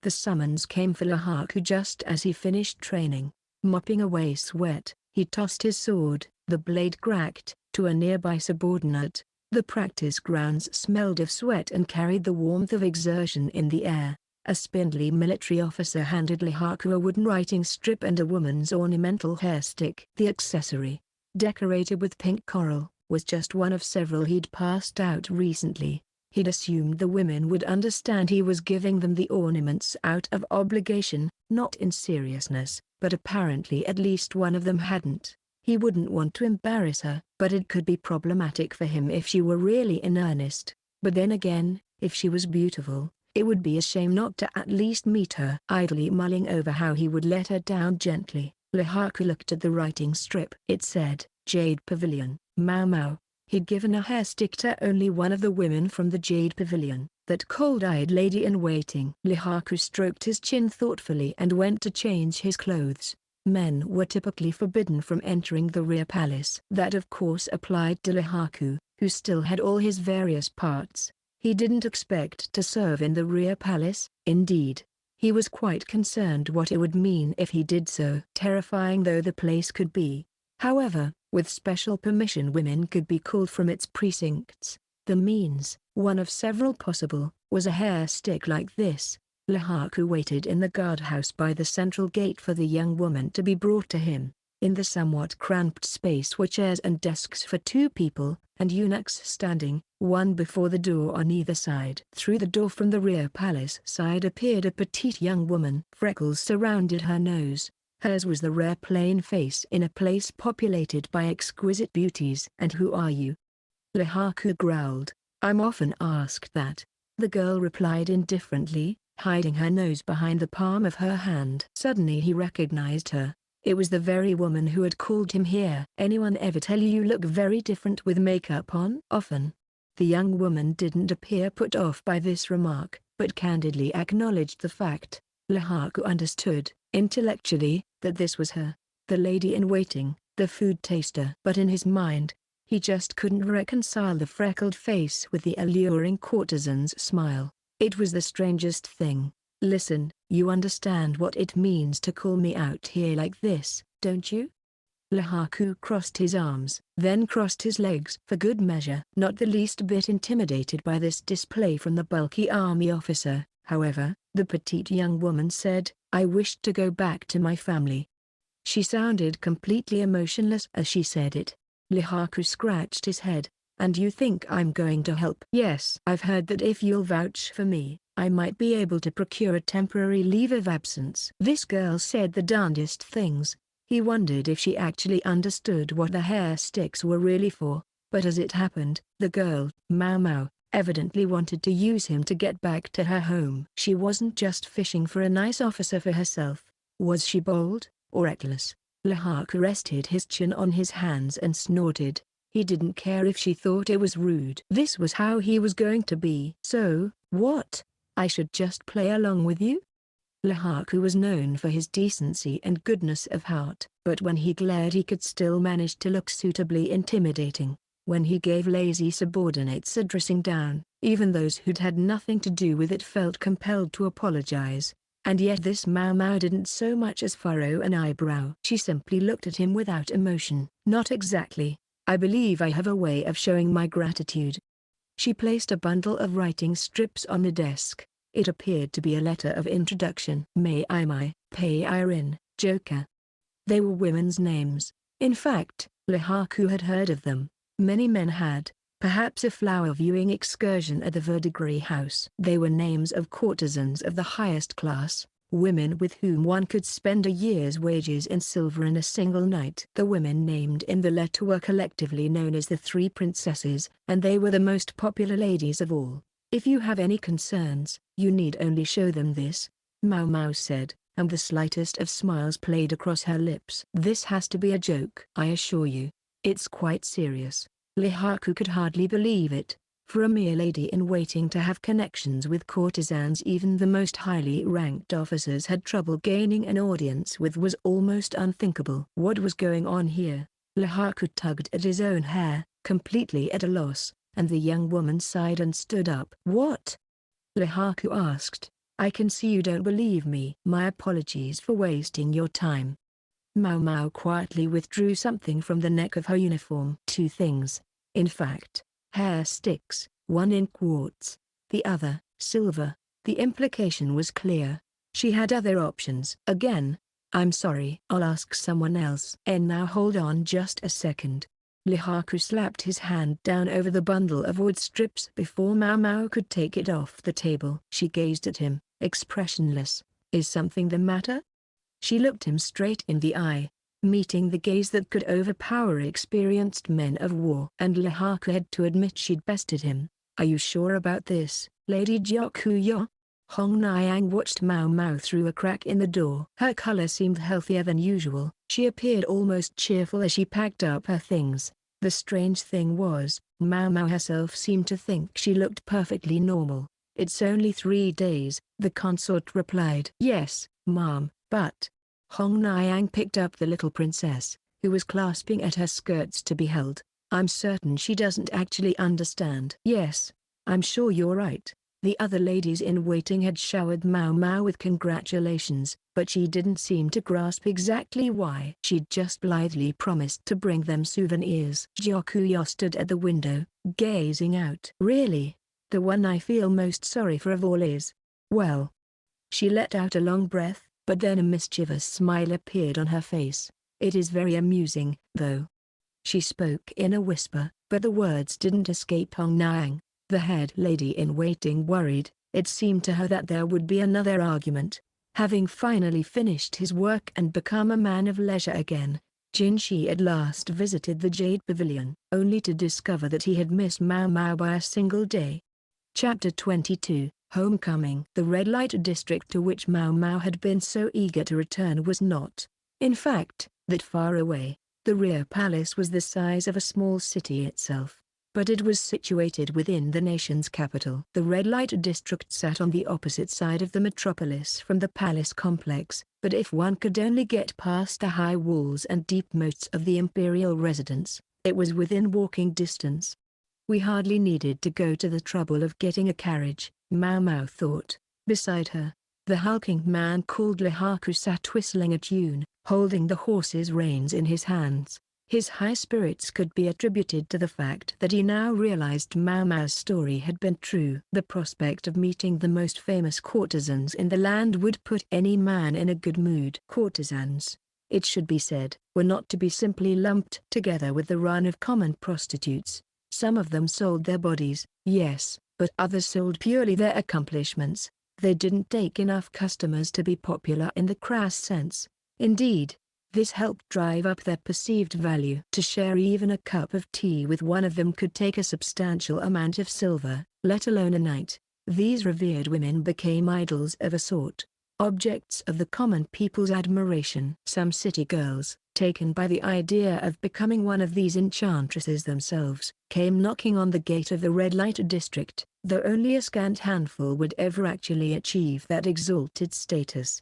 The Verdigris House was among the most venerable of the establishments in the capital's pleasure quarter. Even the least notable of its ladies were courtesans of the middle rank. The most notable were among the most famous women in the district, and some of those were women Maomao thought of almost as sisters. Familiar scenery came into view as the carriage clattered along. There was a street stall selling the meat skewers she had longed to eat, the aroma wafting to her as they drove past. The branches of willow trees drooped over a canal, and she heard the voice of someone selling firewood. Children ran by, each carrying a pinwheel. They passed under an ornate gate, and then a world painted in a riot of colors spread out before them. It was still midday, and there weren't many people about. A few idle ladies of the night waved from the second floors of their establishments.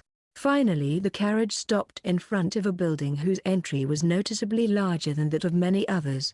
Maomao hopped out and jogged over to a slim old woman who stood smoking a pipe by the entrance. "Hey, Grams, haven't seen you in a while." Long ago she had been a lady said to possess tears of pearl, but now her tears had dried up like faded leaves. She'd refused offers to buy her out of bondage, instead remaining as the years passed, until now she was an old hand feared by all and sundry. Time was cruel indeed. "A while, indeed, you ignorant brat." A shock ran through Maomao's solar plexus. She felt the bile rise in her throat, a bitter taste welling up in her mouth. And strangely, even this she registered only as familiar, nostalgic. How many times in the past had she been induced in this way to vomit out poisons of which she had ingested too much? Lihaku was at a loss what exactly was going on, but, being a fundamentally decent person, he rubbed Maomao gently on the back. "Who the hell is this woman?" His expression seemed to ask. Maomao scuffed some dust over the sodden ground with her foot. Lihaku looked at her with concern. "Huh, so this is your so-called customer, eh?" The madam gave Lihaku an appraising look. The carriage, meanwhile, was entrusted to the establishment's menservants. "Good, strong body, manly features, an up-and-comer, from what I hear." "Grams, I don't think you usually say that right in front of the person you're talking about." The madam pretended not to hear, but called for the apprentice, a prostitute in training, sweeping in front of the gate. "Go call Pei Irin. I think she's lazing about somewhere today." Pei Irin. Lihaku swallowed heavily. Pei Irin was one of those famed courtesans. It was said her specialty was exquisite dancing. For the sake of Lihaku's reputation, we should add that what he felt was not simple lust for a female companion, but sincere appreciation for a woman of genuine talents. To meet this idol who seemed to live above the clouds, even simply to take tea with her, was a great honor. Pei Irin? Yeah, maybe. Pei Irin could do extremely fine work for those who were to her liking.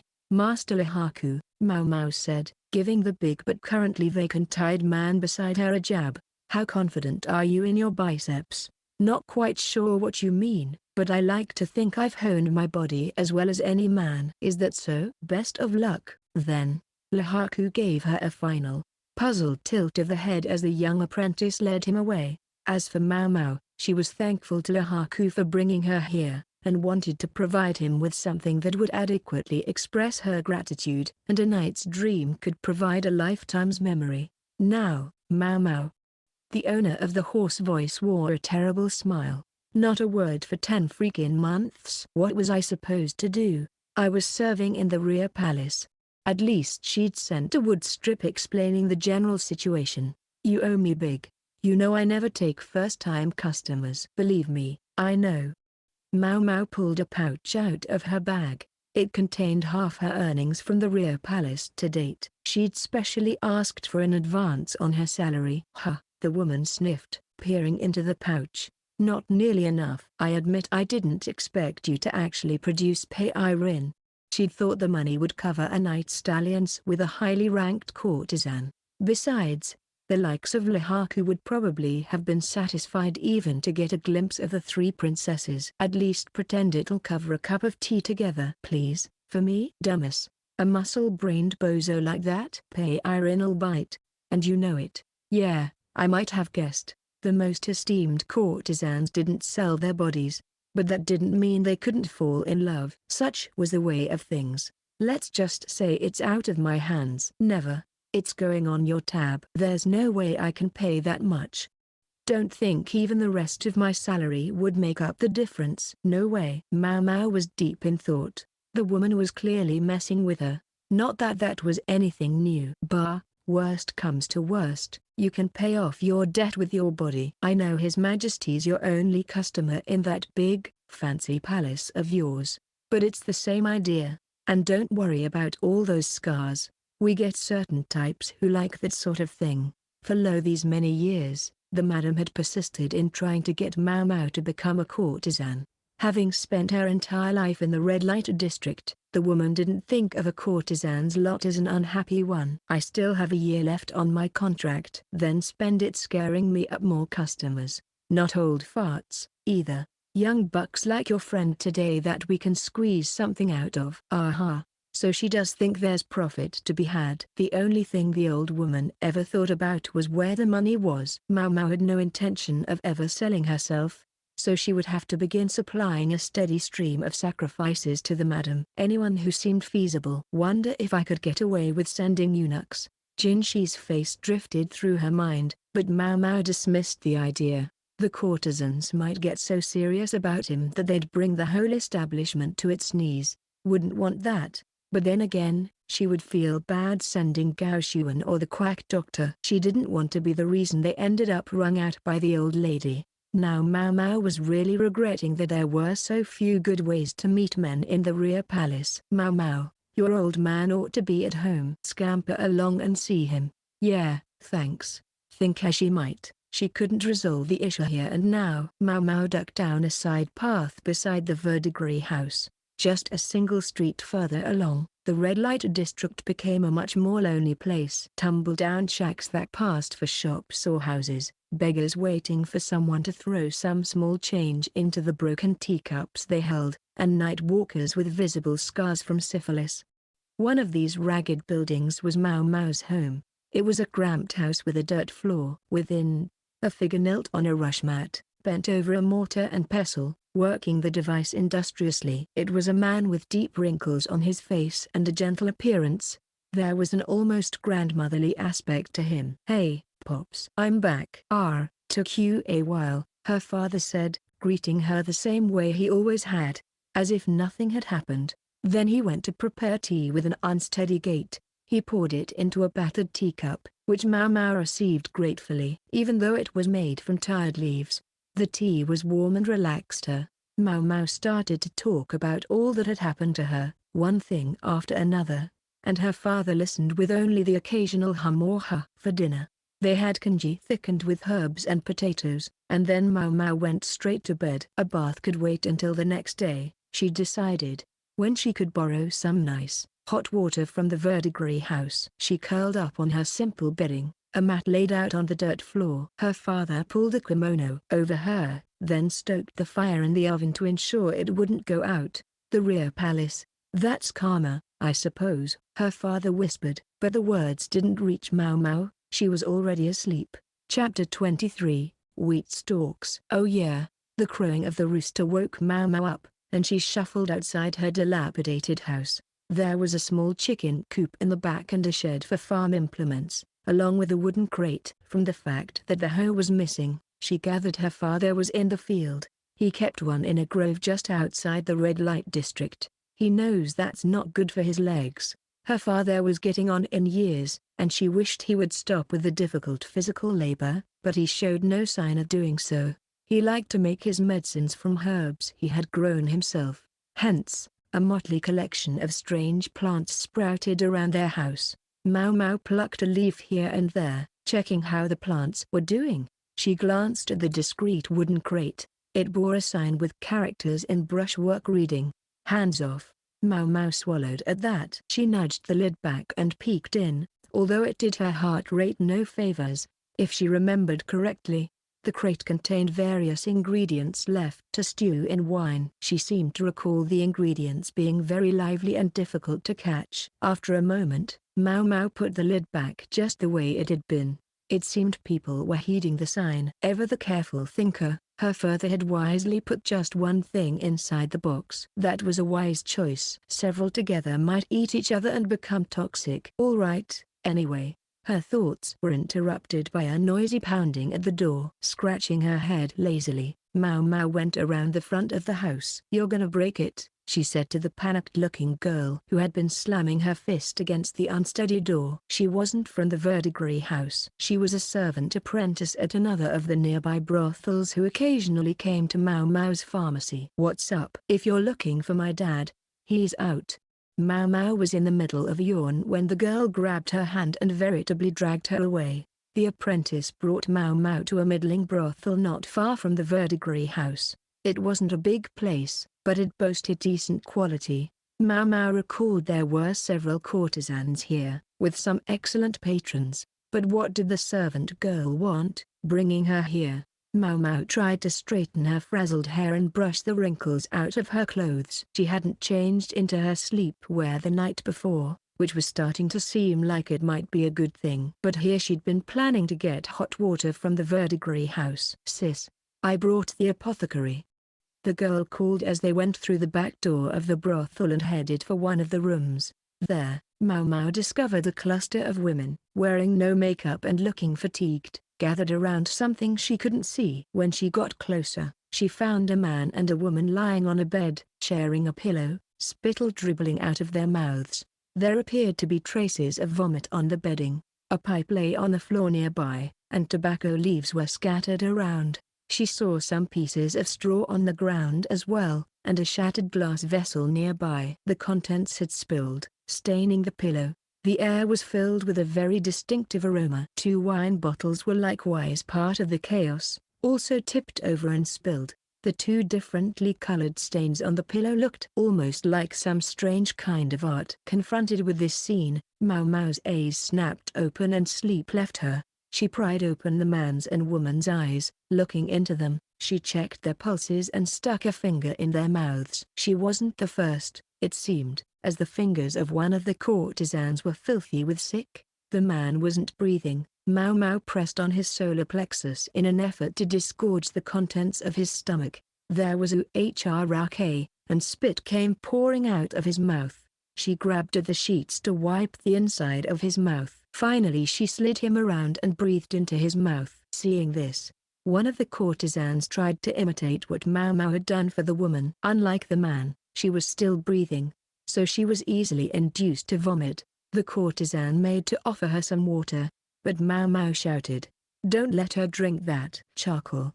We need charcoal." The startled courtesan spilled the water in her surprise, but then rushed off down the hallway. Maomao repeated the process with the man several more times, pressing on his chest to induce vomiting, then breathing for him. When only stomach acid began to come up, he finally started to breathe on his own. Maomao, exhausted by this point, took the water that was offered to her and rinsed out her mouth before spitting it out the nearby window. First damn thing in the morning. She hadn't even eaten breakfast, and now she felt like she wanted to go back to bed, but she shook her head to stave off the sensation and called the servant girl. Bring my father here. He's probably in the field by the south wall. Give this to him. He'll know what it means. She had a wooden writing slip brought and scrawled a few characters on it. Then gave it to the girl. The child looked conflicted, but she took it and left. Maomao took another mouthful of water, drinking it down this time, and then she began powdering the charcoal that had been brought. Stupid, annoying, troublous thing to do, she thought, scowling at the tobacco leaves and then heaving a sigh. About half an hour later, an elderly man with bad legs arrived, led by the servant girl. Took her long enough, Maomao thought, but she showed her father the carefully pulverized charcoal. He added dried leaves from a few different varieties of herbs, then gave the concoction to the man and woman to drink. I guess you did a passable job dealing with this, he said. Then picked up one of the pieces of straw from the floor and studied one end of it intently. Just passable? Maomao watched her father. Old but by no means soft, work. He picked up a shard of the glass on the floor, and some of the tobacco leaves. Finally, he examined some of the vomit, the first stuff that had come out before Maomao had arrived. She studied him as he went. If she had a habit of observing her surroundings closely, she had surely gotten it from him. This man, her adoptive father, a master apothecary, could discern 2 or 3 new things from just one new fact. What poison did you take this to be? Her father said. His tone implied he was giving her some sort of lesson. Maomao picked up one of the tobacco leaves herself and showed it to him. A wide smile crossed his wrinkled face as if to say, yes, that's right. It appears you didn't let them drink any water? That'd be counterproductive, wouldn't it? Her father responded with an ambiguous gesture that seemed to be both a nod and a shake of the head at the same time. Depends. Stomach acid can help prevent the absorption of poison. In those cases, giving the patient water is counterproductive. But if the agent was dissolved in water to begin with, then diluting it is sometimes the best choice. He explained everything slowly, carefully, as though instructing a child. Indeed, it might have been her father's very presence that prevented Maomao from considering herself more of an apothecary in her own right, and perhaps he caused her to see the rear palace's doctor as more of a quack than he deserved. When Maomao observed that the vomit contained no traces of tobacco leaves, she realized the method her father was prescribing was probably the right one. It wasn't that she might never have noticed the absence of the leaves, but it remained that she had overlooked it. Maybe she'd been sleepier than she realized. While she tried to make herself remember this course of treatment, the apprentice girl tugged on her sleeve, saying, "This way." Was it just Maomao's imagination, or did the girl look sullen somehow? In any case, Maomao allowed herself to be shown to a room where tea had been prepared. "You must pardon all the trouble," said a woman portioning out a treat of sweet red beans. She looked like she was no longer practicing the profession. Maomao guessed she was the madam of this particular house. Clearly she didn't share quite the same miserly streak as the madam of the Verdigris house. She would never have given tea and sweets to a mere apothecary. Customers only. "We only did our job, ma'am." Maomao would be happy enough if they could just get paid. Her father, sitting beside her in a jovial mood, was apt to forget about that part, so Maomao had to make sure she got the money. The woman squinted, looking into the next room. The courtesan who had been sick was asleep now, and the male customer was sleeping in another room. The woman's face darkened noticeably. An attempted lover's suicide. Maybe? It wasn't that unusual in the red light district. When a man without means met a woman with too much time left on her contract, it was always the first damn thing they thought of. They would whisper sweet nothings about meeting each other in the next life. When there was no proof such a thing even existed, Maomao took a bit of the red bean treat and chewed thoughtfully. The tea was lukewarm, with a wheat stalk lounging on one side. "You know, I saw a couple of those back in that room," Maomao reflected. Stems of wheat were hollow on the inside. This one was intended to serve as a straw. Brothels here hated for lipstick to get on the drinkware, and it was customary to use wheat stalks for drinking. God! But a little friendship between men and women could be complicated. The man in that room had looked awfully well-to-do. Like a playboy, certainly, but he'd been wearing a robe backed with fine silk. He had a charming face, too, the sort of person an inexperienced young woman might easily be drawn in by. Maomao knew her father would scold her for letting prejudice like this into her thinking. But this just didn't look to her like a lady of the night who took poison in despair over her lack of a future. She didn't look like someone who felt cornered enough to want to die. Once Maomao got an idea into her head, she couldn't let it go until she had followed it through. It was just how she was. Once she was sure her father had gotten the money from the madam, she said, "I'm going to go check on the patient," and left the room. The man was in worse shape than the courtesan. When Maomao headed for his room on the far side of the building, she noticed that the door was slightly ajar. And through the small crack, she saw something very strange. It was the servant girl, the disconsolate child who had brought her here. And she was raising a knife over her head. "Hey, what are you doing?" Maomao said as she hurried into the room and took the knife from the child. "Don't you stop me. He deserves to die." The girl launched herself at Maomao, trying to get the knife back. Maomao was small enough herself that even a child might have overpowered her if desperate enough. Left with no other option, Maomao clouted the girl on the head, and while she was reeling from the blow, slapped her hard across the cheek. The girl fell back from the impact. She began to cry, huge, racking sobs, her nose leaking copious amounts of snot. Maomao was just registering her own disbelief when another courtesan, alerted by the noise, came into the room. What in the world is happening here?" She quickly seemed to grasp the answer to her own question, however, and Maomao was hustled away to another room, much to the detriment of her investigation.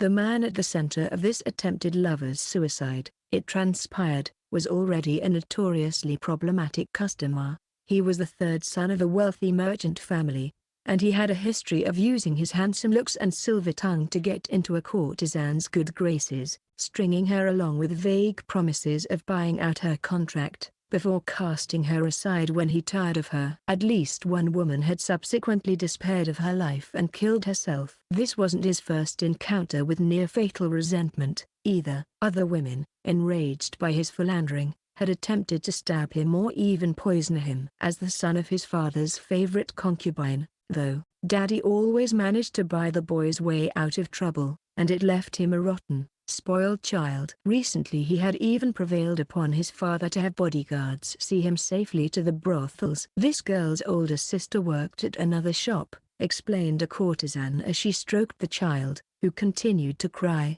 The servant girl's sister had been one of those the man had loved and left.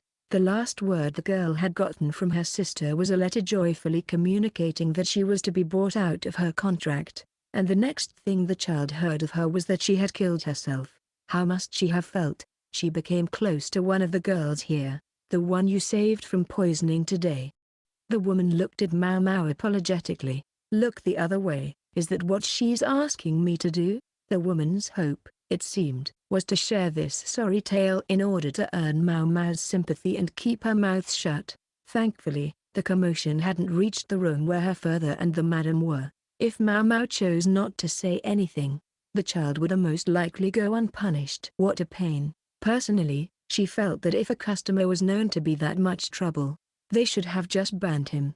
But apparently it was the unfortunate courtesan herself who had invited him in. If it got out that there had been an attempted double suicide, this establishment would have quite a headache to deal with. Part of why everyone seemed so grateful to Maomao and her father was that, as repugnant as he might be, the man in question was still the son of an important family, and she had saved him from dying.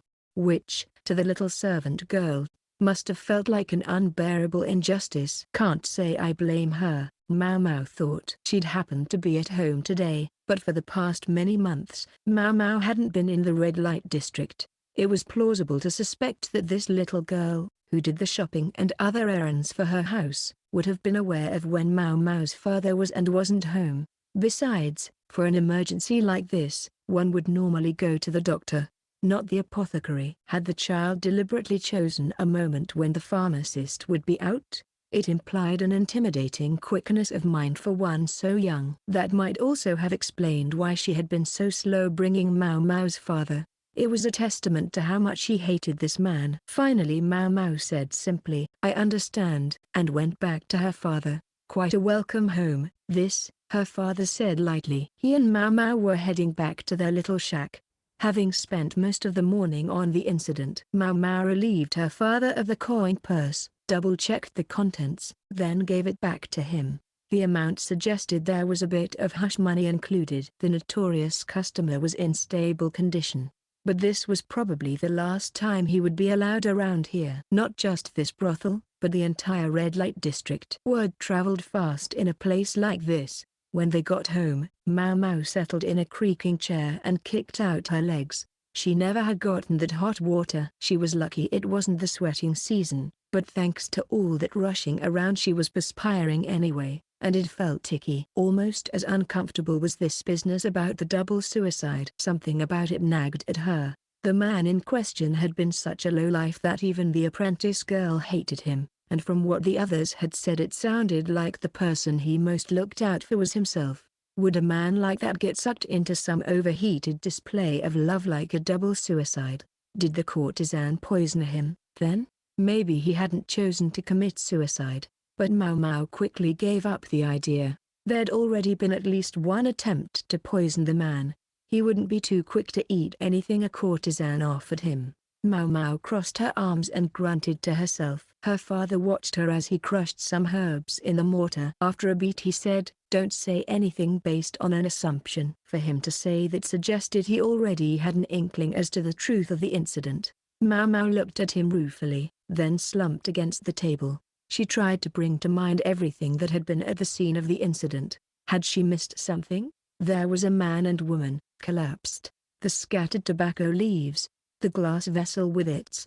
Now Maomao registered that unless she was remembering wrongly, there had been only one glass vessel at the scene, and the wheat stalks, 2 different colors of alcohol. Without a word, Maomao got up and stood in front of the water jug. She ladled up some of the contents, then put them back. Her father watched her do this several times, before he sighed and put the powdered ingredients into a container. Then he rose and shuffled over to stand in front of her. "It's over now," he said. "It's done."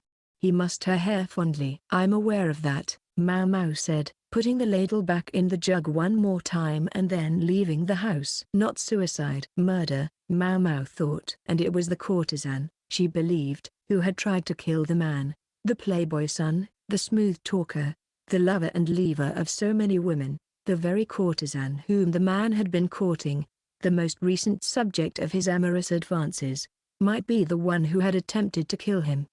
Maomao felt she could safely suppose that the philanderer had, as usual, plied this woman with promises to buy her out of her contract. Unlike Maomao, many people seemed to believe that love could change a person, and when enough people repeated an idea enough times, somewhere along the line it became the truth. Very well. How, then, had the courtesan managed to poison the vigilant man? It was simple. Just show him that there was no poison present. The courtesan would have taken a drink of the wine first, just the sort of thing Maomao did in her job. When the man saw that the woman was perfectly fine, he would drink the same stuff. That was why there had been only one container. That, however, raised the possibility that the woman would succumb to the poison first, and the man wouldn't drink the tainted wine. Some poisons, like the one Maomao had discovered at the banquet, were slow-acting, and there was probably one of those present, too.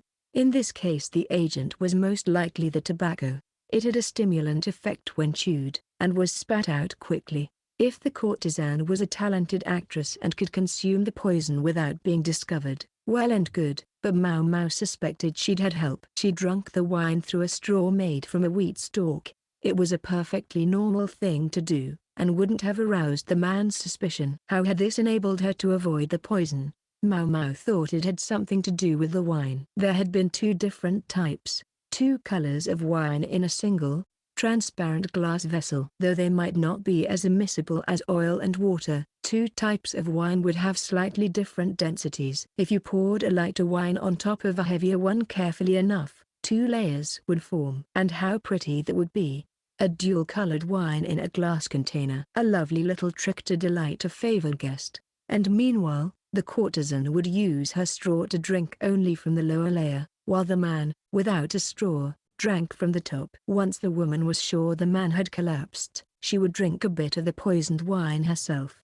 Not enough to die, just enough to present a convincing illusion. The tobacco leaves scattered around would help hide the smell, and make people think that was what they had used to do the deed. If the courtesan died herself, it would all have been for naught. She had worked very hard to make sure the man succumbed and she survived, which presumably also explained why she had chosen to do this first thing in the morning. There was even someone to conveniently discover the situation for her. Maomao arrived at the brothel from that morning.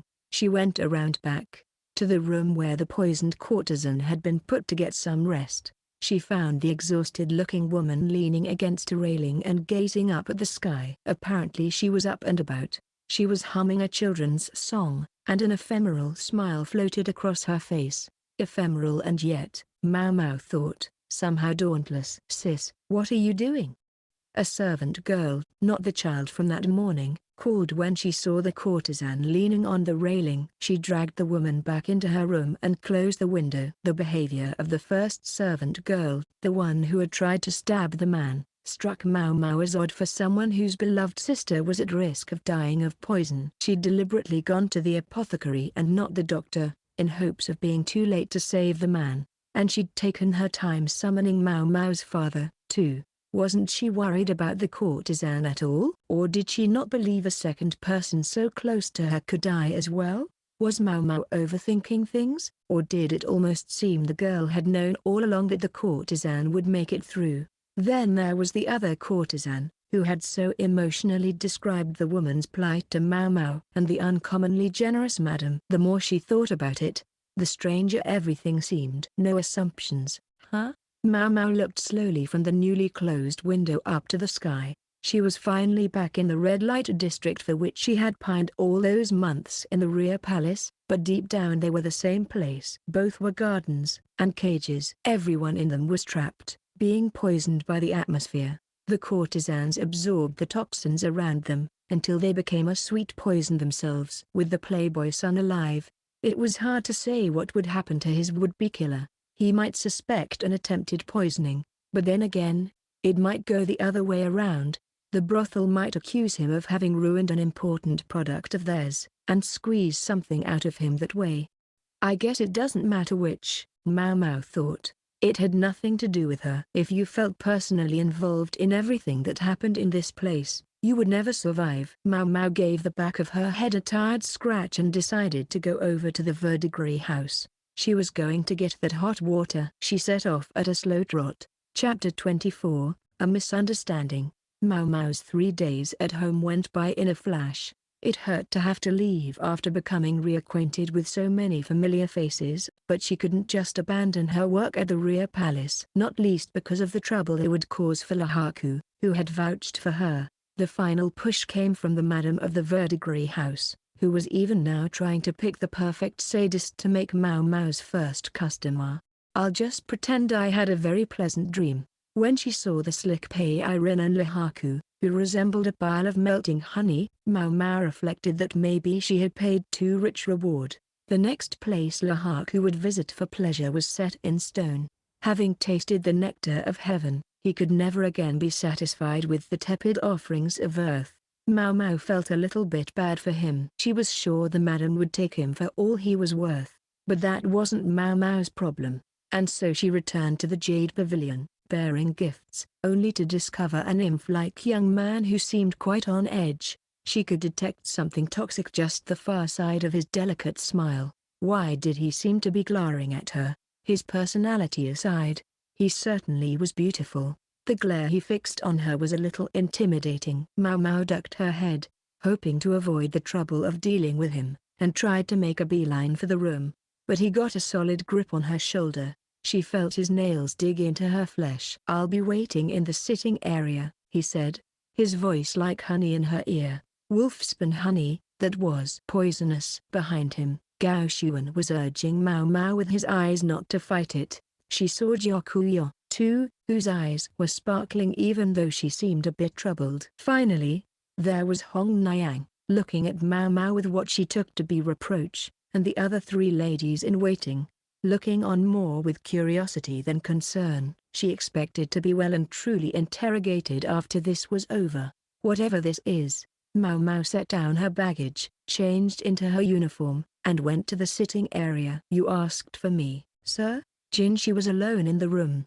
He was dressed in a simple official's uniform, but he wore it well. He was seated in a chair with his legs crossed, resting his elbows on the table in front of him. And to Maomao's eyes, he appeared to be in a worse mood than usual. Maybe it was just her imagination. She hoped it was just her imagination. Yes, that's what she would go with, it was her imagination. Jinshi's customary sedative, Gaoshuan, was nowhere to be seen. Neither was consort Jiakuyo, and that made the situation unbearable for Maomao. "I see you had a little visit home," Jinshi began. "Yes, sir. And how was it?" "Everyone seemed in good health and good spirits." "That's what matters." "Oh, indeed?" "Yes, sir." Jinshi said nothing further. So neither did Maomao. It was clear they weren't going to have much of a conversation at this rate. Finally Jinshi prodded, "This Lihaku, what kind of a man is he?" "Sir, he vouched for me to leave the palace." "How does Jinshi know his name?" Maomao wondered. Lihaku would yet become a regular customer, a major source of revenue, a very important person indeed. "Do you know what it means? Do you understand?" Jinshi said, the irritation plain in his voice. There was none of his usual sweetness. Of course, one must be a high official of impeccable background in order to vouch for another. Jinshi looked absolutely taxed by this response, as if enervated by the statement of the obvious. "Did he give you a hair stick?" "Me and quite a few others. He was passing them out to every girl in sight." Apparently he felt obliged to do so. For all his intimidating look, Lihaku could actually be quite generous. The design of his accessory was clean and simple, but the workmanship was solid, and it was overall a quite lovely piece. If Maomao ever lacked money, she could probably sell it for a decent price. "You're telling me I lost out to that? That I was bested by a bauble some hack felt obliged to give you?" "Wow, I've never heard him talk like that," Maomao thought, puzzled by Jinshi's unfamiliar tone. Clearly, something was wrong. "I gave you a hair stick, too, as I recall," Jinshi went on, "but I didn't see hide or damned hair of you when you needed someone to vouch for you." He looked positively sullen. His alluring smile had been replaced by the pout of a petulant boy, and suddenly he looked hardly older than Maomao, perhaps younger, even. Maomao marveled that a single change of facial expression could alter how a person looked so drastically. This much he understood. Jinshi was displeased that she had leaned on Lihaku for help rather than coming to him. Maomao couldn't say it made sense to her. Why should he want one more thing on his to-do list? Wouldn't his life be easier without?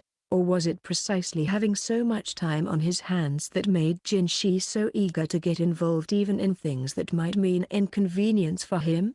"My sincere apologies," Maomao said. "I couldn't think of compensation that would be worthy of you." Master Jinshi. "Would have been rude to give a eunuch an invitation to a brothel, right? Maybe if it had been one of those innocuous places where the ladies only served tea and played music for the entertainment of the guests." But Maomao knew full well that wasn't all that happened at the Verdigris house. She balked at the idea of inviting a man who was no longer a man to come there. What was more, she had to consider who Jinshi was. Maomao could all too easily imagine the average courtesan falling completely under his spell. She was sure she would have caught hell from the madam for introducing him to her ladies. "Compensation? What's that supposed to mean? Did you pay this Lihaku?" He looked deeply disturbed. A touch of insecurity was now added to his overall ill humor. "Yes, I offered him the pleasure of a night's dream, and I don't think he'll be back to reality for a while," she added privately. A man like Lihaku might be a lion with his troops, but he was probably a kitten in the hands of Pei-Rin, and folks' belief held that a cat well cared for might bring its master luck. Or money. Maomao looked at Jinshi and realized the blood had drained from his face. His hand, clutching a teacup, was shaking. "Maybe he's feeling cold." Maomao turned to heap a few more pieces of charcoal on the brazier and fanned the flames gently. "He seemed entirely pleased," she reported. "It makes me feel all the hard work I did for him was worth it. And now I'll have to work hard to find more new customers." Maomao clenched her fist to demonstrate her private determination. From behind her, she heard the sound of a teacup shattering. "Whatever are you doing?" she asked. Bits of ceramic were scattered on the floor. Jinshi was standing there, his face absolutely pale. Tea stained his neat uniform. "Oh, I'll grab something to wipe up with," Maomao said, but when she opened the door, she discovered Consort Gyakuyo, clutching her stomach with laughter. Gao Xuan was there, too, seeming exhausted. Finally there was Hong Niang, who looked at Maomao with an expression of pure exasperation. She didn't need to say anything more. Maomao looked at them, baffled. Without a word, Hong Niang walked over to her and smacked her on the back of the head. The chief lady-in-waiting was quick on the draw. Maomao rubbed her head, still not understanding quite what was going on, but she headed for the kitchen to get a rag just the same. "And how long can we expect you to sulk?" Gao Xuan asked, thinking what a great deal of trouble this was going to be. Even after they got back to his office, Jinshi refused to do anything but lie slumped across his desk. Gao Xuan heaved a sigh. "Must I remind you that you are supposed to be at work?" The desk, so recently and with such effort cleared off, was already piled with new papers to attend to. "I know that. I hate work." This person, Jinshi, would never have actually given voice to such a childish response. He wouldn't become too attached to his toys. After Jinshi's conversation with Maomao, Gao Xuan had painstakingly extracted a clarification from Consort Gyakuyo. The payment for Maomao's guarantor had consisted of a meeting with a star courtesan, she said. It had never occurred to Gao Xuan that a girl like Maomao might have such connections. So what, exactly, had his master been imagining? "Ah, the terrors of youth," the withered 30-something mused. Jinshi had calmed down considerably since then, but his bad mood remained. He had powered through his work and rushed off to find Maomao, only to discover she'd gone back to her home with a man he didn't know. It must have hit him like a bolt from the blue. That was too bad, Gao Xuan thought, but he couldn't spend all his time soothing the tantrums of an overgrown child. At length, Jinshi started putting his chop to the accumulated papers. If, at a glance, he judged a paper was one he couldn't approve, he set it to one side on his desk. No sooner had he gone through the pile than an under-official arrived with a new armload. Jinshi could stand to ponder some of the papers just a little longer, Gao Xuan thought, watching his master work. Many of them were proposals from officials whose ideas would benefit no one but themselves. Gao Xuan lamented that the young master's workload should increase for such a sordid reason. Before he knew it, the sun was going down, and Gao Xuan lit the lamp. "Pardon me, sirs." Gao Xuan saw a subordinate coming and moved to intercept him. "We're done working for the day," he said. "Perhaps you'd be so kind as to come by tomorrow." "Oh, it's not a business matter, sir," the man said with a hurried wave of his hand. "In fact," and then, furrowing his brow, the messenger related a most urgent situation. Chapter 25, Wine? "What terrible news?" Consort Gyakuyo said, her face darkening. Standing before her, Jinshi's heavenly countenance was likewise troubled. "I guess some bigwig is dead." Maomao was there, too, but she was simply present, feeling none of the emotion of the moment. It might have seemed cold, but she wasn't sentimental enough to muster any sympathy for someone whose name she had never heard and whose face she had never seen. The deceased had been more than 50 years of age, anyway, and the cause of death was drinking too much. You reap what you sow, that was all there was to it. Or it should have been. Even after completing her food-tasting duties, Maomao couldn't leave the room. Jinshi had apparently sent Hong Niang on some kind of errand, and as a consequence Maomao had to stay instead. Even a eunuch couldn't be alone with a royal consort. A lady-in-waiting had to be present. The salient point was that Jinshi had charged Hong Niang, and not her minion Maomao, with the task. And that means he's plotting something, Maomao thought. And she was right. "Do you think the cause of death was truly too much wine?" Jinshi inquired, and his lovely gaze was focused not on the consort, but just over her shoulder, in other words, on Maomao.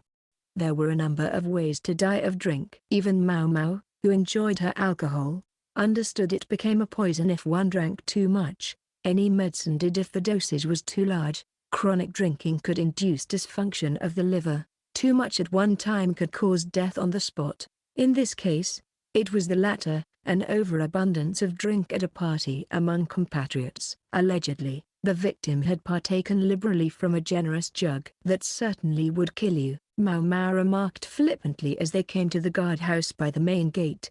It was the same place she had met Lihaku. Still a simple room with only the barest furnishings, but today tea and snacks were provided and a brazier was lit to ward off the cold. "But it was half as much as usual," Jinshi said. "Half as much wine as usual." Presumably, Gao Xuan took something from a serving girl who appeared from outside the rear palace. The girl said nothing, only bowed her head and withdrew. "Frankly, I can't bring myself to believe he died of drink," Jinshi said. "Not Kan." Kan was the name of the dead man. He had been a splendid warrior who drank wine by the jugful, and from what Jinshi and Rijiokuyo said, he wasn't a half-bad person, either. Gao Xuan placed the object he'd received from the serving girl on the table. It was a gourd flask. Gao Xuan poured from it into a small drinking cup. "What's this?" Maomao asked. "The same wine that was served at the party," Jinshi informed her. "We took it from one of the other jugs that was present. The one Kan was drinking from had been overturned and all the contents spilled out. So we'll never know if that jug had poison in it. After all, poison would be the next obvious culprit, if it wasn't the wine proper that had killed him." "Quite right." Jinshi obviously knew how unrealistic his hopes were, bringing Maomao this alcohol to examine. The fact that he did so anyway, that he clearly wanted closure on this matter, made her curious. Did he owe the dead man a favor? He just needs to turn that stupid charm back on, Maomao thought. Lately Jinshi had looked so much more childish to her, she couldn't help it. Honestly, it was easier on her when he huffed and puffed and ordered her around. Now she brought the wine to her lips and lapped at it gently with her tongue. "Hello. What's this?" The wine tasted both sweet and sour at once. It was as if it had started out sweet, and then someone had added a pinch of salt. "It's like cooking wine. A most unusual flavor," she commented, looking intently at Jinshi. Yes, it was Kan's personal preference. He had quite the sweet tooth. He enjoyed a sweet wine and would only take sweet snacks with it. Jinshi almost seemed in a rapture as he described the deceased. Kan could be presented with the finest smoked meats, or luxurious rock salt, but he wouldn't touch them, according to Jinshi. Way back when, he used to enjoy more savory foods, but then, one day, out of the blue, he completely reversed himself. So much so that almost all his meals became exclusively sweet. The hint of a smile, genuinely spontaneous, it seemed, drifted across Jinshi's face. "Sounds like he was flirting with diabetes," Maomao said, unsparingly presenting her opinion. "Don't sully my memories with bleak reality, if you please," Jinshi said ruefully. "So a man who likes savory foods suddenly prefers sweet ones instead," Maomao thought as she drained her cup and poured more alcohol from the gourd. She drank it down and repeated the process. Jinshi and Gao Xuan were watching her closely, but she ignored them. When the gourd was about half empty, she finally spoke. "The snacks served with the alcohol at this party, was there salt involved?" "Yes." "Rock salt, mooncakes, and cured meat were served. Shall we prepare some of the same for you?" "No, thank you. I'll be done drinking this stuff by the time it's ready." If they were going to offer me snacks, I wish they'd done it sooner. A good, salty meat would have complemented the wine perfectly. "That's not exactly what I was thinking," Jinshi said, annoyed. Maomao poured herself more wine. She paid no heed to Jinshi's transparent disbelief that she was going to resume drinking. The chance for a tipple was such a rare one, outside the occasional mouthful she tasted for poison, and she was going to take advantage of it. Maomao drank the gourd dry, to the last drop. She was tempted to let out a big, boozy whoop of satisfaction, but considering the presence of nobility, decided to refrain. "Do you have the actual jug Master Kan was drinking from?" "Yes, although it's in pieces." "That's fine. Let me see it." "Oh, also, there's something I'd like you to check into for me," Maomao informed them. The next day, Jinshi summoned Maomao once again. They came to the same room as before. Jinshi's customary place of business seemed to be the office of the matron of the serving women, but her quarters had been quite busy recently with women coming and going. The offices of the other two service divisions were much the same. Maybe it had something to do with the approaching end of the year. I knew it, Maomao thought as she reviewed the paper summarizing the results of the investigation she'd requested. She looked at the shard of pottery that had likewise been brought to her, where it sat on the wrapping cloth that had been used to transport it. There were whitish grains stuck to it. She picked up the shard and licked it. "Are you sure it's safe to be doing that?" Jinshi reached out as if he might stop her, but Maomao shook her head. "It's not poisonous. There's not enough of it for that." Her words sounded portentous, but clearly puzzled Jinshi and Gao Xuan. Maomao went over to the brazier with the paper wrapper that had held the report and started it burning. Then she held the shard of the jug near the flame. The color at the fire changed. "Salt?" Jinshi asked, peering at the flames. He had evidently learned his lesson from the last time she'd shown him this trick. "That's right." Apparently there was so much of it in this jug that even after the liquid evaporated, grains of it remained. There had been salt in the wine Maomao had tasted, as well. Not something added during the production process, but more like the sort of stuff that might be served as a snack.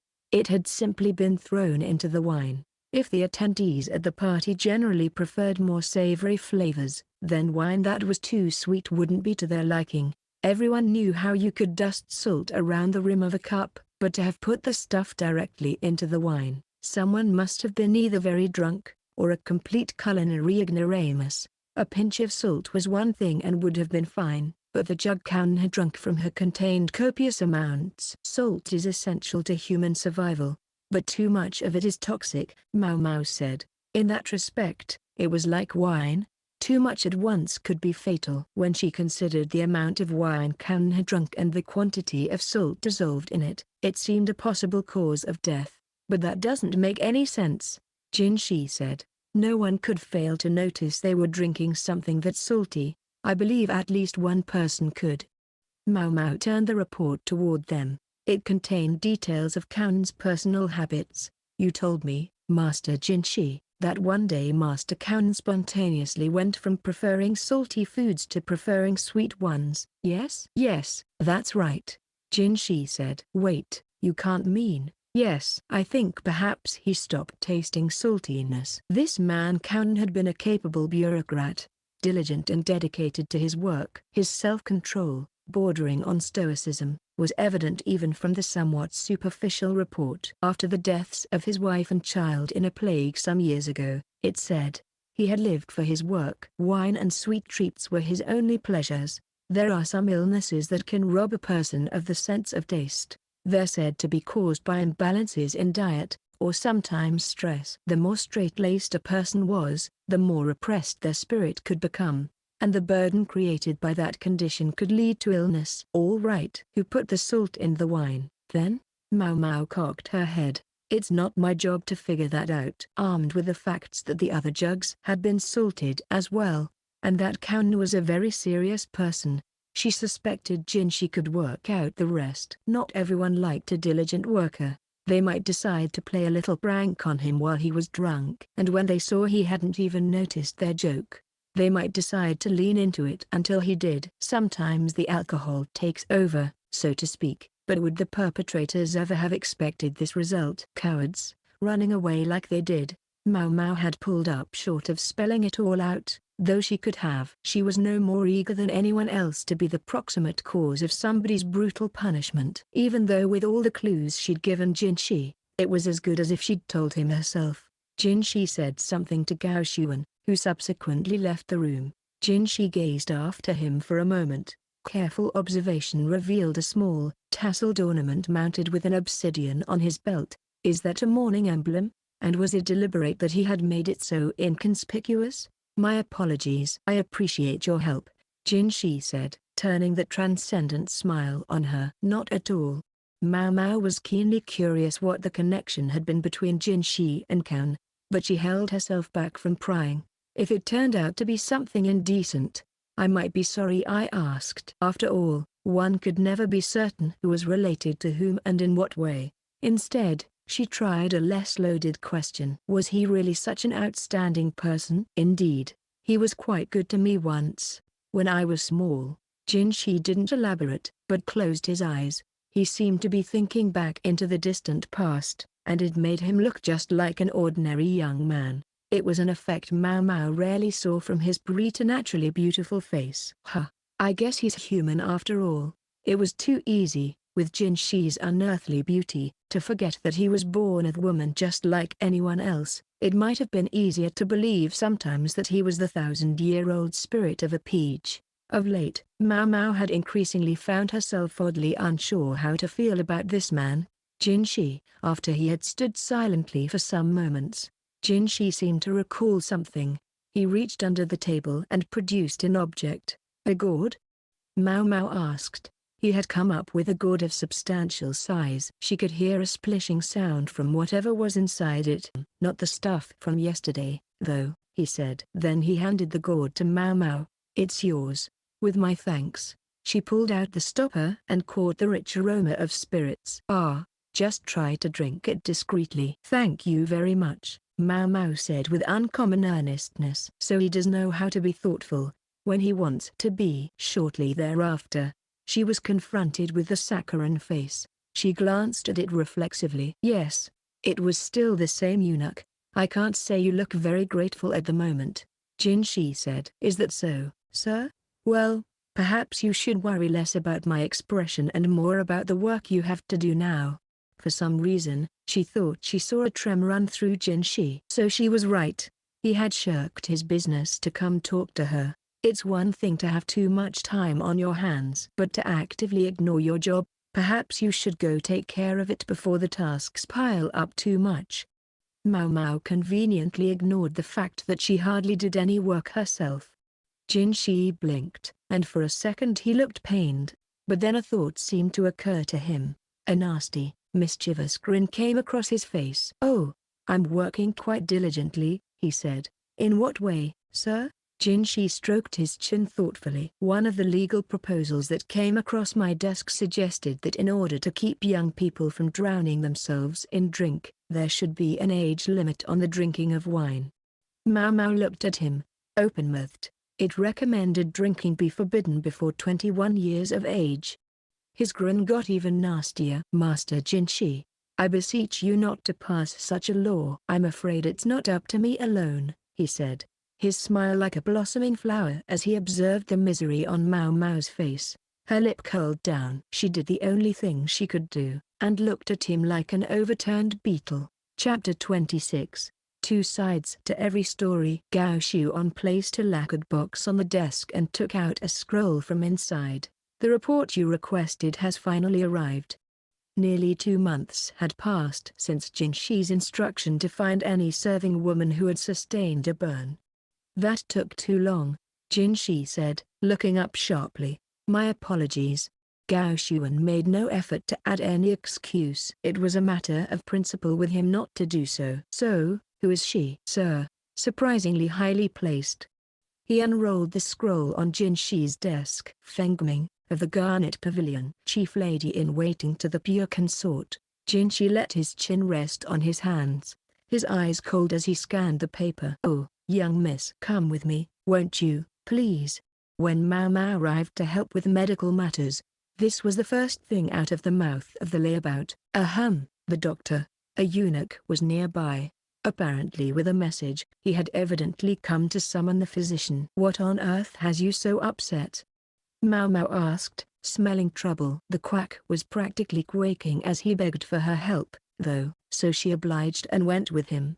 They soon found themselves at the guard post by the north gate. Several eunuchs were standing and looking at something, surrounded by a gaggle of serving women. We're lucky it's winter, Maomao said, utterly calm in the face of what she found. A rush mat concealed a woman, her face bluish and pale. Her hair was stuck to her cheeks and face, her lips blue-black. Her spirit no longer resided in this world. The body was uncommonly neat for a drowning victim, but it still wasn't exactly pleasant to look at. It really was a good thing it was a cold time of year. Typically, it would fall to the physician to inspect the corpse, but at present he was cowering behind Maomao like a little girl, A quack, indeed. The dead woman had apparently been found that morning, floating in the outer moat. From her appearance, it was clear she was a servant of the rear palace. Hence why the quack doctor had been summoned. The business of the rear palace was to be taken care of by the inhabitants of the rear palace.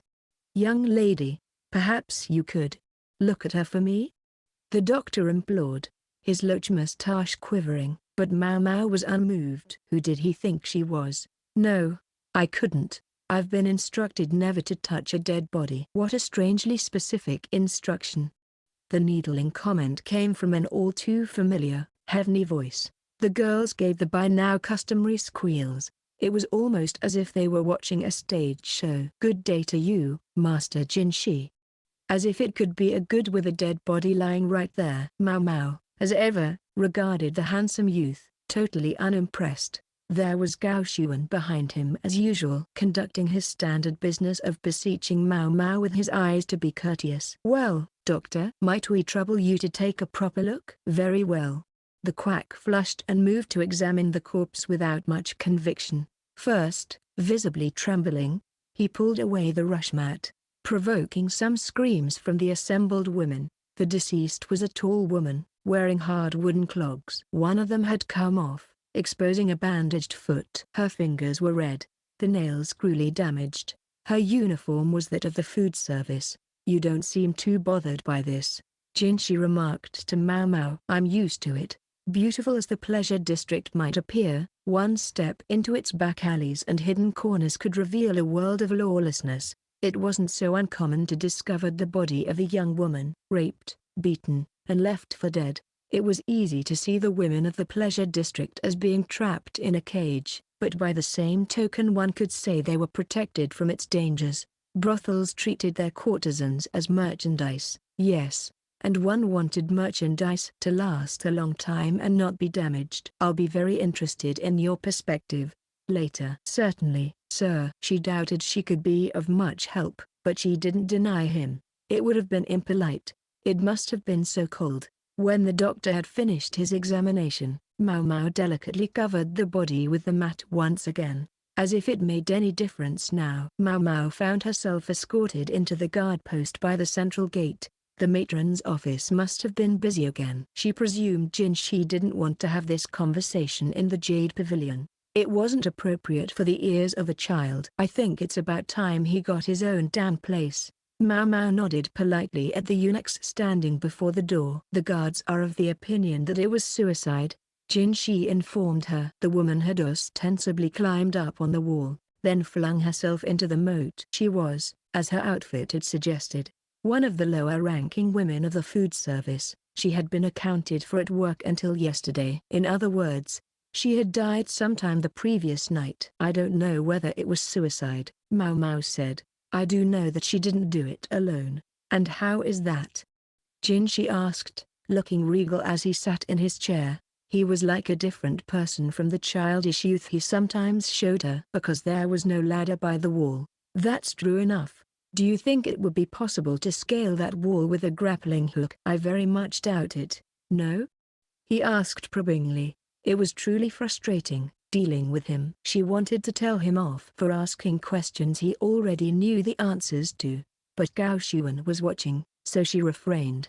"There is a way to reach the top without any tools, but I don't believe that woman could have managed it, is there?" "What way would that be?" After the commotion surrounding the ghost of Princess Fayu, Maomao had racked her brains trying to understand how the woman had gotten up on the outer wall. It wasn't a place one simply clambered up to. When Maomao got a question into her head, she gnawed at it until she had the answer.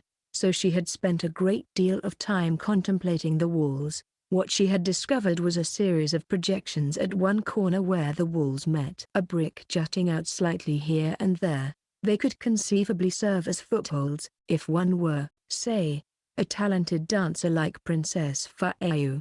Maomao speculated that the protruding bricks had been used by the builders when they were constructing the wall. It would be difficult for most women, especially one who'd had her feet bound. Sometimes a girl's feet were wrapped in bandages and shoved into tiny wooden shoes. The bones were crushed, her feet then bound with strips of cloth and constrained in wooden clogs. All this was done on account of a standard by which the smaller a foot was, the more beautiful. Not every woman was subject to the practice, but one sometimes saw it in the rear palace. You're suggesting it was homicide? I'm not suggesting anything, but I do believe she was alive when she fell into the moat. The red fingertips implied the woman had scratched desperately at the walls around the moat, down there in the cold water. Maomao didn't want to think about it. Couldn't you have a closer look? There was the honeyed smile. Impossible to refuse. Yet, unfortunately, refuse she must. She couldn't do what she couldn't do. A master apothecary instructed me never to touch a dead body. For what reason? Some simple-minded fear of impurity. Jinshi seemed to be implying that apothecaries interacted with the sick and injured all the time, and contact with corpses could hardly be unusual for them. Maomao's riposte was to state the reason plainly, because human beings can likewise become medicinal ingredients. No telling how far your curiosity goes, her father had said. If you must do it, well, leave it till last. He'd claimed that if she ever handled a dead body, she might well turn into a grave robber. It wasn't the nicest thing he'd ever said. Maomao privately felt that she had more sense than that, but she had nonetheless somehow managed to respect his stricture thus far. Jinshi and Gao Xuan, jaws slightly agape, looked at each other and nodded in understanding. Gao Xuan turned a pitying gaze on Maomao. She thought that was terribly rude, but forced her fist not to tremble. In any event, did she kill herself, or did someone else do it? Maomao had never once thought of ending her own life, and she had no interest in being murdered, either. If she were to die, it would mean she could no longer test medicines or experiment with poisons. So if she had to go, she wanted it to be while she was trying out some heretofore unexplored toxin. I wonder which one would be best. Jinshi was looking at her. What are you thinking? Sir, I was meditating on which poison would be best to die by. She was just being honest. But Jinshi frowned. Are you of a mind to die? Not in the slightest. Jinshi shook his head as if to say she wasn't making any sense. Well, she didn't have to make sense to him. No one knows the day or the hour of their death, she said. True enough. A hint of sorrow passed over Jinshi's face. Perhaps he was thinking of Kan. Master Jinshi. Yes, what? He looked at her skeptically. If, perchance, I must be put to death someday, may I humbly request that it be done by poison? Jinshi put his hand to his forehead and sighed. And why would you ask me that? If I should ever commit an offense that warrants such punishment, it would be you who handed down judgment, would it not? Jinshi studied her for a moment. He seemed in an ill temper, though she wasn't sure why. Indeed, he almost seemed to be glaring at her. Gao Xuan was looking increasingly anxious behind him.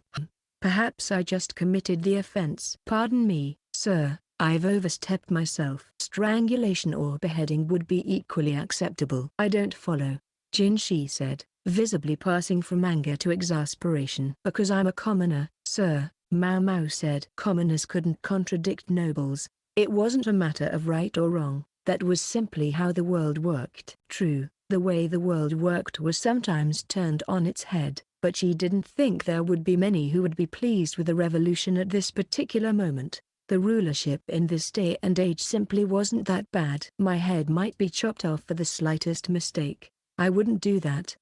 Jinshi watched her, unsettled. Maomao shook her head. It's not a question of whether you would, but whether you could. Jinshi had the right and authority to dispose of Maomao's life, but Maomao didn't have the same right. That was all there was to it. Jinshi's face was impassive. Was he upset? It was hard to tell. He might have been mulling something over. Maomao had no special need to know. It simply looked to her as if many different thoughts were running through his head. I guess what I said bothered him. Neither Jinshi nor Gao Xuan said anything further, and Maomao, with nothing more to do, bowed and left. A rumor reached her sometime later that the dead woman had been present at the scene of the attempted poisoning not long before. She said as much in a note that had been discovered. The case was closed. Ruled a suicide. Chapter 27, Honey, Part 1. Holding tea parties was legitimate business for the consorts. Gyakuya had them seemingly every day. Some were held at the Jade Pavilion, while other times she was called to the residence of another consort. Excellent chance to sound each other out and play politics, Maomao thought. She wasn't a big fan of the tea parties herself. The subjects of conversation were mostly limited to makeup and trends in fashion. Boring talk interspersed with probing questions, a veritable microcosm of the rear palace. They look pretty comfortable with all of it. Guess that's what makes them consorts. Gyakuya was talking to a middle-ranked consort who also came from the west. Their shared homeland seemed to be spurring real conversation between them. Maomao didn't know the details, but it seemed the main subject had to do with future relations with Gyakuya's family. Gyakuya was a cheerful and engaging talker, and many consorts would tell her little secrets before they knew what they were doing. One of Gyakuya's jobs was to write these things down. Consort Gyakuya's home was a parched land, but it also sat at a nexus of trade, and the ability to read both people and the shifting of the times was paramount. In addition to what she earned as a consort, she helped her family by communicating tidbits of information to them. She was up awful late last night, but she doesn't look tired at all. The emperor was visiting his beloved Gyakuya once every 3 days, or even more often. Ostensibly, it was to see his daughter, who was starting to grab onto things and pull herself up to standing, but needless to say, admiring the princess was not the only thing he did on his visits. Maomao was aware that the emperor no more neglected his daily than his nightly business, suggesting a man of tremendous energies. From the perspective of helping the country to prosper, it was a praiseworthy thing. At the conclusion of the tea party, Maomao received a bevy of tea candies from Yinghua. She was willing to eat some of them, but it was really too much for her to handle alone, so she made her customary visit to Xilan. Xilan's stories weren't always articulate, or even completely coherent, but she obligingly shared her latest crop of rumors with Maomao. Today she had talk about the serving woman who had killed herself, the attempted poisoning, and for some reason, something about the pure consort. They can talk about the emperor's 4 favored ladies all they want, but there's no getting around the fact that she's getting older. Consort Gyakuya was 19, Li Hua was 23, and Lishu just 14, but the pure consort Taro was fully 35, a year older than His Majesty. It might still be possible for her to bear a child, but under the system operating in the rear palace, she could soon expect to be moved aside in a process they sometimes called being slid from one pillow to another. In other words, Ardua could not hope to become a mother of the nation. Talk was already going around about her possible demotion and who might be elevated to the rank of high consort in her place. Such chatter was nothing new, but because Ardua had been the emperor's consort since before his accession, and because she had in fact borne him a son at one time, the talk had rarely gained much traction. Mother of a dead little prince, Maomao thought. It was the same fate Li Hua had to look forward to if she didn't become pregnant with another child for His Majesty. And she wasn't really alone. Consort Gyakuya couldn't assume she would hold pride of place in the imperial affections forever. For every beautiful blossom faded in time, the blossoms of the rear palace had to bear fruit, or they were worthless. As familiar as this logic was to Maomao by now, it never ceased to remind her that the palace was also a prison. She brushed a few stray crumbs of mooncake from her skirt and looked up at the overcast sky. Gyakuya's partner for today's tea party was somewhat unusual. It was Consort Lishu, another of the 4 favored ladies. It was uncommon for consorts of the same rank to hold parties for each other, still more so when it came to the highest-ranked women. The nervousness was clear on Lishu's childlike face. She was attended by 4 ladies-in-waiting, including the notorious food taster. Apparently the woman hadn't been punished as severely as Maomao had feared she might be. It was cold out, so the tea party was being held indoors. Some eunuchs were put to work setting up chaises longues for the ladies-in-waiting in the sitting room. The table had a mother of pearl inlay, and the curtain was changed for a new one with elaborate embroidery. To be perfectly blunt, they hardly put this much care into receiving the emperor himself, but it was the way of women to want to put their best foot forward for their peers. Makeup was likewise applied with gusto, and Maomao was summarily deprived of her freckles. The girls accented the corners of their eyes with red lines. It was a level of makeup men might have considered ostentatious. But that didn't matter. Here, the more gaudy of the two parties would be the victor. In their conversation, consort Gyakuya seemed to do all the talking, while Lishu nodded along meekly. Perhaps that was just what came of the difference in their ages. Behind Lishu, her attendants seemed less interested in their lady than in the accoutrements of the Jade Pavilion, glancing this way and that at the ornaments and furnishings. Only the food taster stood dutifully behind consort Lishu, across from Maomao, eyeing her erstwhile tormentor watchfully. "What's the story here?" First the women from the Crystal Pavilion, now this girl. Maomao wished people would stop treating her like some sort of monster. She wasn't a stray dog. And she wouldn't bite. Offhand, they looked like perfectly ordinary ladies in waiting, Maomao thought. She'd once told Gao Xuan that they bullied their consort. It might be a little awkward if the allegation turned out not to be true, but she would have been just as glad to be wrong. Compared with the proud ladies in waiting of the Jade Pavilion, Lishu's women seemed a bit slow to act, but they did their jobs. At least, such as they were, since Gyakuya was the hostess of today's tea party. They didn't have that much to do. Alan appeared with a ceramic jar and hot water. "Are you partial to sweet things? It's so cold today. I thought this might be comforting," Gyakuya said. "I like sweets," Lishu answered. It seemed to make her feel a little more at ease. Inside the jar was citrus rind that had been boiled in honey. It would warm the body and soothe the throat, and could even help prevent colds. Maomao had made it herself. Gyakuya seemed to like it, and had frequently served it at her tea parties lately. Despite her pronouncement that she liked sweets, consort Lishu suddenly looked distinctly uncomfortable. The food taster likewise seemed as if she wanted to object to what was being poured into her lady's drinking cup. "Can't take honey, either?" Maomao thought. None of the other ladies in waiting lolling about seemed prepared to say anything. They just looked at Lishu in annoyance. "Get over it," they seemed to be saying. They still thought it was just childish pickiness. Maomao gave a little sigh and whispered in consort Gyakuya's ear.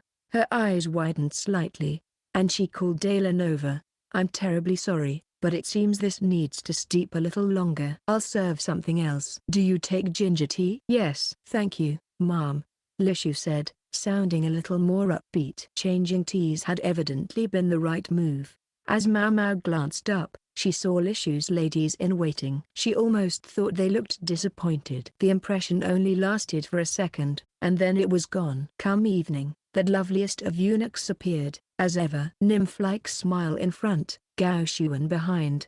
Maomao had the feeling lately that there were more furrows in Gao Xuan's brow than before. Perhaps he had new troubles to contend with. "I hear you had a tea party with consort Lishu," Jinshi said. "Yes, and it was lovely." Jinshi made regular rounds of the emperor's most prominent consorts, almost as if it was his business to keep things together in the rear palace. He seemed to sense something unusual in the day's get-together, and so felt compelled to involve himself. Maomao tried to make her exit before she got sucked into anything, but naturally, he stopped her. "Would you be so kind as to let go of me? I wasn't done talking." When the sublime young man turned his gaze on her, Maomao could only drop her own eyes to the ground. She was sure she was looking at him as if he were a dead fish, not a pretty fish, either, probably one of those bottom-feeding ones. "Ah, such friends you are," Gyakuya said, laughing merrily, a little too merrily, and Maomao found herself replying, "Lady Gyakuya, a bit of acupressure around the eyes may help prevent wrinkles." Oops. Can't be talking like that. She had to be careful not to be rude to anyone but Jinshi. Guess that's not such a great idea, either. She'd already upset him just the other day. Too many little missteps like that, and she might find herself out of the eunuch's good graces, and perhaps meeting a prompt end by strangulation directly after that.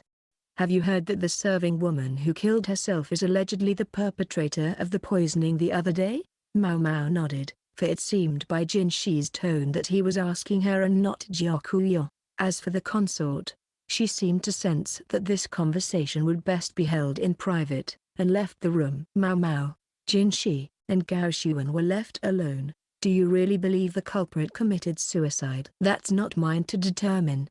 To turn a lie into fact was the prerogative of the powerful." She didn't know who had made the determination, but she suspected Jinshi was connected somehow. Would a mere serving woman have reason to poison the food of the virtuous consort? I'm afraid I wouldn't know. Jinshi smiled, a seductive look he could use expertly to manipulate people. Unfortunately for him, it didn't work on Maomao. She was sure he knew he didn't have to leer at her to get what he wanted. He simply needed to give her an order. She wouldn't refuse. Perhaps I could dispatch you to help in the Garnet Pavilion. Starting tomorrow? What purpose did the question mark serve? Maomao gave the only possible answer. As you wish. A house, they say, comes to reflect its master. Just so. Consort Gyakuya's Jade Pavilion was homey, while Li Hua's Crystal Pavilion was elegant and refined, and the Garnet Pavilion, where our duo lived, was eminently practical. Nowhere in the decor was there anything unnecessary. There was a conspicuous lack of interest in extraneous ornamentation, which itself achieved a kind of sublime refinement. It spoke directly to who the mistress of the house was. Every bit of waste had been stripped away from her body, which boasted neither flowery excess nor ample abundance nor charming loveliness. What was left, though, was a stark, neutral beauty. Is she really 35? If our duo had put on an official uniform, one could have mistaken her for some up-and-coming civil servant. Here in the rear palace, where there were nothing but women and eunuchs, she must have been the apple of many an eye. She was attractive in a way that was very similar to Jinshi, and then again, different. Maomao hadn't seen exactly what our duo had been wearing at the banquet, but now she had shed any skirt or wide sleeves in favor of what looked almost like riding clothes. Maomao was being shown around the residence along with two other serving women. Our duo's head lady-in-waiting, Fangming, was a plump, garrulous beauty who delivered fluent exposition as they trotted through the household. I'm sorry, having you brought here on such short notice, she said. The chief lady-in-waiting of one of the emperor's four favored ladies was likely to be a woman of no mean station herself, and Fangming's willingness to engage the lesser women was endearing. Wonder if she's the daughter of a merchant family or something, Maomao thought. She and the others had been summoned to help with the great spate of cleaning that marked the turn of every year. There weren't enough hands at the Garnet Pavilion to do it alone. And is she injured? Maomao wondered, glimpsing a bandage around Fangming's left arm. Maomao's left arm was likewise bandaged. She was tired of people looking at her with alarm every time they saw her scars. The women let the eunuchs handle the physical labor, while they passed the day airing out the furniture and scrolls to protect them from bugs. And there were so many of each in the Garnet Pavilion, many more than in Consort Gyakuya's residence. Such was the quantity our duo had accumulated over her residence in the rear palace, the longest of any of the consorts. Maomao didn't go back to the Jade Pavilion that evening, but slept alongside the other two serving women in a large room at the Garnet Pavilion. She was given an animal fur blanket to ward off the cold that was indeed very warm. I haven't been told what to do exactly. Maomao concentrated on cleaning. Just like Fangming said, the plump lady-in-waiting was generous with her praise, making it that much harder to slack off. Maomao started to suspect Fangming was in fact a dexterous user of people. Fangming seemed like the type of woman people had in mind when they talked about a good wife who did her chores with a glad heart. She had been with our duo for the consort's entire time in the rear palace, meaning she was well past the usual age of marriage, and even Maomao found herself thinking that was something of a shame. She knew that as head lady-in-waiting, Fangming could earn more than many unskilled men, but she wondered if it had really never occurred to her to find a husband. Wasn't that something most people thought about? Maomao knew the other three ladies in the Jade Pavilion talked about it often. They had no intention of leaving Consort Gyakuya's side for some time yet, but still they dreamed of a dashing princeling appearing for them.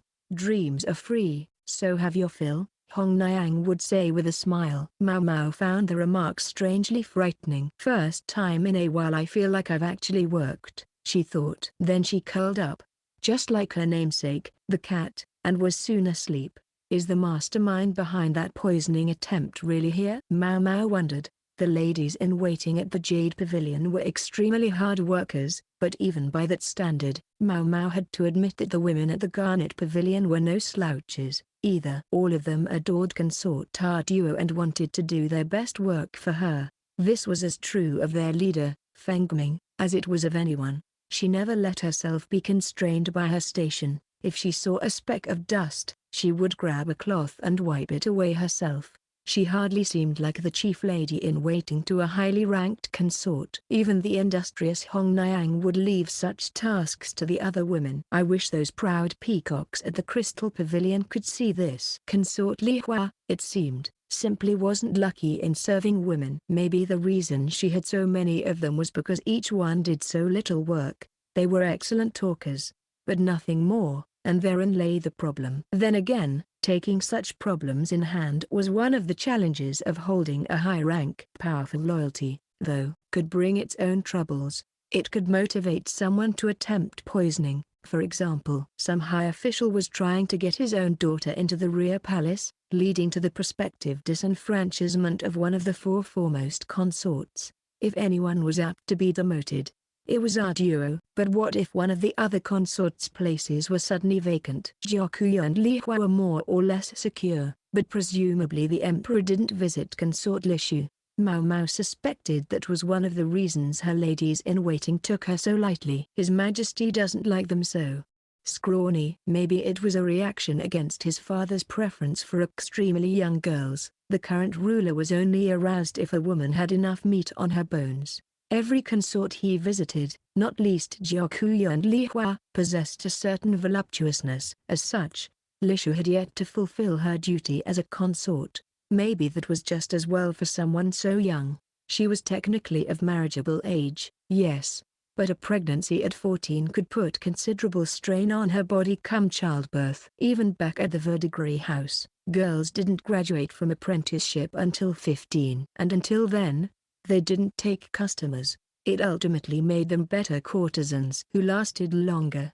Maomao preferred not to think too hard about the former emperor's predilections. If one did a little math involving the respective ages of the current emperor and his mother, one arrived at a most unsettling number. In any event, if someone wanted to get one of the four ladies out of the picture, consort Lishu would be a logical choice. Maomao let her thoughts wander as she organized a kitchen shelf, upon which was a line of small jars. A sweet aroma tickled her nose. What should we do with these?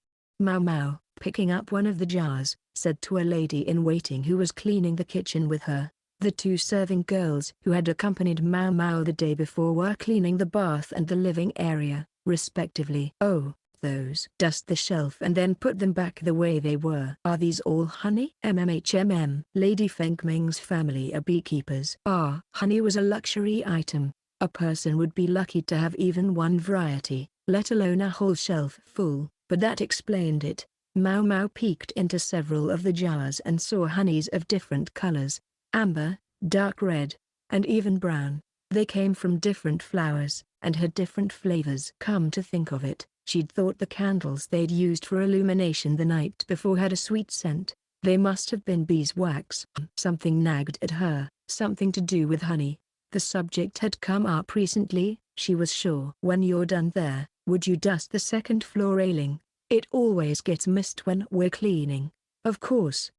Maomao put the honey back in its place and went up to the second floor with her rag. Honey, honey. As she carefully dusted each post of the railing, she turned the word over in her mind, trying to remember what it represented. Well, now, from the second floor, she could see outside clearly, including some figures among the shadows of the trees. They evidently thought they were hidden, but they were obviously observing the Garnet Pavilion. Is that consort Lishu? The young consort was there, with only one attendant, her food taster. None of this was making sense to Maomao. Her memory went back to the tea party, and Lishu's unaccountable aversion to honey. Honey, she just couldn't let the thought go.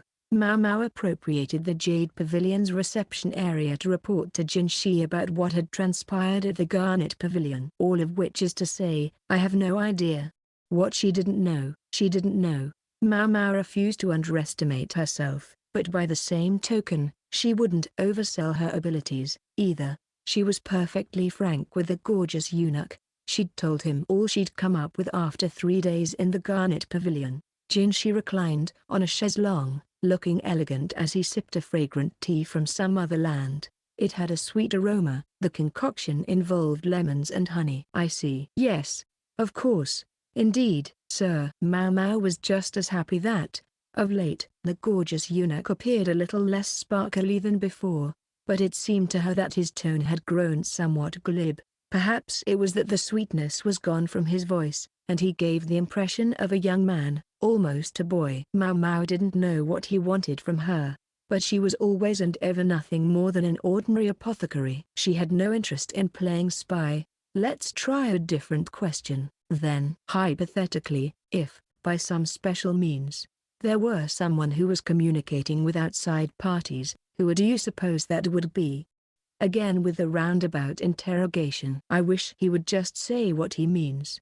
Maomao didn't like to speak without proof. She had always been taught not to work based on assumptions. Now she closed her eyes and let out a deep breath. If she couldn't calm herself a little, she might just look at the entrancing young man as if he were a flattened toad. Gao Xuan was, as ever, silently urging restraint with his eyes. This is purely a possibility, but if there were such a person, I think perhaps it would be Lady Fangming, the chief lady in waiting. You have any proof? She had a bandage wrapped around her left arm. I walked in while she was changing it once, and caught a glimpse of some burns. Maomao had previously dealt with an incident involving writing strips impregnated with various chemicals. She'd thought at the time that if the chemicals meant anything at all, they might represent some kind of code, but she had kept that to herself. Based on the fact that the outfit holding the writing strips had been scorched, it was a short leap to imagining the person who had once worn the outfit had a burn on their arm. She was confident Jinshi had investigated the possibility. It was probably what had led him to try to make Maomao his eyes and ears. Maomao thought, quite honestly, that the serene chief lady in waiting hadn't looked like the type to try such a thing, but she had to admit this was only her subjective opinion, and one had to look objectively at things, or one would never arrive at the truth. Passing marks for you. Jinshi suddenly let his eyes fall on a small jar on the table. Then he glanced at Maomao, and that nectared smile appeared. She was sure she could see something sinister just behind it. Maomao felt all her hair stand on end. She did not like where this appeared to be going, not one bit. Jinshi picked up the jar and came toward her. Such a smart girl deserves a reward. I couldn't. You could, and you should. I'm quite happy without a reward. Give it to someone else. Maomao fixed Jinshi with her most withering look in an attempt to dissuade him, but he didn't so much as flinch. Was this a little punishment for hurting his feelings the other day? Unfortunately for them both, Maomao still had no idea why Jinshi had been so upset. The eunuch came closer. Maomao backed away a half step and found herself up against the wall. She looked to Gao Xuan for help, but the reticent aide was sitting by the window, idly watching birds flying through the sky. The obviously artificial nature of the pose made him look most disagreeable. I'll have to sneak him a laxative later. Jinshi, still wearing a smile that would have melted anyone else, stuck his fingers into the jar. They emerged dripping with honey. This little prank, Maomao felt, was going too far. Don't you like sweet things? I prefer spicy flavors, but you can stomach them, can't you? Jinshi showed no sign of relenting. His fingers crept toward Maomao's mouth. This must be how he always comported himself, she thought. But beauty didn't give you license to do whatever you wanted. The eunuch was studying Maomao's piercing glare with a look of rapture. That's right. I forgot he's one of those types. She tried giving him a crushing look, as if he were a small, brown rat, but it was having the opposite of the effect she wanted. Should she take this as an order and simply let him stuff the honey in her mouth? Or should she try to salvage what remained of her pride by finding some way to escape? I could live with it if it were at least wolfsbane honey, she thought. Honey from a poisonous flower would at least have the virtue of being, well, poisonous. Suddenly, something came together in Maomao's mind. She wanted to take a moment, tease out the threads of the thought, but with the pervert about to stick his hand into her mouth, she couldn't think anything at all. Just as the fingers were about to touch her lips, she heard a voice. What are you doing to my attendant? It was Consort Jiakuyo, standing there and looking very displeased. With her was Hong Niang. her head in her hands. Chapter 28, Honey, Part 2. I grant Master Jinshi's joke went a little too far, but it really was just a bit of mischief. Perhaps you might find it in your heart to forgive him? Gao Xuan was showing Maomao to the Diamond Pavilion, where Consort Lisha lived. His master had already been roundly excoriated at the Jade Pavilion for the incident in question. Very well. If you'll lick it off in the future, Master Gao Xuan, I don't foresee any problems. I'll lick it. Gao Xuan looked conflicted. His proclivities seemed to be, if you will, quite modest, and he had no inclination to lick anything off the hands of another man, not even Jinshi. If you take my point, then that's enough. Maomao, lips pursed, proceeded ahead at a brisk trot. The man was an unrepentant pervert. Such a pretty face for such a repugnant personality. Maomao was sure he'd entrapped countless others with just the same trick. Shameless, that was the only word for it. If he hadn't been so damned important, she would have seriously considered kicking him between the legs. She was somewhat mollified by the thought that you couldn't kick what wasn't there. At length they arrived at the Diamond Pavilion, a brand new building planted with auspicious Nanshan bamboo. Consort Lishu greeted them wearing a cherry pink outfit, her hair held back by a hair stick decorated with flower ornaments. Maomao thought the girlish ensemble suited her better than the elaborate get-up from the garden party. Once Consort Jiakuya had gotten involved, Maomao had requested an audience with Consort Lishu, in hopes of getting closure about something that had been nagging at her. Lishu didn't bother to hide her disappointment when she saw Jinshi wasn't with them. It was somewhat hard to blame her. He at least had that pretty face, after all. May I inquire what it is you wished to ask of me? Lishu reclined on a chaise-longue, hiding her mouth behind a folding fan made of peafowl feathers. She lacked the authority and presence of the other consorts. In fact, she almost seemed nervous. She was still so young. Yes, she was beautiful. They didn't call her the lovely princess for nothing, but she had yet to come into her womanliness. Indeed, she was even flatter than Maomao, who was as scrawny as a chicken. Two ladies in waiting stood apathetically behind the consort. Lishu at first regarded the unfamiliar freckled woman with annoyance. But then she looked closer and appeared to realize Maomao was one of the ladies in waiting who had been at the garden party. Her eyes widened and her disposition seemed to improve somewhat. Do you dislike honey, Mom? It would have been just as well for Maomao to start with some pleasantries or idle chatter, but it would have been tiresome, so she dispensed with them. Lishu's eyes widened further. How did you know? It was clear on your face.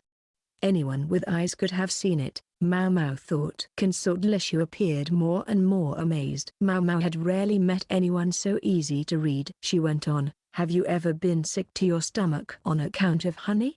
Consort Lishu appeared yet more astounded. Maomao took that as a yes. It's not uncommon for a person who has experienced food poisoning to become averse to the food that did it to them. This time, Lishu shook her head. That's not it. I don't remember it. I was only a baby at the time. As an infant, Lishu had nearly died because of some honey. She found it hard to eat now because for her entire life, her nursemaids and ladies in waiting had told her to avoid it. Listen, you little tart, a woman said nastily. How dare you march in here and start interrogating Lady Lishu? You're one to talk, Maomao thought. The woman had been at the tea party. She was one of those who hadn't made the slightest attempt to aid her honey-hating mistress. Don't act like you're her friend now. The ladies in waiting seemed to have a simple con going.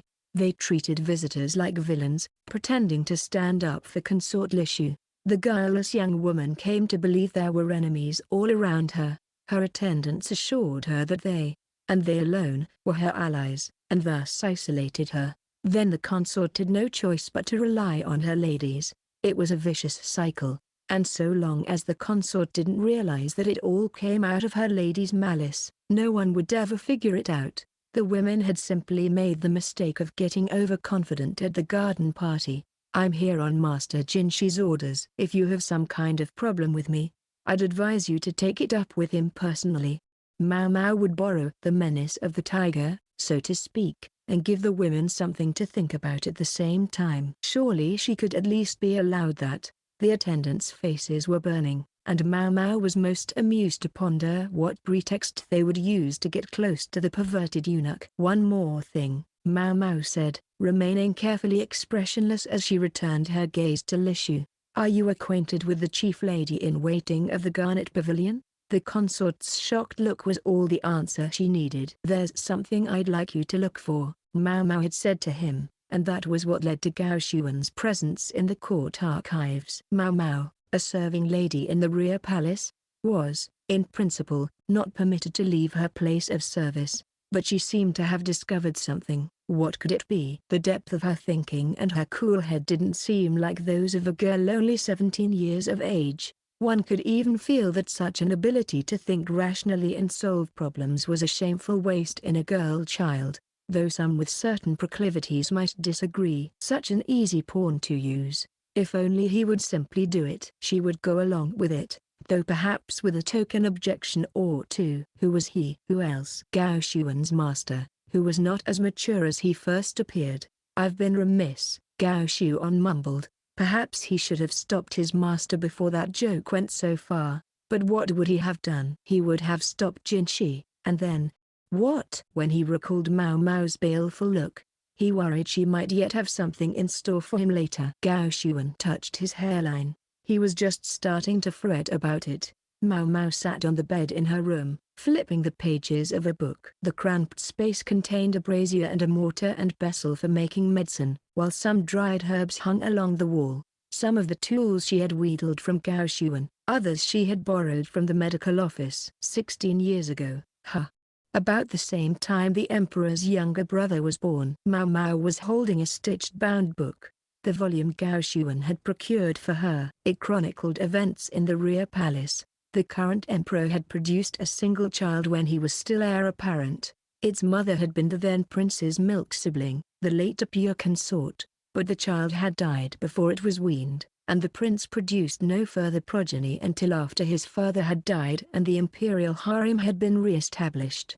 He only had the one consort during his entire princedom. She found it strange. Knowing that horny old man, she would have expected him to take a whole crowd of concubines. She almost couldn't believe he had been faithful to one woman for more than 10 years. It only went to show that you couldn't rely on rumors and hearsay. Best to check the records for yourself. 16 years ago, a child dead in infancy. And, the court doctor, Liu Omen, banished. Maomao knew that name. The feeling that washed over her wasn't surprise so much as a sense that some pieces had fallen into place. On some level, she'd suspected something like this must be the case. Maomao made frequent use of the various herbs that grew around the rear palace. They weren't there naturally. Someone, she always assumed, had planted them. She knew one person who cultivated a panoply of herbs around his house. "I wonder what my old man is up to." She thought of her father, who limped as he walked like an old woman. A practitioner as skilled and knowledgeable as he was wasted languishing in a pleasure district. Indeed, Maomao's mentor in medicaments was a former palace eunuch, missing the bone in one of his knees. Chapter 29, Honey, Part 3. A letter from Consort Jiakuyo. "Yes, I was told to deliver it personally. I'm afraid Lady Arduo is attending tea right now." Fangming, Arduo's pudgy chief lady-in-waiting, regarded Maomao apologetically. Maomao opened the small wooden box she was carrying. Normally it might have contained a slip of paper, but this one held a small jar with a single red trumpet of a flower within. A familiar, sweet aroma drifted from it. Maomao saw Fangming wince. She must have recognized the blossom. "So I was right?" Maomao slid the jar aside, revealing a scrap of paper on which was written a list of specific words she suspected Fangming knew perfectly well. "I would like to speak with you if I may, Lady Fangming," Maomao said. "Very well," Fangming replied. "I like the sharp ones," Maomao thought. "Makes things so much quicker." Fangming, her face taut, ushered Maomao into the Garnet Pavilion. Fangming's personal chambers were laid out on much the same plan as Hong Niang's, but everything she owned was crammed into one corner. It seemed she was all packed. "Yep, that tallies." Maomao and Fangming sat facing each other across a round table. Fangming served warming ginger tea, and a caddy on the table contained hard buns of bread. Fruit honeys were slathered all over them. Now, whatever is the matter? Fangming asked. We're quite finished cleaning, if that's what you're here for. Her voice was gentle, but it had a searching quality. She knew why Maomao had come, but she wasn't going to be the one to start the conversation. When will you be moving, if I may ask? Maomao said, indicating the belongings in the corner. You're very perceptive. Fangming's voice immediately turned cold. The spring cleaning had been only a pretext. In order that a new consort might be in place by the time people made their formal New Year's greetings, our duo was going to have to leave the Garnet Pavilion. Consorts who would not or could not bear children had no place in the rear palace, not even if they had been the emperor's companion for many years. All the more so if they lacked any powerful backer at court to secure status, as our duo did. To this point, the fact that our duo was the monarch's milk sibling, a bond closer than that with one's own biological parents, had protected her. Perhaps if at least the prince she'd borne had lived, she might have been able to hold her head up. I have a guess about her. Consort Taro had the handsome beauty of a young man. There was hardly a hint of womanliness about her. If a woman could become a eunuch, she might look something like our duo. Maomao hated to say anything based on an assumption, but when it was an obvious fact, sometimes that was all you could do. Consort Taro is no longer able to bear children, is she? Fangming said nothing, but her silence was as good as confirmation. Her face grew harder and harder. Something happened during the delivery, didn't it? Maomao prodded. That has nothing to do with you. The middle-aged lady in waiting narrowed her eyes. They held no hint of the tender, considerate woman Maomao had met before, but burned with a deep hostility. In fact, it does. For the attending physician at the birth was my adoptive father.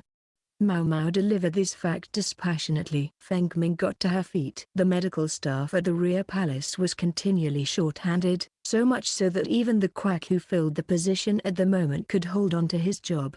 The reason was simple. A man who possessed that unique skill, well-developed medical knowledge, had no need to become a eunuch. It had probably been easy enough to foist the job on her socially inept old man. Consort Taro's misfortune was that the birth of her child coincided with that of the imperial younger brother. Weigh the two in the scales of this court, and your lady's delivery was clearly deemed the less important. The baby survived the difficult delivery, but our duo lost her womb. Then the child died young. Some speculated that our duo's infant had been lost to the same toxic makeup that had killed consort Li Hua's prince, but Maomao thought differently. The mother of a young prince, like our duo, would never have been allowed the deadly face powder on her father's watch. Do you feel at all responsible for what happened, Lady Fangming? When consort Taro was indisposed after the birth, I believe it was you who cared for the infant in her place. Well, Fangming said slowly. You've got it all figured out, haven't you? Even though you're the daughter of the worthless quack who couldn't help Lady Arduo. Yes. Even so. Blame in medicine couldn't be dismissed with a helpless shrug. Something else her father had said. He would have readily accepted abuse like quack. You know that quack prevented your mistress from using face powder with white lead in it, and you were too smart to have given the child something so deadly. Maomao opened the small jar in the letter case. Honey glistened inside. Maomao put the red flower from the jar into her mouth. It carried the sweetness of the honey. She plucked off the blossom, playing with it in her fingers. There are many varieties of poisonous plants, wolfspan and azalea, for example, and the toxins carry over to honey made from them, as well. I'm aware of that. I should think so. A family of beekeepers could certainly be expected to understand such things, and if a toxin would cause serious poisoning in an adult, think what it would do to a child. But you didn't realize that honey could contain poison that only affected children. It wasn't an assumption, it was fact. It was rare, but some such toxins existed, agents that were only poisonous to children, with their lower levels of resistance. You tasted it and were fine, so you assumed he would be, too. Yet the stuff you gave to the boy to help him grow was doing exactly the opposite, and you never knew it. And then, our duo's child had perished. Cause of death unknown. Liu Omen, Maomao's father and the chief physician at the time, was blamed for this tremendous failure. In addition to the trouble during the birth, for these he was banished, and he was further punished with mutilation. They removed the bones of one knee. The last thing you wanted was for your mistress to find out, for consort Arduo to know. To discover that Fangming was the reason the one child her mistress would ever have was dead. So you tried to get consort Lishu out of the picture. During the reign of the prior emperor, Lishu had apparently been quite close to Arduo, and Arduo, it was said, had seemingly taken a great liking to her. Was it possible Arduo had been staying close to the young bride in hopes that the emperor would not consummate their relationship? A child separated from her parents, and a grown woman who could never give birth. A sort of symbiosis emerged between them. But one day, abruptly, consort Arduo ceased admitting Lishu. The young consort came repeatedly to visit her, but each time, Fangming chased her away. Then the former emperor died, and consort Lishu took vows. Consort Lishu told you, didn't she, that the honey could be poisonous? And if Lishu had continued her frequent visits, she might have eventually let the fact slip to Arduo. Arduo was clever enough that it might be all she needed to put the pieces together. That, Fangming was desperate to avoid. After the emperor's death, however, with Lishu safely in a nunnery, Fangming had thought she would never see the girl again, until she reappeared at the rear palace, still a high consort, and now a threat to Arduo. Yet the girl almost seemed to make a show of coming to visit Arduo, like a child eager for her mother. So sheltered, Lishu was. So blind to the world around her. So Fangming decided to get rid of her. Across from Maomao there was no trace of the calm, caring chief lady in waiting. Fangming's gaze was as cold as ice. What do you want? Nothing, Maomao said, although she felt a tingling on the back of her neck. The knife they had used to cut the buns earlier was on the shelf behind her. It was only a simple cleaver, but it was more than enough to threaten the petite Maomao. It was easily within Fangming's reach. Anything at all, Fangming ventured, almost sweetly. You know perfectly well, my lady, that such an offer is meaningless. Fangming's lips curved vacantly at that. It didn't even rise to the level of a polite smile, but there was something deep within the expression. What? Say, do you know what matters most to the person who matters most to you?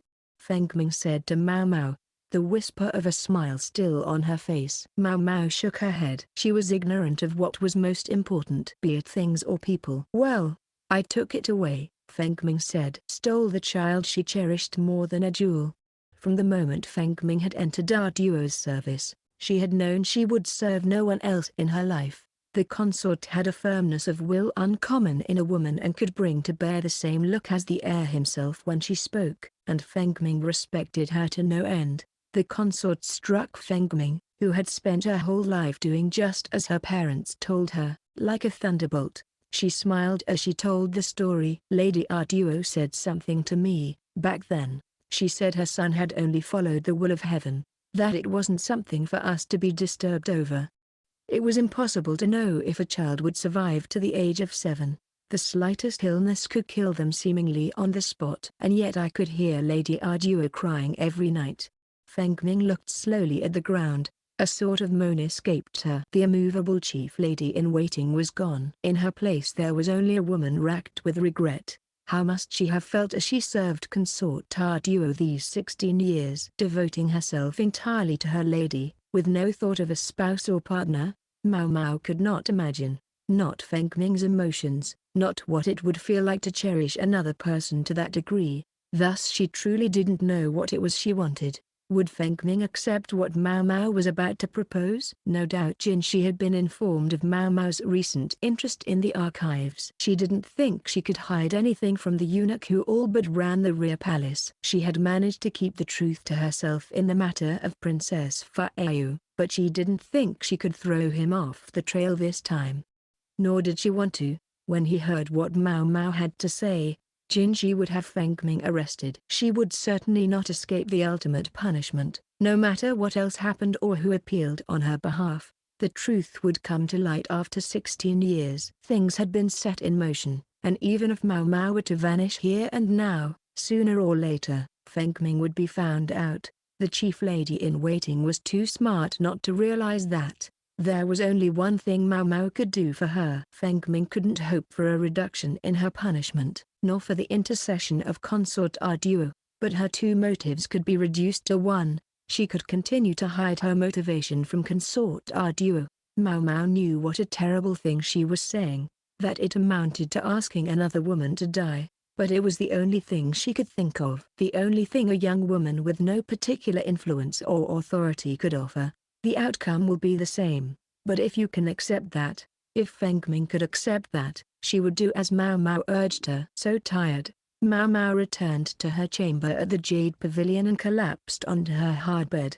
Her clothes were soaked with sweat that had poured off of her at the moment of highest tension. Reeking of fear, she wanted a bath. Thinking she could at least change, she pulled off her outer garments, revealing a large cloth wrapped from her chest all the way down to her stomach. It held several layers of oil paper in place. "Glad I didn't need it," she said to herself. Getting stabbed still would have hurt. Maomao stripped off the oil paper and found herself a fresh outfit. Jinshi could only contemplate the fact in amazement. Who would have imagined that the attempted poisoning of consort Lishu would end with the culprit's suicide? Jinshi was in the sitting area of the Jade Pavilion, describing this outcome to a reticent lady-in-waiting. He had already informed consort Jiakuyo, and so Fangming is dead, by her own hand, he said. "How lucky for all of us," the lady-in-waiting replied with no special show of emotion. Jinshi rested his elbows on the table. Gao Xuan looked like he wanted to object, but Jinshi ignored him. "Manners be damned, are you sure you don't know anything about this?" he said. He sometimes had an inescapable feeling that this young lady was up to something. "I can tell you what I don't know, what you're talking about. I'm given to understand you kept Gao Xuan quite busy gathering books." "Yes." "All for nothing, I'm afraid." She sounded so nonchalant he almost thought she was making fun of him. Then again, what else was new? It was possible she was carrying a bit of a grudge from his joke the other day. He had gone a bit overboard. But for the most part, this seemed normal. She was giving him her standard looking at filth glare. It went beyond rudeness to achieve a purity all its own. The motive, as you guessed, was to help consort Tarduo retain her seat among the four ladies. Is that so? Maomao looked at him with total disinterest. "I'm sorry to have to tell you that consort Tarduo will indeed be demoted from her place as a high consort. She's to leave the rear palace and live at the south palace." "Retribution for the attempted poisoning?" Maomao asked. The cat had finally started to take an interest in the ball of string. "No. The move was already settled. His Majesty's decision." The Emperor's long affection for Arduo must have been what allowed her to remain in an imperial residence, rather than being sent back to her home and family.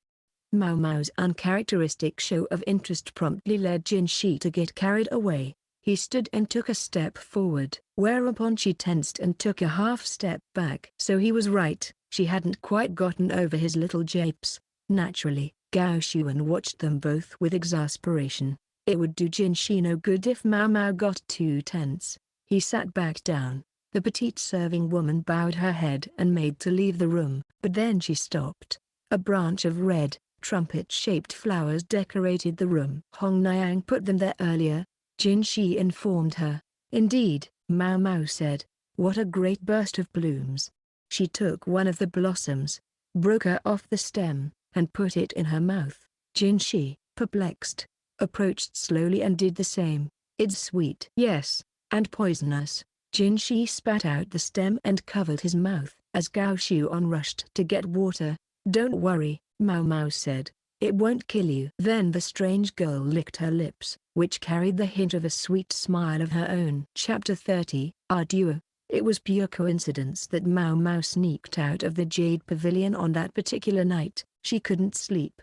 The next day, the pure consort would depart the rear palace. Maomao wandered aimlessly around the grounds. The palace was already firmly in the grip of winter cold, and she wore 2 cotton overgarments against the chill. One thing hadn't changed in the rear palace: promiscuity was alive and well, and one had to be careful not to look too closely among the bushes or into the shadows. For those who burned with passion, the winter chill presented no obstacle. Maomao glanced up and saw the half-moon hanging in the sky. A memory of Princess Fa'ayu danced through her head, and Maomao decided that since she was out here anyway, Maybe she would climb up on the wall. She would have liked to share a drink with the moon, as the old poets put it. But as there was no alcohol in the Jade Pavilion, she regretfully gave up the idea. She should have saved some of the stuff Jinshi had given her. She suddenly craved some snake wine. It had been so long since she'd had any. But then she remembered what had happened the other day, and shook her head, realizing it wasn't worth it. Using the protruding bricks in the corner of the outer wall as footholds, Maomao pulled herself up to the top. She had to mind her skirt, lest she tear it. A proverb had it that only two things liked high places, idiots and smoke. But Maomao had to confess, it felt good to be up above it all. The moon and a sprinkling of stars shone down upon the imperial city. The lights she could see in the distance must have been the pleasure district. She was sure that the flowers and the bees had begun their nightly communion there by now. Maomao had no particular business up there on the wall. She simply sat on the edge, kicking her legs and looking up at the sky. Well, someone got here before me? The voice was neither high nor low. Maomao turned to discover a handsome young man in long pants. No, it looked like a young man, but it was Consort Arduo. She'd tied her hair back in a ponytail that cascaded down her back, and a large gourd flask was suspended from her shoulder. There was a touch of red in her cheeks, and she was dressed relatively lightly. Her footing was sure, but it seemed she'd had a bit to drink. "Don't mind me, my lady. I'll be leaving presently," Maomao said. "There's no rush. Share a cup with me?" Presented with a drinking cup, Maomao could find no reason to refuse. She might normally have declined on the grounds that she was Consort Gyakuya's serving woman, but Maomao wasn't so vulgar as to refuse a last drink with Consort Arduo on her last night in the rear palace. Perfectly logical. You see, she certainly wasn't simply tempted by the opportunity for some wine. Maomao held the cup in both hands. It was full of a cloudy drink. The wine had a strongly sweet taste, without much of the acid sting of alcohol. She didn't say anything, just lapped at the cup of wine. Arduo showed no compunction in drinking directly out of the gourd. "Thinking I seem a little mannish? Thinking that's how you seem to be acting? Ha, a straight shooter. I like that." Arduo raised one knee, bracing her chin on her hand. Her sharp nose and the long eyebrows that fringed her eyes looked somehow familiar to Maomao. They reminded her of someone she knew, she thought, but her mind was a little cloudy, like the drink. "Ever since my son slipped away from me, I've been His Majesty's friend. Or maybe I should say, gone back to being." She stood by him as a friend, without having to act like a consort. Someone who had known him since they nursed together. She'd never imagined she would be chosen as a consort. She was his first partner, yes, but only, she'd assumed, as his guide. One might almost say a mentor. Then, because of His Majesty's fondness for her, she'd remained a consort for more than 10 years, though she'd been only ornamental. She'd wished he would hurry up and hand her off to someone. Why had he clung to her so? Arduo continued ruminating to herself. She would likely have gone on whether or not Maomao was there, whether or not anyone was there. This consort would be gone tomorrow. Whatever rumors might spread in the rear palace would no longer be any concern of hers. Maomao only listened in silence. When she had finally finished speaking, the consort got to her feet and turned the gourd upside down, emptying its contents over the wall, into the moat beyond. She seemed to be offering the libation as a parting gift, and Maomao thought of the serving woman who had killed herself some days before. It must have been so cold, in the water. "Yes, ma'am." She must have suffered. "Yes, ma'am." How stupid. After a beat, Maomao said, "You may be right." Everyone, so stupid. You may be right. She understood, dimly. The serving woman had been a suicide, and Arduo knew it. Perhaps she had known the woman who killed herself. Maybe everyone included Fangming. She might have had a hand in the woman's death. There was the serving woman, sunk in the freezing water so that suspicion might not fall on Consort Arduo. There was Fangming, who had hung herself to keep a secret that must never be known. There were all those who had given their lives for Arduo, literally or figuratively, whether she wished it or not. What a tremendous waste. Arduo had the personality and the mettle to rule people. If she could have been by the Emperor's side, not as his consort, but in another form, perhaps politics would have gone more smoothly. Perhaps. Maomao let the thoughts drift through her mind. though there was no point to them now, as she gazed up at the stars. Arduo climbed back down the wall first, and Maomao, starting to feel properly chilly, was just doing the same when she was stopped by a voice. "What are you doing?" Startled, Maomao lost her footing and slipped from halfway down the wall, landing hard on her back and behind. Who the hell was that? She grumbled to herself. "Well, pardon me," the voice hissed, now right in her ear. She turned in surprise to see Jinshi, looking less than pleased. "Master Jinshi, what are you doing here? You took the words right out of my mouth." Maomao realized she hadn't felt any pain when she landed. There had been an impact, true, but no sense of having hit the ground. This was one mystery that wasn't hard to solve. She had fallen right on top of Jinshi. Whoops. Maomao made to get up again, but she couldn't move. She was held fast. "Master Jinshi, perhaps you could let go of me?" she said, trying to sound polite, but Jinshi's arms remained resolutely wrapped around her midriff. "Master Jinshi." He stubbornly ignored her. Maomao squirmed a little, turning to get a look at his face, and she discovered there was a flush in his cheeks. She could smell alcohol on his breath. "Have you been drinking?" "I was socializing. Didn't have a choice," Jinshi said, and looked up at the sky. The winter air was crisp and clear, making the light of the stars seem even brighter. "Socializing, right?" Maomao looked suspiciously at him. Socializing in the rear palace could mean some very shady things. It could be argued that the emperor still gave the place's inhabitants a bit too much freedom, even if many of them were missing some very important parts. "I said, let go of me. Don't wanna. I'm cold."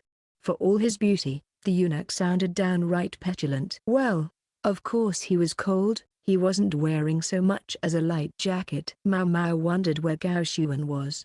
"I'm sure you are, so you'd better get back to your room before you catch a cold." She didn't care whether the room he went back to was his own quarters or the chambers of whoever had shared the wine with him. Jinshi, though, pressed his forehead against Maomao's neck, almost nuzzling her. "Damn it. Asking me in to drink. Getting me all soused up. Then I think I'll step out for a while." "Sure." "Off you go." To who knows where." "Damn it. Then you're back, but now you're feeling much better, and chasing me out." Damn it all. Maomao discovered she was impressed to realize that there was anyone in the rear palace with the nerve to treat Jinshi that way, but that was neither here nor there. "I'm so not interested in having to hang out with a drunk person." They always got clingy like this, that was the problem. Actually, hold on. It finally sank in that Maomao was in her current situation because she'd come falling down on Jinshi from above. He'd had the good grace to break her fall, even if he hadn't known he was doing it. Even if it was the alcohol that had left him lying among the weeds at that particular moment. Maybe it was a little rude, Maomao reflected, to immediately start giving orders without even a word of thanks to someone who had just saved you from a nasty fall. But then, she couldn't just lie there, either. "Master Jinch." Her latest attempt to free herself was interrupted by a feeling of something dropping onto her neck. The warm feeling ran down her back. "Just a moment longer," Jinshi said, hugging her tighter. "Help me warm myself just a little bit." Maomao sighed. His voice sounded nothing like it ordinarily did. Then she looked up at the sky, and started counting the gleaming stars one by one. A great crowd gathered at the main gate the next day. The rear palace's longest-serving consort was, in contrast to the night before, dressed in a wide-sleeved jacket and skirt that suited her hardly at all. Some of the women around clutched handkerchiefs. The handsome, boyish consort had been something of an idol to many of the young ladies. Jinshi stood in front of Arduo. One might have worried about them after all the drinking the night before, but neither showed any sign of a hangover. She gave him something, a headdress, the symbol of the pure consort. Before long, it would pass to another woman. They could stand to trade outfits. The celestial beauty and the handsome woman. In principle, they could hardly have been more different, and yet oddly, they seemed to share much. So that's it, Maomao thought. The night before, she'd thought Arduo resembled somebody, but hadn't been able to think of who. It must have been Jinshi. What would have happened if consort Arduo had been in Jinshi's position? But it was a silly question. Not worth thinking about. Our duo in no way appeared like a pitiful reject being chased out of the rear palace. She walked with her head high and her chest out. One could even say she had the triumphant look of a woman who had done her duty. How could she look so proud? How, when she had never done the one thing a consort must do? Maomao suddenly found herself in the grip of an absurd possibility. Our duo's words from the night before came back to her. Ever since my son slipped away from me. Now Maomao thought, slipped away? Not died? One could very nearly take the consort to mean her son was still alive. Our duo had lost the ability to bear children because her delivery had come at the same time as that of the Empress Dowager. The imperial younger brother and the consort's child were uncle and nephew, and they'd been born at almost the exact same time. It was possible they had practically looked like twins. What if they were switched? Even as she was giving birth, consort Taro would have known with absolute certainty which of the two infants would be the more diligently raised, the more treasured. The best possible patronage for a child would never come from our duo, the daughter of a wet nurse, but from an Empress Dowager. It couldn't have been easy for our duo, whose recovery after the birth had been slow, to be sure what was right. But if, by making the switch, her own son might be saved, it would be understandable if she wished for such a thing. And if it came to light later, if the true imperial younger brother was already dead by then it would make sense why Maomao's father had been not only banished, but mutilated as well. Because he had failed to notice that the infants had been switched. It would explain why His Majesty's younger brother led such a constrained life, and why the otherwise chaste our duo had remained so long in the rear palace. Bah! This is ridiculous. Maomao shook her head. An outrageous fantasy, a leap even her fellow ladies in waiting at the Jade Pavilion wouldn't make. No point in staying here, Maomao thought. She was just about to head back to the Jade Pavilion when she saw someone coming her direction in a rush. It was the sweet-looking young consort, Lishu. She showed no sign of having noticed Maomao, but veritably ran toward the main gate. Her food taster trailed behind her, gasping for breath. Her other ladies in waiting came behind them, not running at all, and in fact looking thoroughly annoyed by the entire scene. Some people never change. Well, I guess at least one of them has. It wasn't like Maomao or could do anything about it. Someone who couldn't take her own people in hand was someone who wouldn't survive in this garden of women. But now she wasn't alone. That, at least, was heartening. Consort Lishu appeared before Consort Taro, her arms and legs moving awkwardly together, almost mechanically. She was tripping on the hem of her own dress, and presently tumbled headlong to the ground as the crowd attempted to suppress its laughter, and Consort Lishu lay there looking like she might cry. Our duo took out a handkerchief and gently helped the young woman wipe the dirt off her face. In that moment, the face of the handsome young consort was that of a loving mother. Chapter 31, Dismissal. What am I going to do? Jinshi gazed mournfully at the paper. What do you wish to do? His taciturn aide asked, likewise looking at the document. The situation was enough to make any man despair. This is a list of names, Gao Xuan observed. Fangming's family, and their known associates. Fangming was already dead, and her clan and family relations would be spared total annihilation, but her relatives were to be subject to the confiscation of all their assets and would each be punished with mutilation, though to varying degrees of severity. Jinshi could be grateful, at least, that there had been no sign of any instructions from consort duo. Fangming was to be held to have acted alone. Among the associates were a number of clients who engaged her family's services. Jinshi had always taken the clan to be simple apiarists, but they seemed to have their hands in quite a few cookie jars. 80 of their girls serve at the rear palace, Gao Xuan remarked. 80 out of 2,000, a respectable ratio. I should say so, Gao Xuan said, watching his master furrow his brow. Shall they be discharged? Can that be done? If you wish it. If he wished it. Whatever Jinshi told him, Gao Xuan would see done. Whether it was right or not. Just or not. Jinshi sighed. A long, slow exhalation of breath. He recognized at least one of the names on the list of associates. The purchasers of a kidnapped apothecary's daughter. What to do about this? He mused. All he had to do was choose. But he sat in fear of how she would look at him, depending on what he decided to do. It was so simple to give an order, but how would she take it if it was contrary to what she wanted? Maomao saw the divide between herself and Jinshi as that between a commoner and a noble. No matter how distasteful the command, he suspected she would ultimately accept it, but he saw it making the gulf between them that much wider. But, send her away? He waffled. She wasn't here voluntarily. That much was true. Yet could he end her service at his own whim? And what if the ever-perceptive girl caught a whiff of it? Master Jinshi, Gao Shuan said, as Jinshi turned the questions over and over in his mind. Was she not a very fortuitous pawn? His aide's words were coldly rational.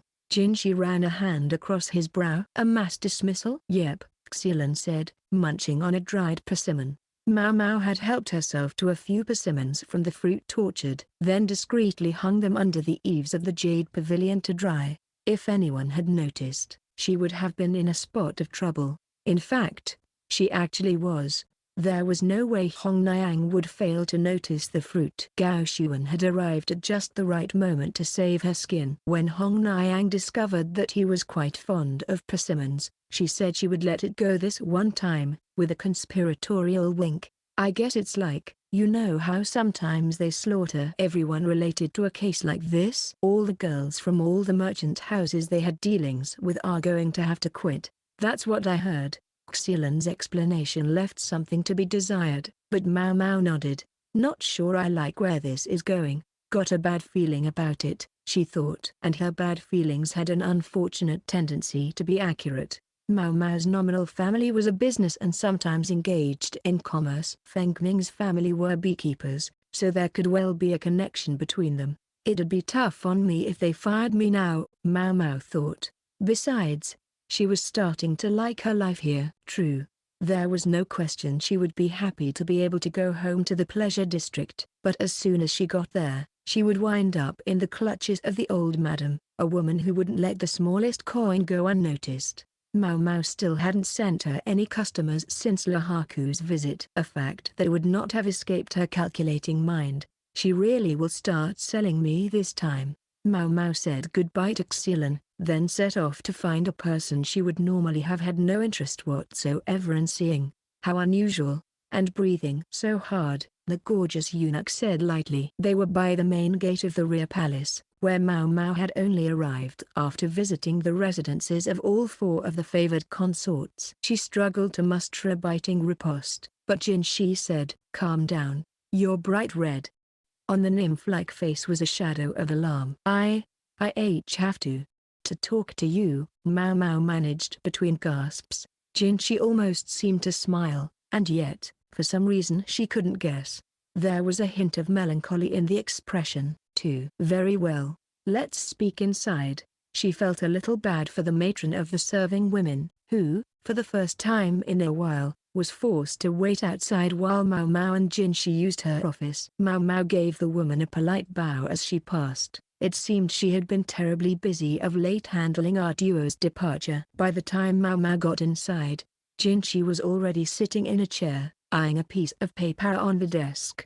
I presume you wanted to ask me about the mass dismissal taking place. Yes, sir. What's to happen to me? Instead of answering, Jinshi showed her the paper. It was of excellent material, and among the names on it was Maomao's. So I'm to be let go. What do I do? She thought. She could hardly insist they keep her on. She was all too keenly aware that she was only an ordinary serving woman. She studiously maintained a neutral expression, wary lest her face should seem to show any hint of flattery. The result, though, was that she looked at Jinshi exactly as she always did, as though staring at a caterpillar. What do you want to do? Jinshi's voice was devoid of its usual honeyed tone. Indeed, he nearly seemed like a pleading child himself. In fact, he sounded just like he had the night before consort Taro left. His face, though, remained frozen, grave. I'm only a servant. At a word, I can be put to menial labor, cooking, even tasting food for poison. She was only telling the truth. If she was ordered to do something, she would do it, so long as it was within her power, and she liked to think she would do it well. She wouldn't complain, even if she had to take a bit of a pay cut. If it put some distance between her and having to sell her body, she would do whatever it took to wrangle some new customers. So please, Just don't cut me loose. Maomao felt she had said, as clearly as she possibly could, let me stay, but the young man's expression remained unmoved. He offered only a small exhalation, his eyes flitting away for the barest second. Very well, he said. I'll make sure you receive adequate compensation. The young man's voice was cold, and he looked down at the desk so she couldn't read his expression. The negotiations had failed. How many days now, Gao Xuan wondered with a sigh, had his master been cagey and withdrawn? It wasn't interfering with his work, but when they got back to his room, he would only sit in a corner brooding, and Gao Xuan was frankly getting a little tired of it. Jinshi was casting a cloud over the entire place. The boy with the enchanting smile and the captivating voice was not there. Maomao had left the week after receiving official notice of her dismissal. She had never been unduly warm, but she was also never rude, and she had gone from place to place in the rear palace to formally thank all her various acquaintances and benefactors. Consort Jiakuya had been openly opposed to Maomao's dismissal, but when she heard that the decision came from Jinshi, she didn't continue to push the matter. She did, though, leave him with a parting shot. Don't come crying to me if you find out you wish you hadn't done this. Are you certain you shouldn't have stopped her, sir? Don't say a word. Gao Xuan crossed his arms, frowning. A memory from the past came back to him. How much strife there had been when the young man lost a favorite toy. How Gao Xuan had suffered to give him something newer, and more enticing still. Perhaps he shouldn't think of her as a toy. Perhaps Jinshi had chosen not to stop her as his way of refusing to treat her as an object. What point would it serve? Then, to find some other remarkable lady. It all portended a great deal of trouble. If no substitute will do, the only recourse is to the original, Gao Xuan murmured, so quietly that Jinshi didn't hear him. One person in particular flashed through his mind. A military officer well acquainted with the girl's family. A great deal of trouble though it is. The long-suffering Gao Xuan scratched the back of his neck. Epilogue: The eunuch and the courtesan. Time to work. Get going. The old madam hustled Maomao into a rather distinguished-looking carriage. This evening's job was apparently a banquet for some noble. Maomao could only sigh as they arrived at a large mansion in the north of the capital. She was just one of a number of people accompanying her sisters to the banquet. Everyone was dressed in gorgeous clothing and done up with ostentatious makeup. When she contemplated the fact that she was made up to look just like them, Maomao felt oddly queasy. Their party was ushered down a long hallway, up a spiral staircase, and into a large room. Lanterns hung from the ceiling, and festive red tassels dangled everywhere. Someone has money to burn, Maomao thought. 5 people sat in a row in the room. They were younger than she'd expected. Pei Irene licked her lips when she saw the young men in the flickering lamplight. She was rewarded with a gentle jab in the side from Joker when she wanted to. Maomao's sexy sister could be very quick about things, enough to make even the madam throw up her hands. Wish he'd made these introductions sooner. The men at this banquet were supposedly high officials from the palace. Lihaku had been the go-between, and with him involved, at least a portion of the profits should go to paying off Maomao's debts. If nothing else, she'd been given a substantial amount of severance pay, more than she'd counted on, so she'd escaped being forced to sell her body. But the madam still put her to odd jobs like this. Old hag. The way she clucked when she heard. The old lady really seemed to want to make Maomao a courtesan. She'd been maneuvering toward it for years now. She kept telling Maomao to quit wasting her time with medicine already. But that was never going to happen. What, was she simply going to swap her interest from pharmaceuticals to singing and dancing? Not a chance. As Maomao took in the room, she saw that everything was hugely ornate. Each bottle of wine and every sitting mat was of the highest quality. Surely they wouldn't notice if I helped myself to a furnishing as a souvenir, she thought, but then she shook her head. No, that wouldn't do. Calling courtesans to one's private residence was substantially more expensive than holding a banquet at the brothel. All the more so when the courtesans once summoned were women any one of whom could charge a year's wages in silver for a single evening. To ask all 3 of the princesses of the Verdigris house, Maomao, Pei Irene, and Joker, to be present at once was as good as to announce that money was no object. Maomao was just one of those who had been brought along in support of the knight's 3 stars. She'd learned to be mannerly, but she couldn't hold a tune, nor could she play the erhu. And dancing?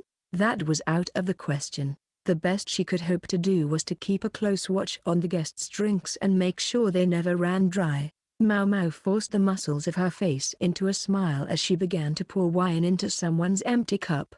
Her only saving grace was that everyone was so enraptured by her sister's singing and dancing that they didn't so much as glance at her. One person had even started a game of Go with a member of the support staff, while everyone else laughed, drank, and enjoyed the show. Though, she spotted one person looking down at the ground. What, bored? Maomao wondered. He was a young man dressed in fine silk. He rested a small cup of wine on one knee, sipping from it occasionally. A grey gloom clung to him. They're going to think I'm not doing my job, thought Maomao, who had a way of turning serious about anything she happened to be doing. She grabbed a good, full bottle of wine and sat down beside the melancholy young man. His sleek, dark bangs hid much of his face. For the life of her, she couldn't see his expression. "Leave me alone," he said. Maomao was puzzled. His voice was oddly familiar. Her hand moved almost before she could think. Any thought of propriety or politeness had vanished from her mind. Careful not to touch the young man's cheek, she lifted his hair. A gorgeous countenance greeted her. Her reserved expression promptly changed to one of total astonishment. "Master Jinshi?" There was no gleaming smile on his face now, no sweet honey in his voice, but still she would have known that eunuch anywhere. Jinshi blinked several times in succession, studied her for a second, then said uneasily, Who are you?" "A question I'm often asked." "Anyone ever tell you look very different with makeup?" "Frequently." The conversation gave her a sense of déjà vu. She let go of his hair and it fell back over his face. Jinshi reached out and tried to take her wrist. "Why are you running?" He looked sullen now. "Please don't touch the entertainment," she said. It wasn't her decision. It was the rules. They would have to charge extra. "Why the hell do you even look like that?" Maomao refused to meet his eyes as she said uncomfortably, "It's part-time work at a brothel." "Wait, don't tell me you."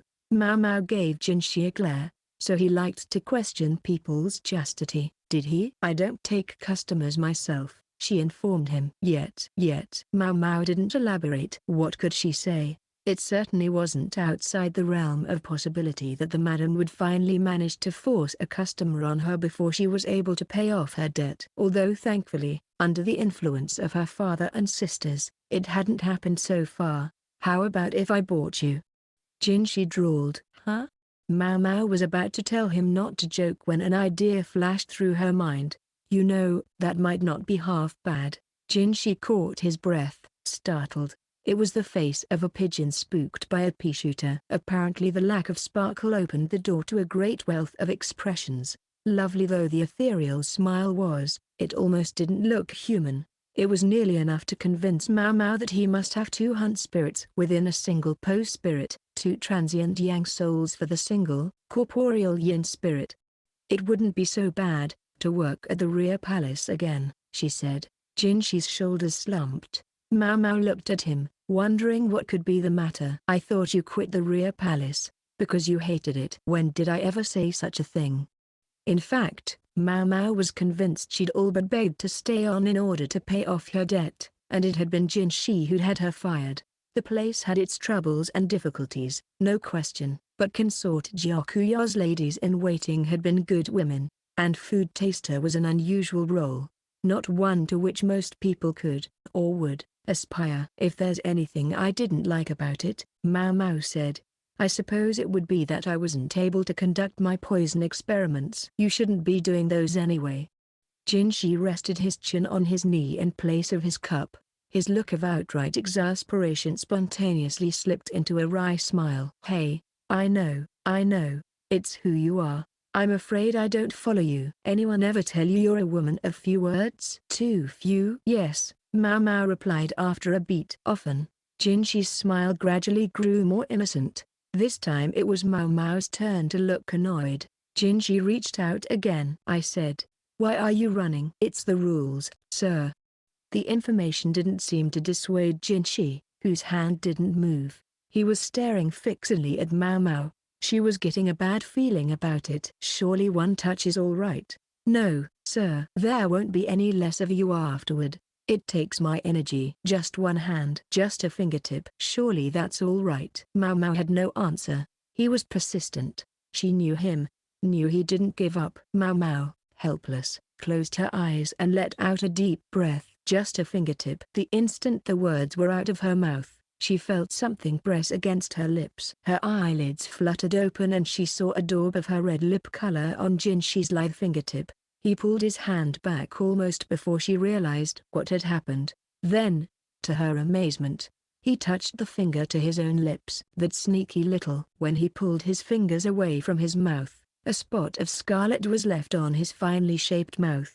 His face relaxed a little and the smile became even more innocent. A flush entered his cheeks, as if a touch of the lip color had gotten on his face. Maomao's shoulders were shaking, but Jinshi's smile looked so profoundly youthful, almost childish, that she found she couldn't rebuke him. Instead she focused on the ground. Damn, it's catching.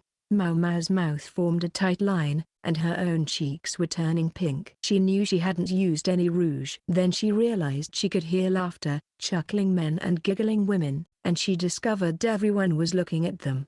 Her sisters were grinning openly. Maomao was terrified to imagine what would come next. Suddenly she wanted to be anywhere else. Gao Xuan appeared veritably out of the blue, his arms crossed as if to say, finally. That's one job done. It was all enough to make Maomao's head spin, and later she hardly recalled the rest of the evening. She never forgot, though, how her sisters hounded her about it afterward. Some days later, a gorgeous noble visitor appeared in the capital's pleasure district. He came with money enough to make even the old madam goggle, and for some reason, an unusual herb grown from an insect. And he wanted one young woman in particular.